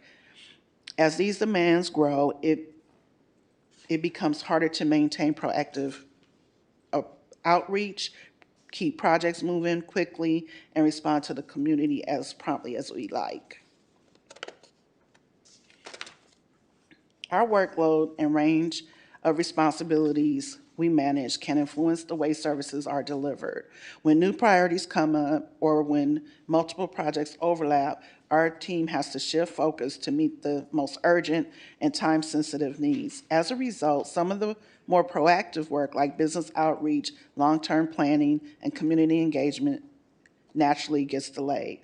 Operationally, this often means staff are balancing multiple roles at one time, which can extend timelines for project coordination and response to inquiries. For businesses and community members, this may show up as longer response time or slower movement on initiatives.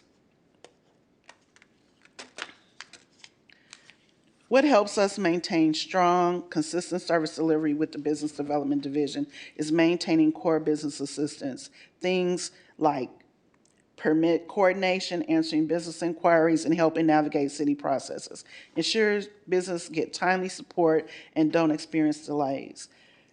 Keeping up our proactive outreach is equally important because it helps us retain existing businesses and attract new ones before issues arrive. Cross-department coordination is another key piece.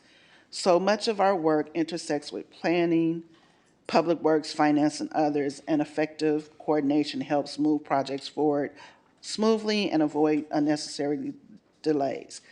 At the same time, we continue advancing long-term strategic initiatives that support the city's broader economic goals. And finally, supporting community and economic development events helps activate business districts, highlights local businesses, and strengthens community engagement.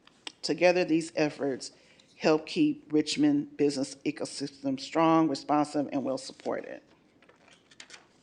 So now I'm going to turn it over to Samantha Carr and Yana Williamson, who are in environmental and health initiatives. Good evening, everybody. My name is Samantha Carr, Environmental Manager in the Environmental and Health Initiatives Division. Also joining, as Nanette mentioned, Yana Williamson, Management Analyst. Quickly, I do want to summarize the goals of the division, which aims to build the city and community's capacity to improve and promote sustainability and health equity through the implementation of two documents, the Health in All Policies, also known as the HIAP, and the Climate Action Plan, also known as the CAP.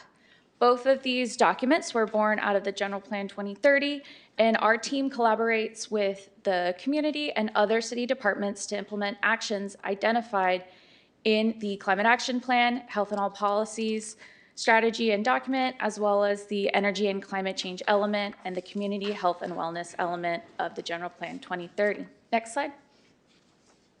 Environmental sustainability, climate resilience, and health equity projects and initiatives touch all 6 of the City Council strategic goal areas with a specific and direct focus on goal area 6, shoreline and ecological sustainability. Next slide.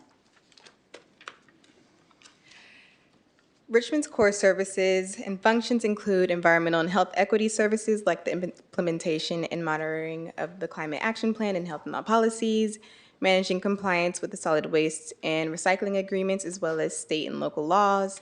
California's SB 1383 is a statewide climate law mandating that all residents and businesses reduce organic waste in landfills to cut methane emissions. It requires mandatory composting, organics, recycling, service subscriptions, and the donation of surplus edible food by commercial businesses. Additionally, we provide support services and resources for citywide and regional initiatives to address blight and beautify the city. Examples include the I Heart Richmond booklet that we created and pass out to Richmond residents. We also support with neighborhood dumpster days. Next slide. When it comes to grants, our division researches and pursues new grants, new and reoccurring grants, and manages the administration, monitoring, and reporting of the awarded grants. As mentioned earlier, we also oversee waste management contracts. And moving on to the climate resilience and emergency preparation, we work with multiple city departments to advance this effort. Next slide. Our division also provides guidance and feedback on new development permits, as well as enforcement of local and state laws that protect environmental quality. We table at various events, sharing information about environmental sustainability, climate resilience, and public health programs. Lastly, we had an amazing turnout for Bike to Wherever Day, where we passed out over 500 bags between 6 a.m. and 9 a.m. to bikers all over Richmond. And we wanted to make sure that we gave a huge shout out to everyone that was involved in making that effort happen. And moving on to Workforce Development Fellowship, lastly but certainly not least, our division recruits and builds staffing capacity of student interns and fellows to support with workforce needs. Next slide. And just a few highlights, as mentioned earlier, these are the division's 2 governing documents, the Health and All Policies and Climate Action Plan. And additionally, the division oversees the city's foodware ordinance. Next slide. These are all of the laws that our division oversees or is involved with in some way. So there's 9 Assembly bills and Senate bills. Additionally, we table at approximately 10 community events throughout the year. We host and support about 18 workshops or events. This list does vary from year to year based on community requests or new programs available. One highlight is the annual no-cost solar workshop, which is a well-attended event every year where we get low-income households signed up for solar panels at no cost, and also offer financial support for roof upgrades for residents as well. Next slide. Our division currently manages and oversees 8 contracts. We are a part of or support with 14 boards, commissions, and working groups. And usually throughout the year, we host about 3 interns or fellows. And next slide, and I'll pass the mic back over to Sam. Thank you. Our division does about 3 classroom presentations each year. A definite highlight this year was having the opportunity to work with the Y-Plan De Anza High School IT Academy. That was a really wonderful both field trip and presentation and final presentation.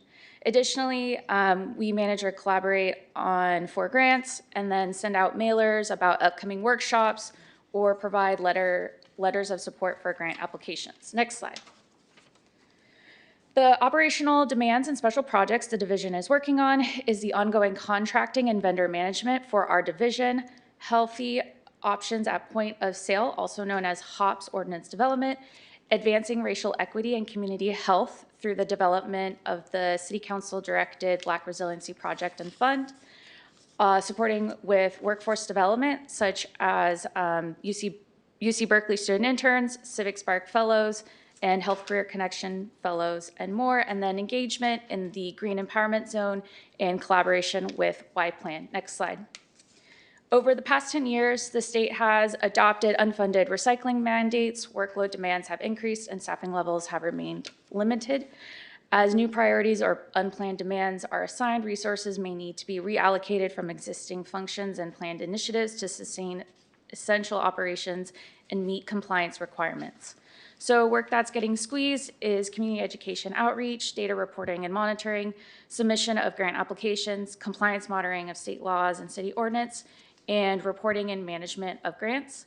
This does increase our reliance on consultants and external partners, slower timelines for internal coordination and project deliverables, decreased oversight, and the residents and city is impacted by delayed rollout of new programs, reduced visibility of city-led environmental and health initiatives, missed opportunities for deeper community partnerships, which is really important for this work.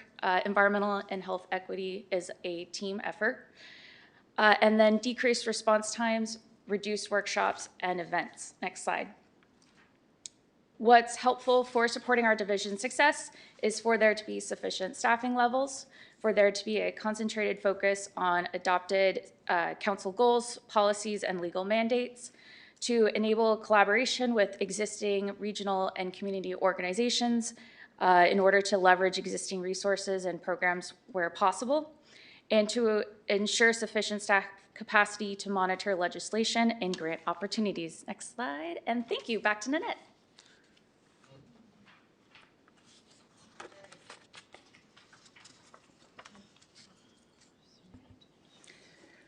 Okay, so now we're going to talk about real estate. Our real estate division plays a central role in managing the city's property portfolio and supporting the real property needs of our city departments.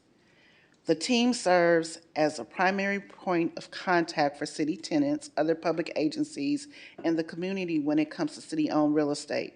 The division also manages former military-based properties in coordination with other departments, oversees the marina lease and other city properties, and carries out regulatory responsibility for deed-restricted assets across locations like Marina Bay, the Courtyard, Richmond Parkway. Altogether, this work ensures the city properties are managed responsibly, remain compliant, and continue to support departmental and community needs. The real estate division supports multiple city council strategic goal areas through its core work.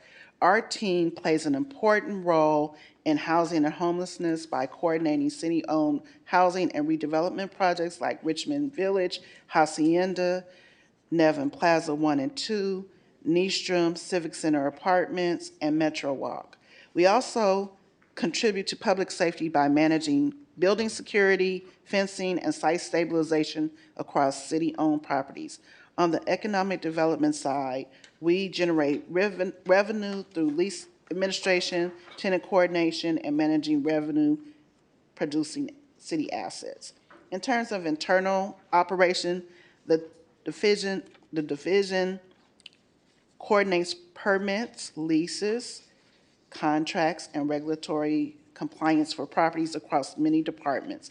And finally, we support shoreline and ecological sustainability by working with the port and regulatory partners on marina operations, environmental compliance, and waterfront stewardship. Go to the next slide. In addition to its core responsibilities, the real estate division has also supported several important city council directed space and lease needs. Recently, the team completed space allocation and lease development for 3 key tenants: the watershed at wastewater treatment plant as it transitioned from owner to employee cooperative, Congressman John Garamendi, who remains located here at Civic Center campus, and State Senator Jesse Aragon, for whom the team quickly identified and secured an appropriate and cost-effective leasehold space. The division also coordinated and executed the lease for the California Strategic Growth Council, TCC, program staff, who are now housed in city facilities. These projects reflect the division's role in supporting high-priority civic and regional partners while managing a complex real estate portfolio. Here are some of the major projects the real estate division is managing right now. These include building security, site stabilization for properties that require frequent monitoring, environmental compliance, and remediation at sites with long-standing regulatory requirements, and coordination on capital projects that involve multiple departments and consultants. We are also supporting ongoing marina and waterfront operations, which require regular tenant coordination, maintenance planning, and dredging-related work. Each of these efforts is active at the same time, and many of them involve properties with complex histories or evolving regulatory needs. The real estate team manages everything from basic property oversight to large-scale environmental and capital projects. These ongoing initiatives shape the pace and prioritization of work across the city's real estate portfolio. Real estate division's workload affects day-to-day operations because one project manager oversees a wide range of responsibilities, everything from property management and leases to redevelopment coordination and environmental compliance. The team often has to balance multiple priorities at the same time. When several projects overlap, certain tasks naturally take longer. Things like deferred maintenance, planning, property activation, and long-term redevelopment efforts may experience delays simply because more immediate operational needs have to be addressed first. For the city and for residents, this can show up as slower progress on activating city-owned properties, longer timelines for capital improvements, or delays in moving projects from planning to implementation. It can also result in properties staying underutilized longer and maintenance needs becoming more visible over time.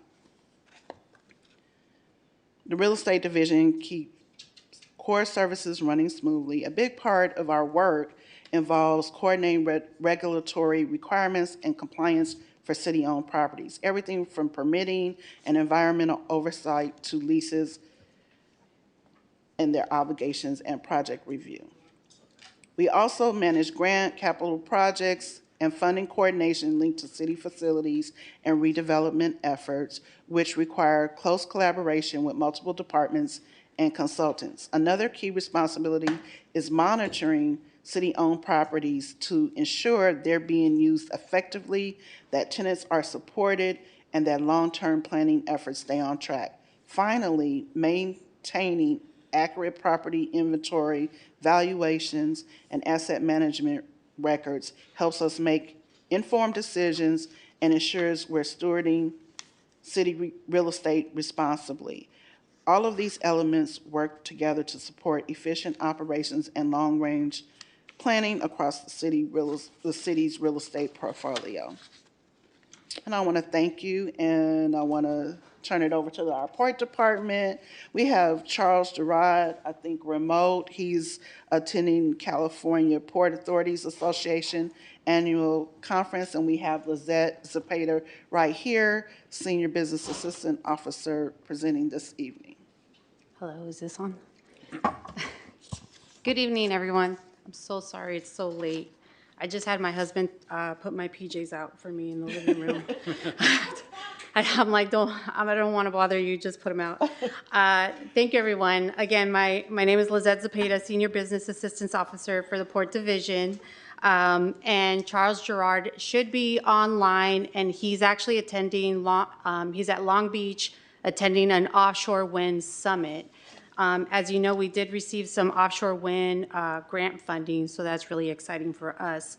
I did want to acknowledge some of the Port Division staff that makes us small and mighty. Port Director Charles Gerard, myself, Management Analyst Kyle Lamb, Rita Martinez acts as our Finance Manager. Robert Stevens is our acting port engineer. Danny Wan is on a part-time basis, but he's our project manager 3. So I just wanted to give my staff a shout out.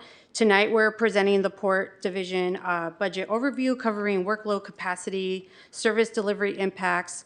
The Port of Richmond is responsible for operations, infrastructure, capital improvement projects, industrial waterfront, lease management, grants, Port tariffs, these are local port tariffs that we pass, and regulatory compliance. Next slide.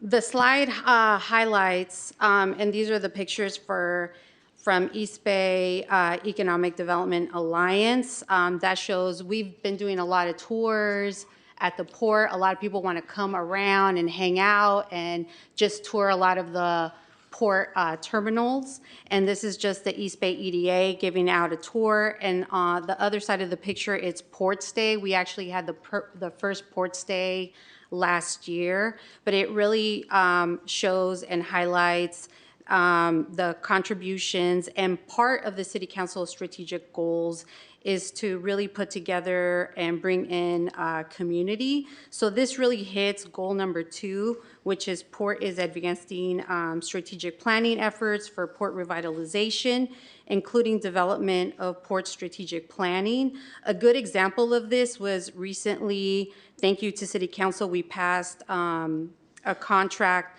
that will study the economic impact for quantifying the economic value generated by the port maritime operations. Now, this is super important because it's part of the strategic planning that you all want to see from the port. And this really is going to talk about the data, because we currently have no data for the port. Who employs the port? How many people are employed at the port? What type of how many jobs are there? What are the jobs that are there? So things like that are this contract will give us that type of data. And not only will they be talking to the public terminals, but they will also be talking to the private terminals as well. So this is really good data that we currently do not have. So we want to increase community engagement. So this is really why we, last year, we started to create Port Stay, and we will continue to do that work with this year. In September, we'll have another Port Stay. Under quality of life, community health, goal number 3, the port continues capital and infrastructure improvements, including Canal Boulevard, traffic safety measures.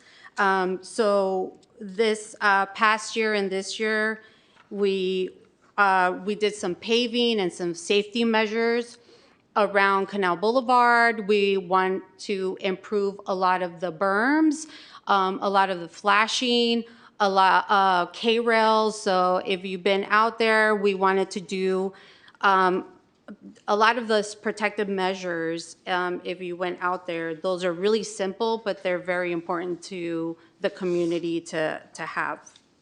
Next slide.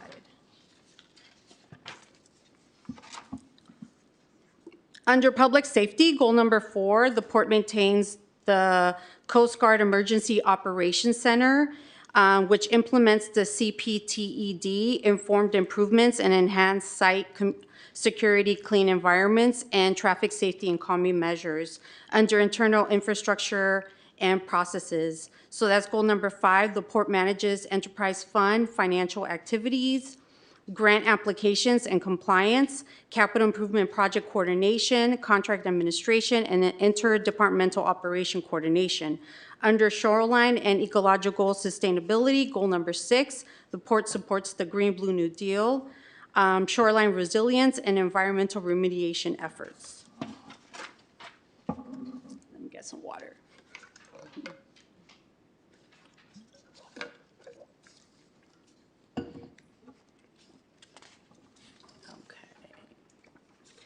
These are the core services and mandated functions that the port must deliver to keep Richmond running. Key functions include managing port-owned terminals, leases and assets, serving as Richmond's economic engine through leases and tariffs. These are local tariffs that generate revenue.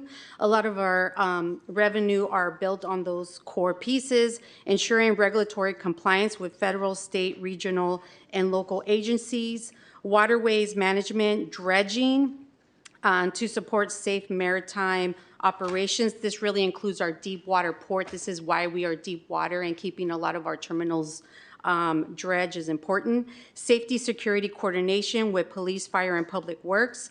Grants development, we really want to keep a momentum on our grant pathway. And capital improvement projects and business development and engagement. These are not optional, they're required functions that we must maintain and keep going. So continuing the core service inventory, these are additional mandated functions that the port performs regularly. These include interdepartmental coordination with city departments and external agencies. We want to start doing some marketing and promotion to position the port as an international maritime, industrial, innovative, waterfront destination. We want to keep the momentum on community engagement and partnerships, keep the momentum on strategic planning, long-range planning, industry conferences, and regional representation, public and private partnerships, environmental stewardship and sustainability, including shoreline resilience, electrification and planning, habitat stewardship, and carb-related compliance. Some of the bird watchers are my best friends, just letting you guys know. They're there every single day. We have Richmond Osprey there, and he has a new mate, Wendy. I don't know if you guys have known that, but I've known way more about Osprey now since I'm out there. So the critical need for grants and capital management projects at the port.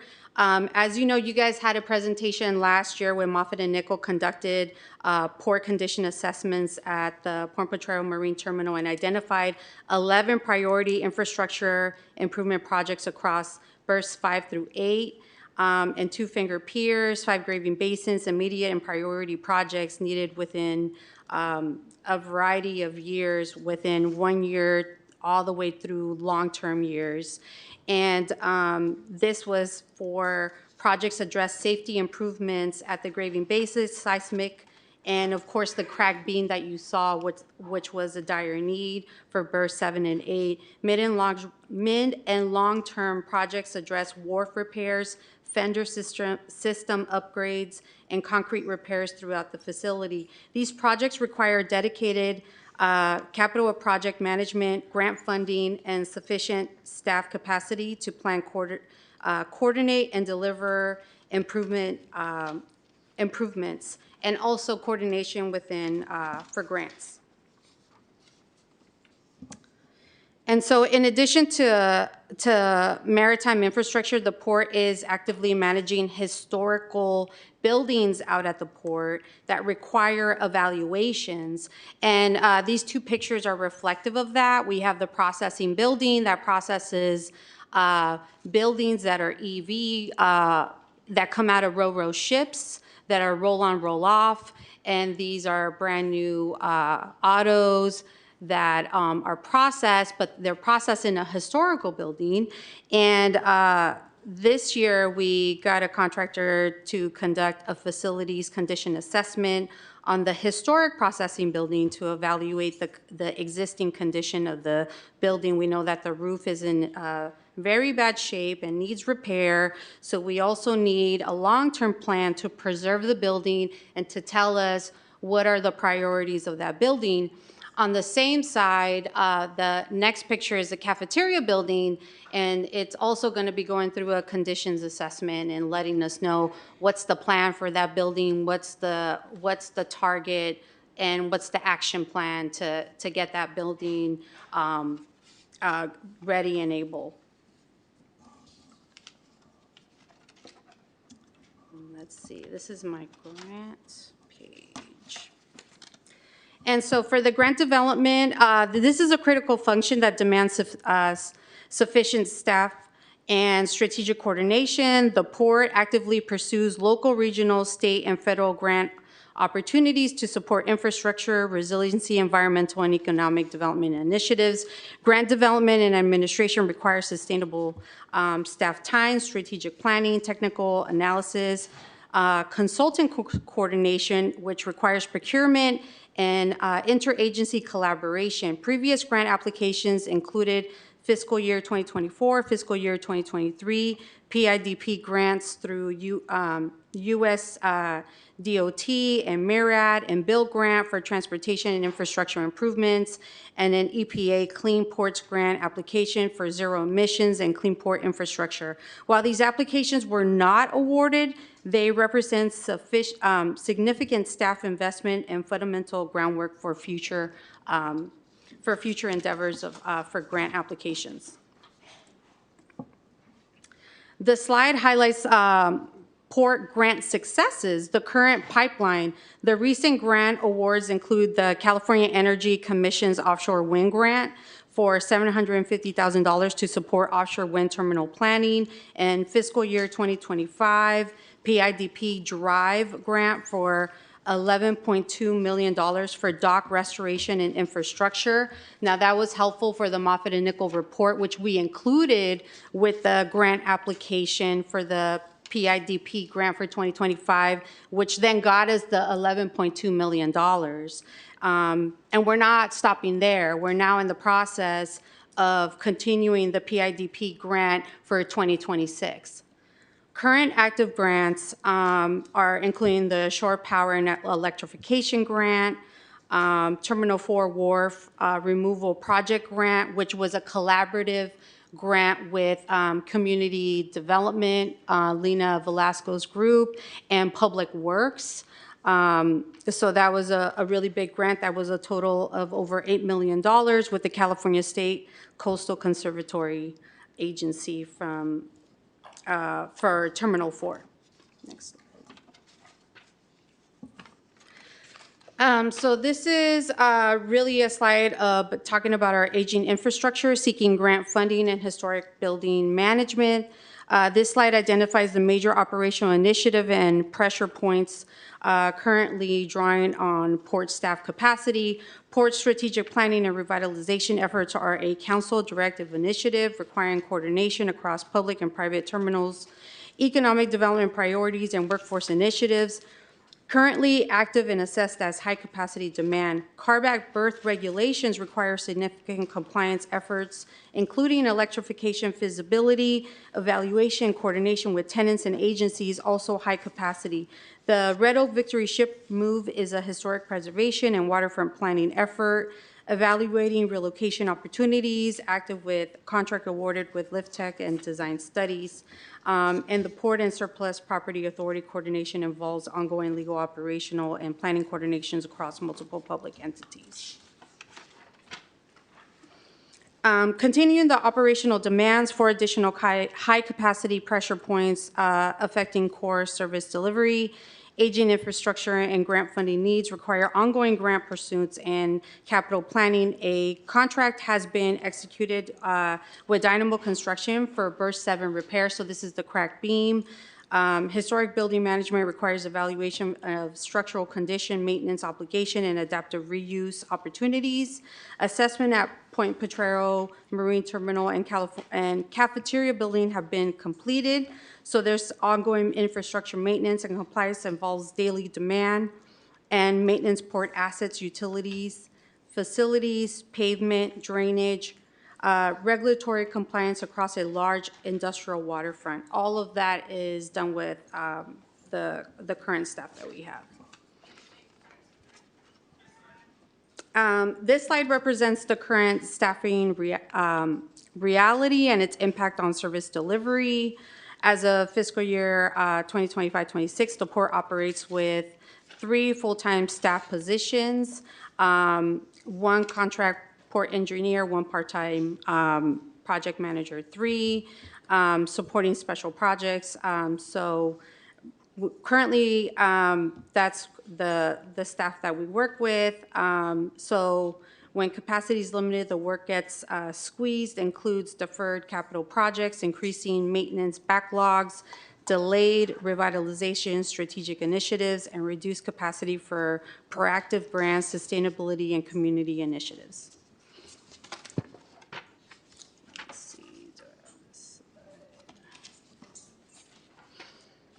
This slide outlines what support is needed to protect core service delivery at the port. 5 key areas of need have been identified: capital projects and on-call contracting, expand port-focused on-call contracts, and greater emergency contracting flexibility to improve responsiveness and address aging infrastructure, workforce retention and organizational capacity, grant regulatory and technical support, operational and administrative capacity, reducing the need for staff to consistently shift between administrative, operational, project management, strategic responsibilities, and strategic planning and revitalization capacity. This is some of our really proud numbers that we have at the port. Dredging last year was over 30,000 cubic yards. Paving was over 30,000 square feet. And the assessments that we have done is over 20 acres. That's what it accumulates to. And thank you so much. I would like to introduce the Richmond Housing Authority, AT. Okay, at this point, we have 8 minutes. Can you do 8 minutes? Can you do it? Can you do it? You can't? Not an 8. I've already condensed it. Yes. Yeah. Looking at the number of slides, I don't think we'll be able to do justice. Right. So I think we should hold it over till the next meeting.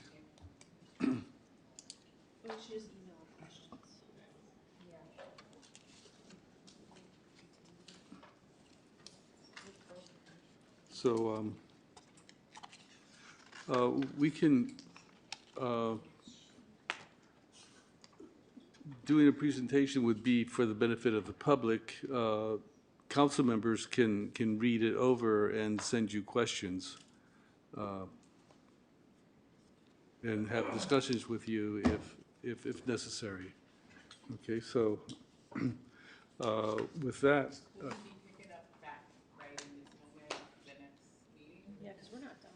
Yeah.